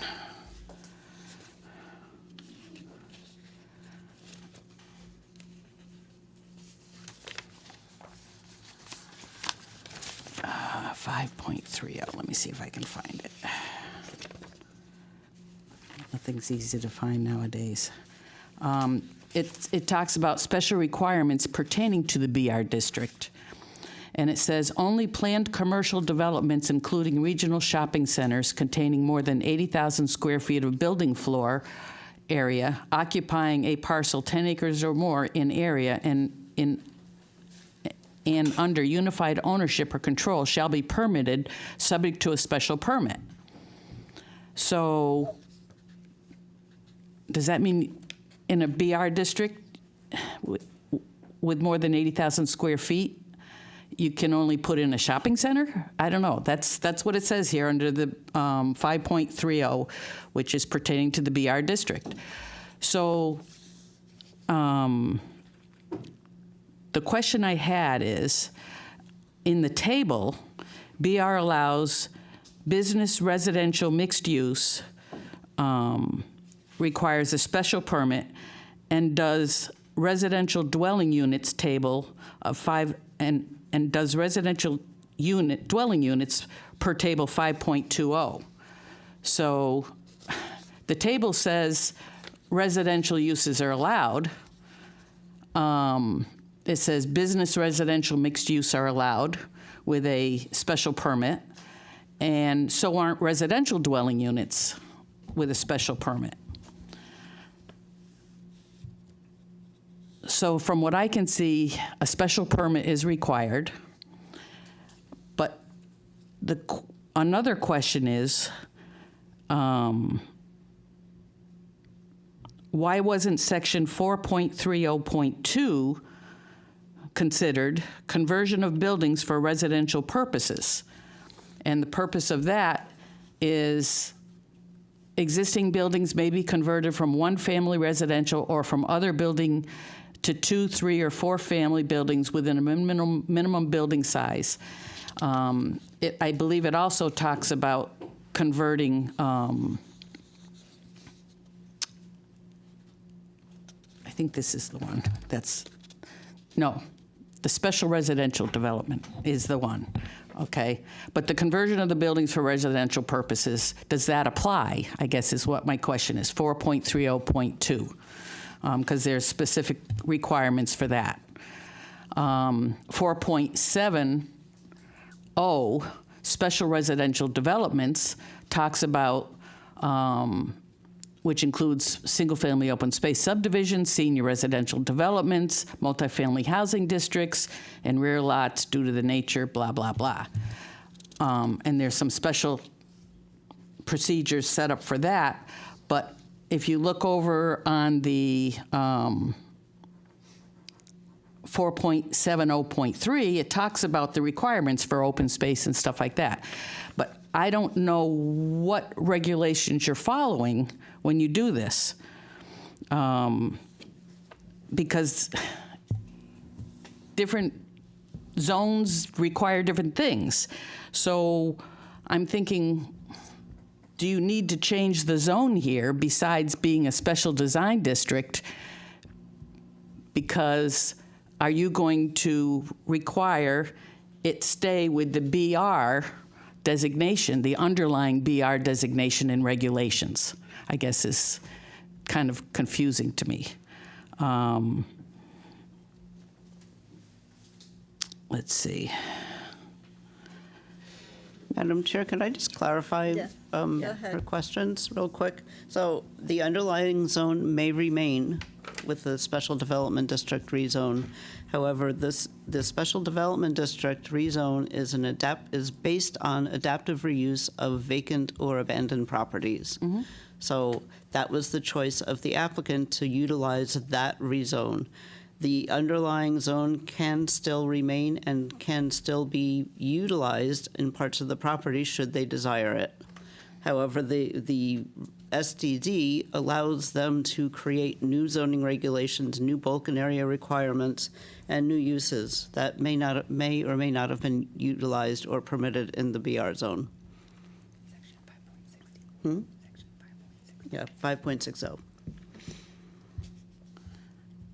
So, and the sections that you were citing with the different residential zones, yes, they could have chosen that, but they did not.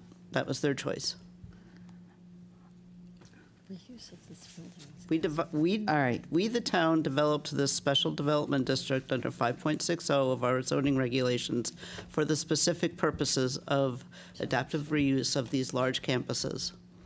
This is in the POCD as TIA targeted investment area. I'm not talking, I understand that, but all the other zones, the residential, it says you got to have a certain size lot, you have to have certain things that happen with a residential, and none of those specifications are in this SDD zone. So I'm asking, do you go by the BR, the BL, or if it happens to be some other zone, do you go by those do you go back to those regulations when you're trying to determine if it fits the regulations? No. How are they going to decide what fits and what doesn't? What's the open space criteria?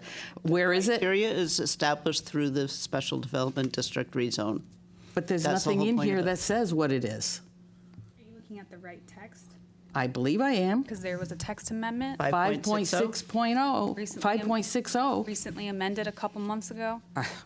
This is off the town clerk's website. It should be, yes, and that should So be it the should right be one. correct. So where is it exactly under 5.6.0? Where does it say that? The applicant has the ability to propose their own bulk area setbacks uses for the rezone. Okay, So it doesn't matter whether, the only thing that is not permitted is heavy industrial uses. Otherwise, if they want to propose a bunch of industrial here as well, if the commission thought that that was, compliant with the character of the area, then they would say, yeah, okay, let's do that. But I don't think that they would do that. So they can pick this is any a number they want for amenities, any number they want for open space, and yes, planning and zoning just decides their opinion if it's okay, or what? I don't know. The point Anyway. is to provide flexibility for the developers when they design these concept plans. But I'm saying, how is the approval process? I mean, it doesn't make sense to me that they could say, well, we're going to give you an acre of open space, and it kind of flies by the rest of the board, and it gets approved. So I'm wondering if there's no criteria, is what you're saying. The criteria comes when the special development district is actually created, and then afterwards the master plan is approved. The applicant has to come in with a fully engineered plan. At that time, they will be following the site plan approval requirements and in general. Yeah, but the site plan approval just has certain requirements of what they file, not what is required, like trees and no buffers and those things type like of that things. will generally be followed. I just Like think. with any other, you could look at this like a subdivision. You're creating a subdivision of a big parcel. Right. And in that subdivision, you propose that this site here can accommodate this. You have to show that it could accommodate a certain building. This is approving a similar type of concept. They're approving different lots, and on that lot, they're going to propose a townhouse or apartment or a parking garage or whatever. And then they're going to come back, just like with the subdivision, they're going to come back with the actual site plan to show the exact requirements that are being met. in the So at engineered that plan. point, they wouldn't be looking at the BR No. zoning regulations? No, because it's been rezoned. Even though that's the Because it's underlying, been rezoned from business regional to special development district. but that's not what it says in this. It says the underlying remains intact. It does if it's So needed. that would mean to me that it means those regulations still are in effect. No. It doesn't? It can be, but it doesn't have to be. You know, how do you make your their- decision? I don't It's understand. their choice. Anyway. It's their proposal. Anyway, it's their choice or their choice? It's the developer's choice as to what they want to propose, and it's the PCC's choice as to whether they feel it's a good plan for the area. All right, so the reference in the zoning compliance table for the multifamily housing requirements, is that just for explanation? Well, this is what is required in a multifamily zone? Or I'm the sorry. zoning compliance table that they have on their plan? Yeah, so that's their proposed zoning table Okay. for all of their lots. So I request you look at that carefully when you're deciding. It shows that they're proposing no more than 10 dwelling units per acre, and it shows the proposed setbacks, the proposed acreage, and so on and so forth, just Right. like every other bulk and area table. Right. So there's no written thing in here about the number of amenities, how they're determined. Are they determined because these are separate lots? Are they determined by separate lots? Are they considered as a whole parcel for the 80 whatever acres? And I think somebody who spoke previously did mention that there are no sidewalks on Brainerd Road on the north side, so I don't think connecting it to the neighborhood is necessarily a good idea either. But, you know, it just seems a little ridiculous that we have all these requirements of all of our residential properties, industrial properties, where you can put your trash, where you can do this, where you can do that, and there's no requirements. There's no requirements. Site plan review requirements. Yep, that's all. Thank you. Yep. Okay, gentlemen.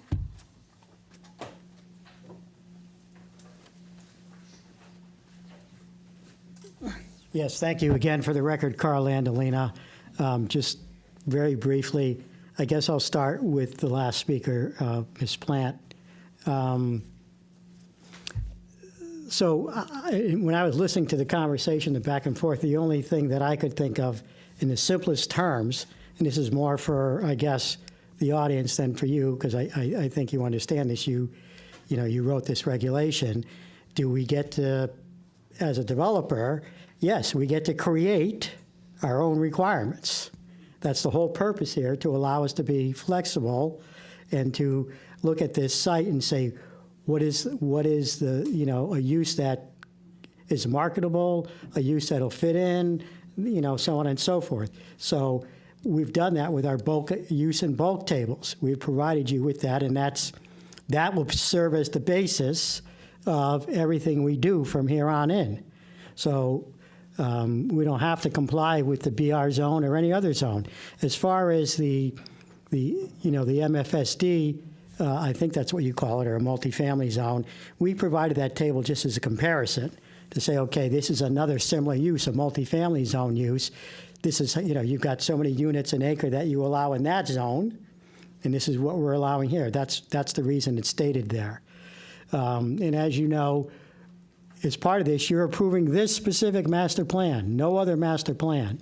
So either we build this, or we are allowed some, administrative flexibility to go and say, okay, we're going to make some changes. Otherwise, if we don't build this, we have to come back and ask you for something else. So this is what we intend to build. This is actually, as I understand it, your third SDD. The first one was Blair Manor, although there was some talk about some other one. And I know that, I think the Felician Sisters was also under the old regulations. No? I should know that. You but I guys, don't. you guys are the first with this new rewrite. Yes, this is the first one with this. With this, under this special development regulation, but district it's not as the first modified. SDD. The other ones The first don't one even was Bland Manor. But, let's see. How about a timeline, a guesstimate? Well, I think that was a question. yeah, the first phase will obviously be the adaptive reuse of the first three buildings. I don't know, I would think we'll probably be in here with a subdivision plan before the end of a year, and a site plan, probably an application before the end of the year. So we're about 6 to 8 weeks. Well, we're going to have to do that simultaneously. Right. But, because there are going to be some wetlands impacts. But, in terms of construction, I don't know, sometime next year, possibly. That might be a little bit right. aggressive, but, these guys didn't buy this to sit on it and not do nothing. You have to understand, they've already purchased this. And, if they had asked me for my advice, is let's get some approvals before you go and spend your money buying it. They bought it. It's theirs. Okay. All right? So they want to move as fast as they can. So within a couple of years, they would be doing the apartments? Yes, absolutely. I'm Right. just throwing it as a Yep. guesstimate. Right. Okay. Now, be phased. as far as, I think Mr. Walsh mentioned something about you losing, the state's going to take over, you're right. And yes, there have been some bills, some very aggressive ones. Yes. The last one that was very aggressive, the governor vetoed, even after the legislature adopted it. Right now, there is a fast track in towns to rehabilitate or adaptively reuse old nursing homes. All right, there's a fast track that you must abide by. This is not a nursing home, and there was a plan to do the same for adaptive reuse of office buildings, but that never got adopted. Yeah, it did. Did it get adopted Yeah, finally? it got readapted. Yeah. But I think that's still voluntary. I think you can still, but I'll have to, Yeah. But in any event, you have control of this site right now under your own regulations, and that's a reality. As far as capacity, whether this has the same amount of flow as a 2,500-person built office park or something else, well, that'll be determined along the way. Right. We'll have to get, capacity letters during the process. Why not turn this into a healthcare facility? I'm guessing, this has been vacant a long time. Mass Mutual has been very aggressive in marketing this. And I know that, the healthcare companies, the large ones, Trinity and Hartford Healthcare, at least this area, Yale's been very aggressive. I can't say that they looked at this or didn't look at it. I don't know. But, this was, other than the recreational facility, this was the first real offer on this property in a long time of being marketed. The fire chief in North Thompsonville, Earl Provencher, was part of the ART. He saw this plan, this exact plan. He knows these buildings very well. He's been in and out of these buildings probably on a semi-annual basis or an annual basis since they've been constructed. He knows that we intend to build at some point, probably as our last phase, that new apartment complex. He didn't mention that he'd need a new hook and ladder truck to service these buildings.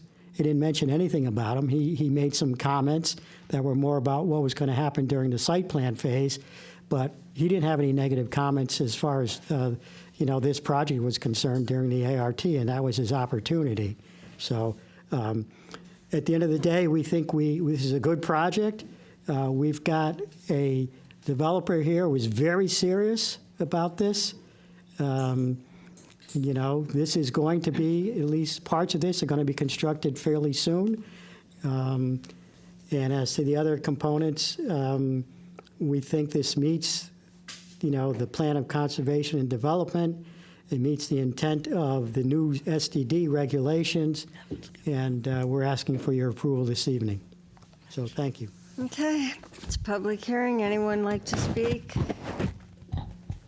Anyone like to speak again in public? Not hearing any, okay. Madam Chair? Yes. I just have 2 points that I just need to read into the record. Earl Preventure, who's our fire marshal, did mention that he'd had the opportunity to review the plan submitted for possible zone change. The Northgate Collection project on Bright Meadow Boulevard, and has no objection to the conceptual design and plan submitted relative to a possible zone change. As the plan progresses, additional comments and requirements will be required and provided. Earl Preventure, NTFD, and also the police did comment and they approved the concept. Okay, and I have spoken to the chief of police, and he is aware of all these, this plan, and he has taken note of it. So he's, from what I gathered from him, was he's aware, he feels that it's okay, he will do what's necessary. So that was the feeling I got from him. So, okay. I need to close. Do you want to close the public? Motion to close the public hearing. Second. Okay, roll call, please, to close the public hearing. Yes, Linda DeGray, 4. Ken Helinski, 4. Joseph Muley, 4. Terrence Lynch, 4. Christian D'Antonio, 4.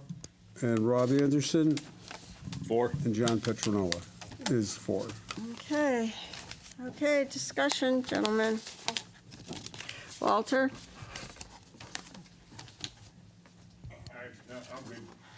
Okay. Joe? I'm sticking with my original comment. I think it's great. Terrence? I think it's a great plan. Ken? I'm good. John? I have no comments. Christian? I appreciate the dialogue with everybody, and don't worry, I won't bring it up again. But I brought it up in a different way. I'm sorry, I didn't mean to jump on you. I appreciate the dialogue. No, I really do. I think it's great when we have dialogue up here. You know I the open, appreciate you. And we have these discussions. Yes. I think it's awesome. You just caught me off guard, and it was like, what? Sorry. But no.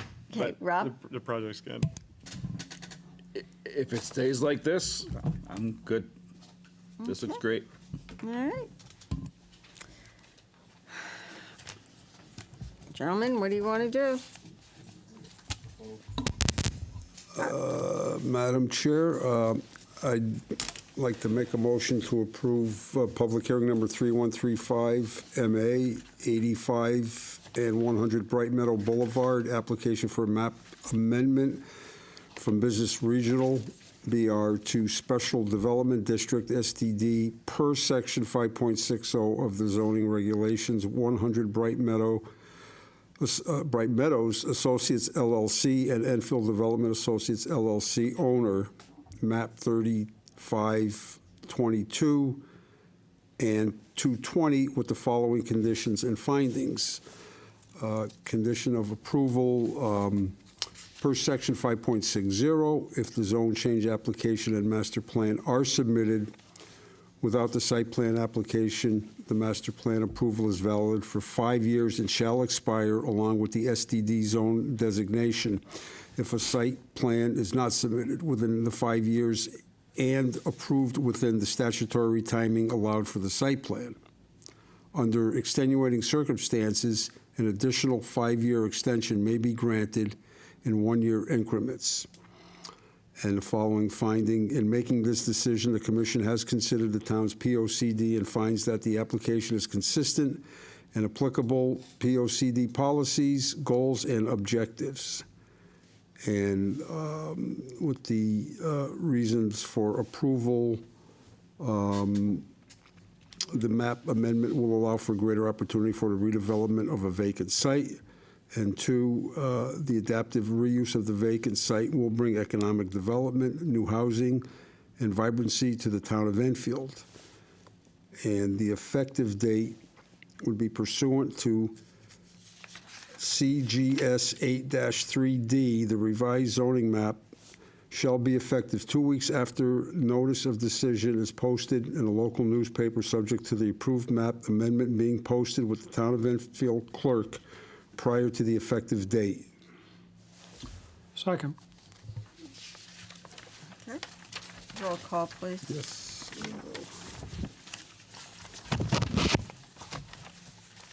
Linda DeGray. 4. Ken Helinski. 4. Joseph Muley. 4. Terrence Lynch. 4. Christian D'Antonio. 4. Rob Anderson. 4. And John Petronella is 4. Okay. All right, thank you, gentlemen. Thank you. Okay. And we've got 15 minutes for a pre-application meeting for the special development for 90 Elm Street. Yes. Pre-application meeting for proposed special development district rezone per section 5.60.3 for 90 Elm Street, AKA Enfield Square Mall.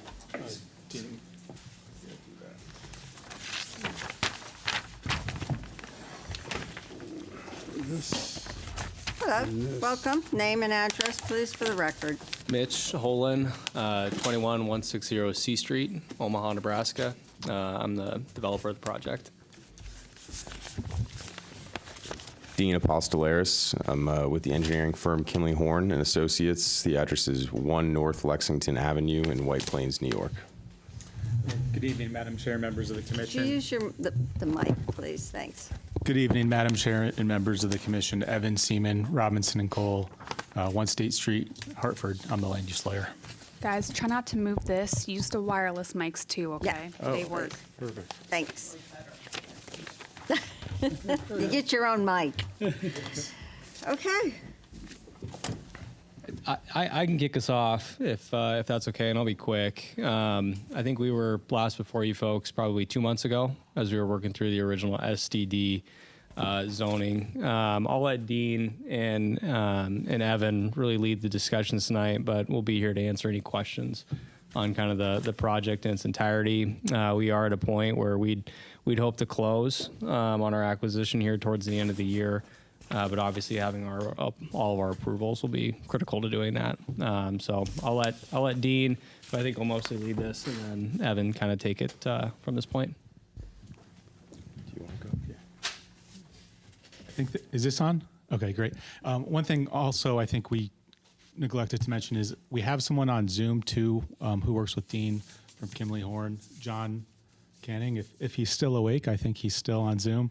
He's our traffic engineer. If he's There in he is. Nebraska, he's behind times. He's still in the office. He's got a couple of cups of coffee right next to him. Not enough. So as you know, we last appeared before you a couple months ago as part of the SDD text amendment. This is a preliminary review meeting with you with our concept plan, and we know that this is an important project for the town. In its heyday, the mall was it was a very vital hub for the community.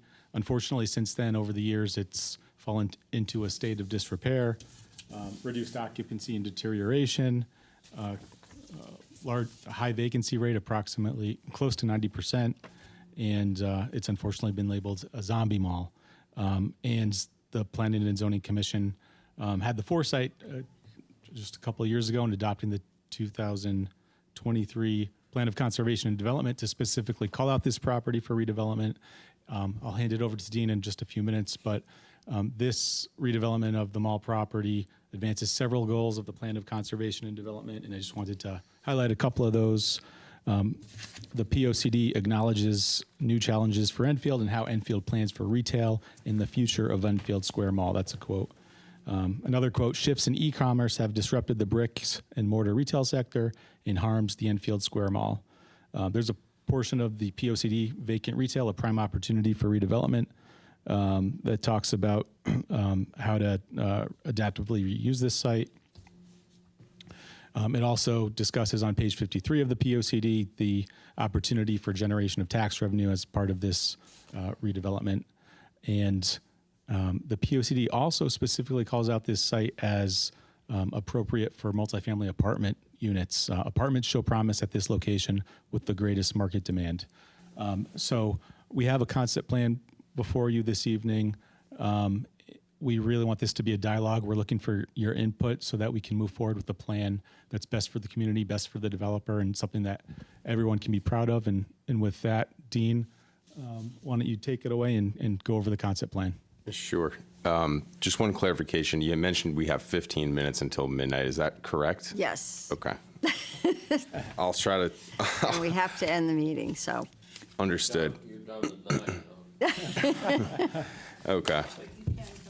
Yes. Of course, you can yeah. Come back. I think, as Evan said, for this meeting, as our pre-application meeting, our main objective is to solicit some feedback from the commission here so we can, work to identify additional improvements or possible changes to this that might be necessary based on feedback that we get tonight.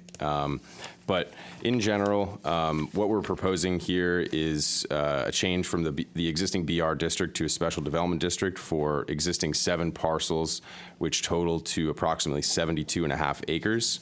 I want to walk through a couple of items just in terms of our history prior to being here. Woodsoni and our team have been engaged in conversations with the town of Enfield regarding the land use and entitlements for this property since approximately November of 2023.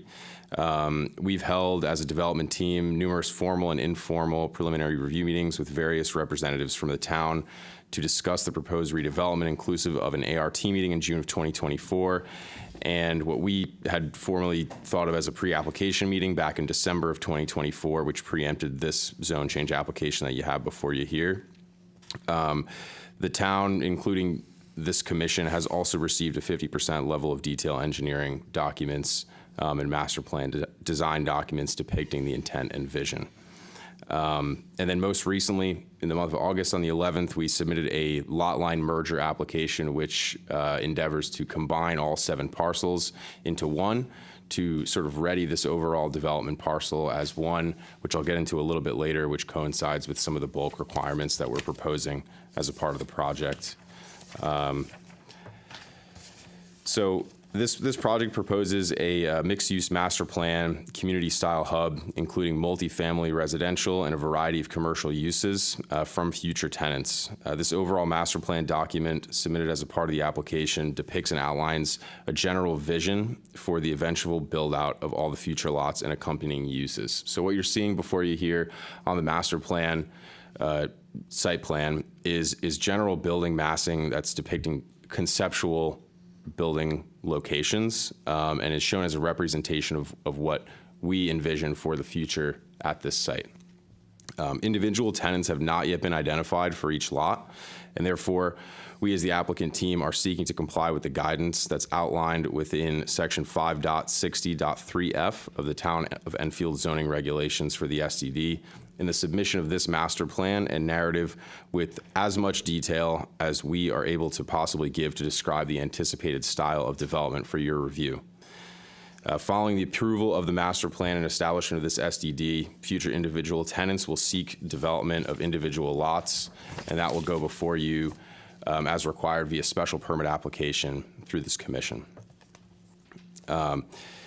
The intention of this overall development with Woodsoni as the master developer endeavors to, quote, ready the overall development area by demolishing all the existing facilities within the development area to the extent necessary, conducting mass grading of the overall area and constructing interior common access drives, common pedestrian facilities, common streetscape infrastructure, including street lights, street trees, etc., new right-in, right-out driveway for connection to the town-owned Freshwater Boulevard, master stormwater management infrastructure, and utility infrastructure, including sewer, water, electric, communications, et cetera, to support these future build-out tenant developments and the proposed use mix as we described. So the proposed overall approach to this is for the master development to include a sort of a private right-of-way, we're calling it, for common pedestrian and vehicular access throughout the site. And so the way that we're breaking up this site is into 11 different lots, whereas what will be immediately readied is this right-of-way, this common access for vehicular and pedestrian circulation throughout the site. So what this does is establish the interior road network for which future tenant infill will be established. And our intention for this right-of-way is for it to include a number of different standardized approaches for this common streetscape throughout the entire development. So I'll list those out here. A common 30-foot wide asphalt roadway with concrete curb and gutter, a common 7-foot sidewalk on either side of the road, and those common sidewalks shall include walkable tree pits for placement of street trees as depicted in our plan document. And in areas where space may be limited, the common right-of-way can be reduced to provide for a common sidewalk with street trees on one side. So we've endeavored here to split the overall development into three different nodes, with the western residential side providing for about 12 acres of residential with amenity space, walkable pedestrian connection from the interior of the parcel to various extents of the site. The central area, which sort of continues where the existing target comes down into the site, and that being a sort of central retail node. And then on the eastern farmost site, that sort of being this boulevard-esque or Main Street-esque style with a little bit more of a denser, smaller lot configuration, where we have sort of that meandering common access road that runs north-south, which allows for a little bit of walkability there, and for those lots to infill in more of a dense boulevard style fashion. In terms of the different breakdowns of uses, so like we said, we have the western side, which is residential. Our intention for that, and really any lot that will have residential, which as of now we're only depicting that area, which is what we anticipate it to only be. Any lots with multifamily residential use shall be required to provide dedicated open space and dedicated green space. And so as we've worked on putting together this plan, which we have put a lot of thought into, we try to show some forms of those green space that we envision may be there when that development comes online. Our intention is not for that area to necessarily be fully built out with buildings covering the entire thing. There is intention for that to have some green space, and that's reflected here in the special development district requirements that we're proposing. In terms of commercial uses, which is the remainder of the site, we anticipate those we anticipate allowable uses to include things such as restaurant with or without drive-through, restaurant with outdoor dining, single or multi-tenant retail stores, including big box retail stores, medical office, health club, personal services, financial institutions, gasoline service stations, package stores, and grocery. These are all things that are able to be placed here and permitted in the BR district currently. I won't get into too many details of the traffic unless you'd like to really talk about that. I don't think we have too much time, but we have had preliminary conversations with OSTA, specifically the executive director, Mr. Ouellette, who has noted that I did want to make mention, because I know that the TIS will probably come up. When we spoke with him, him and his team were actually not aware of that traffic impact study that was done in 2023, of November of 2023. And additionally, he said that the figures in that study have actually now been superseded. The crash data has now been superseded by the additional developments that happened in this area, namely Raising Cane's and the Zen Leaf Cannabis. So if a new traffic study was to be required, the old one would kind of be moot anyway. Additionally, in terms of entrances along Elm Street, we spoke with transportation planner at OSTA as well, which basically concluded in saying, if we're not increasing traffic to those driveway entrances, then there is really no reason for those to be upgraded, which we are not. In terms of parking, we've identified 2 different parking ratios on site. The parking that you're seeing on the screen in that specific plan is representative of these ratios. So for the multifamily residential, we're proposing a requirement of 1.3 parking spaces per dwelling unit. For that residential, you're seeing that on the plan there. Those are anticipated to be underneath a podium-style construction residential building, so that's why you're not seeing any surface parking there. Other parking is intended to be surface with no parking subgrade. For commercial, we're proposing 3 parking spaces for every 1,000 square feet of commercial building space.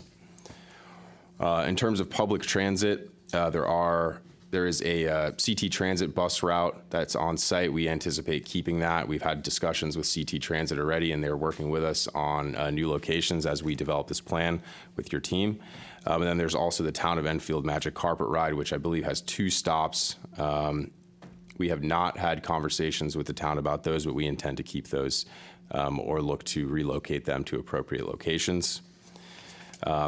In terms of new proposed bulk standards, what we're proposing is generally in line with what is currently there for the BR district. And we're figuring the entire parcel to be one with setbacks that are on the outer locations of the overall development as opposed to setbacks within the individual lots.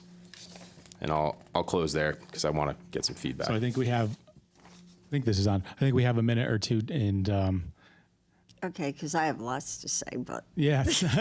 And Lori gave us a letter that she gave you, so I'm sure you've read it by now.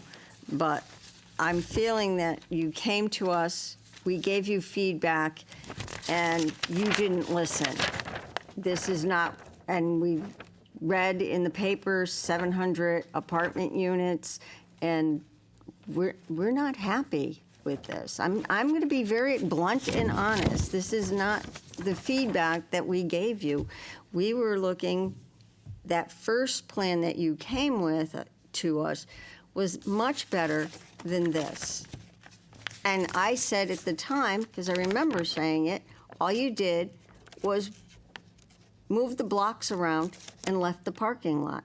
This is still way too much. We are looking for more open space. And you kind of alluded to listening to us. And I understand you're businessmen, but this is our town. These people live here. You guys live in Nebraska. You're not going to be here. You're not going to be here in 50 years. And yes, I can see that you're upset with me right now, and I'm a little upset with this, but we wanted open space. We want something that is a little bit more representative of a town, not a city. And all this is lots of fast food restaurants that I can see coming in with these smaller lots, maybe a strip mall, and tons of housing. And that's it. And that is really, I mean, we were expecting a lot from you guys because you came and we're willing to work with you. And I'm trying to be as nice as I can be. So that's all I got to say right at the moment. So we would like to see something a little bit better than this, and I'm a lot better because the town residents are not happy. I'm done. Do you want me to respond to that? Go ahead. Or Go for it. okay. No, we hear your comments and appreciate them. At the same token, you know, one point that I want to make that we talked about with both Dean and Evan is, you know, we're setting the SDD, which is the overlay that we're actually going to come through with permittable plans on. Right. Right. So are we going to go put out a multifamily building that looks like that? No, of course not. I understand But that. one of the key points that I did bring up, and I want to raise this flag when we were going through the SDD of, hey, there was pieces of this we didn't want included, right? Buildable footprints. It's key to us that when we do come through with actual plans, that if it's not within a certain box, we could get, you know, hung up. So that's a big piece of, hey, we want to make sure we have maximal flexibility here. That is a key thing. On other issues, I hear the open space. I've heard the comments on the parks, but at the same token, and I just want to be totally direct. We're doing 8 other mall redevelopments. These things are incredibly expensive. I know can't put a that. park here. I can't.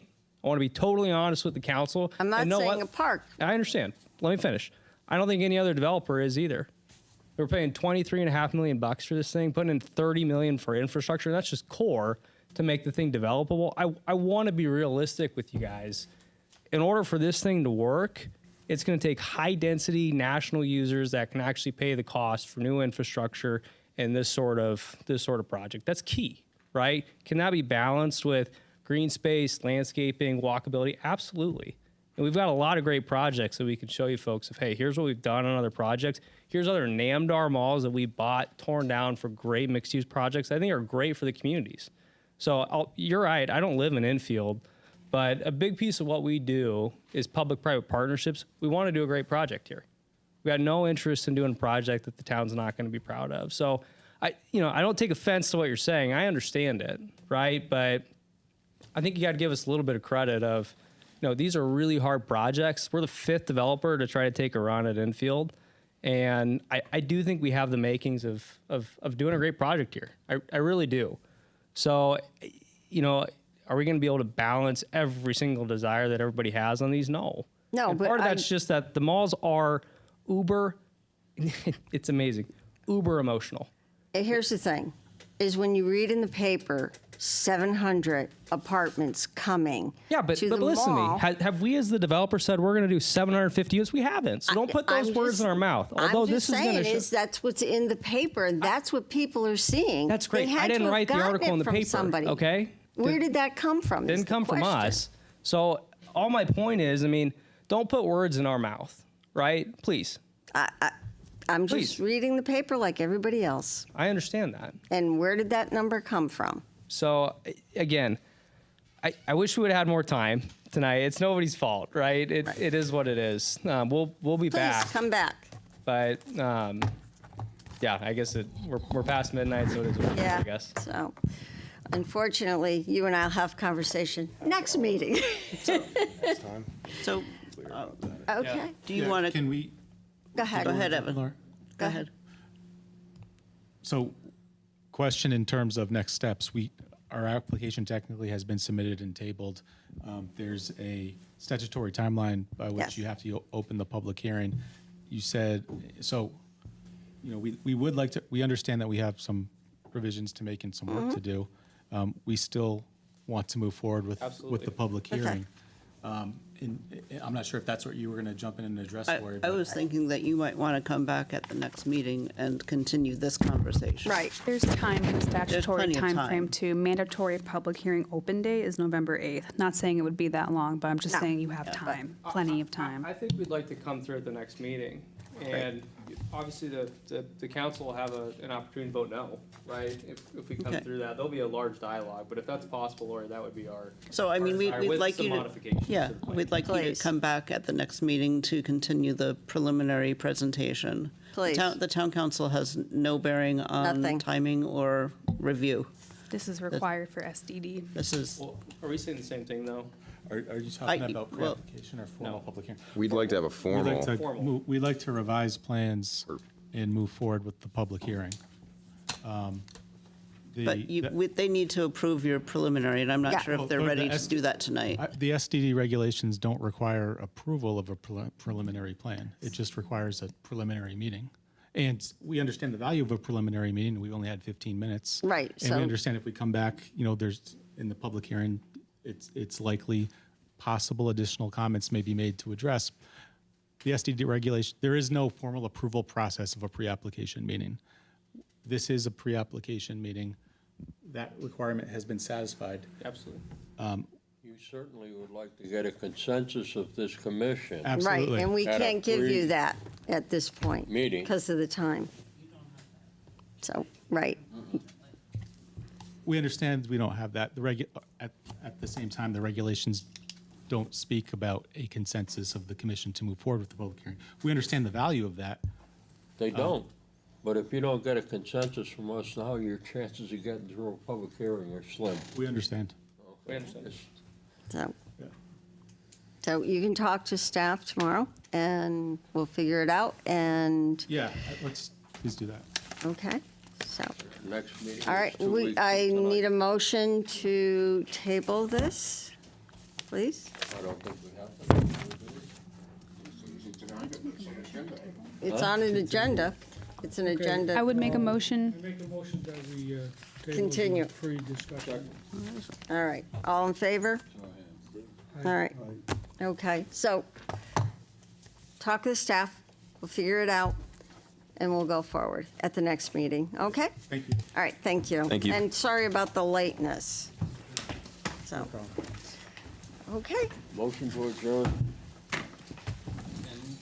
yeah, Second. no, we can adjourn. Motion to adjourn. Okay, all in favor? Yay. It's the only thing I... 12:10.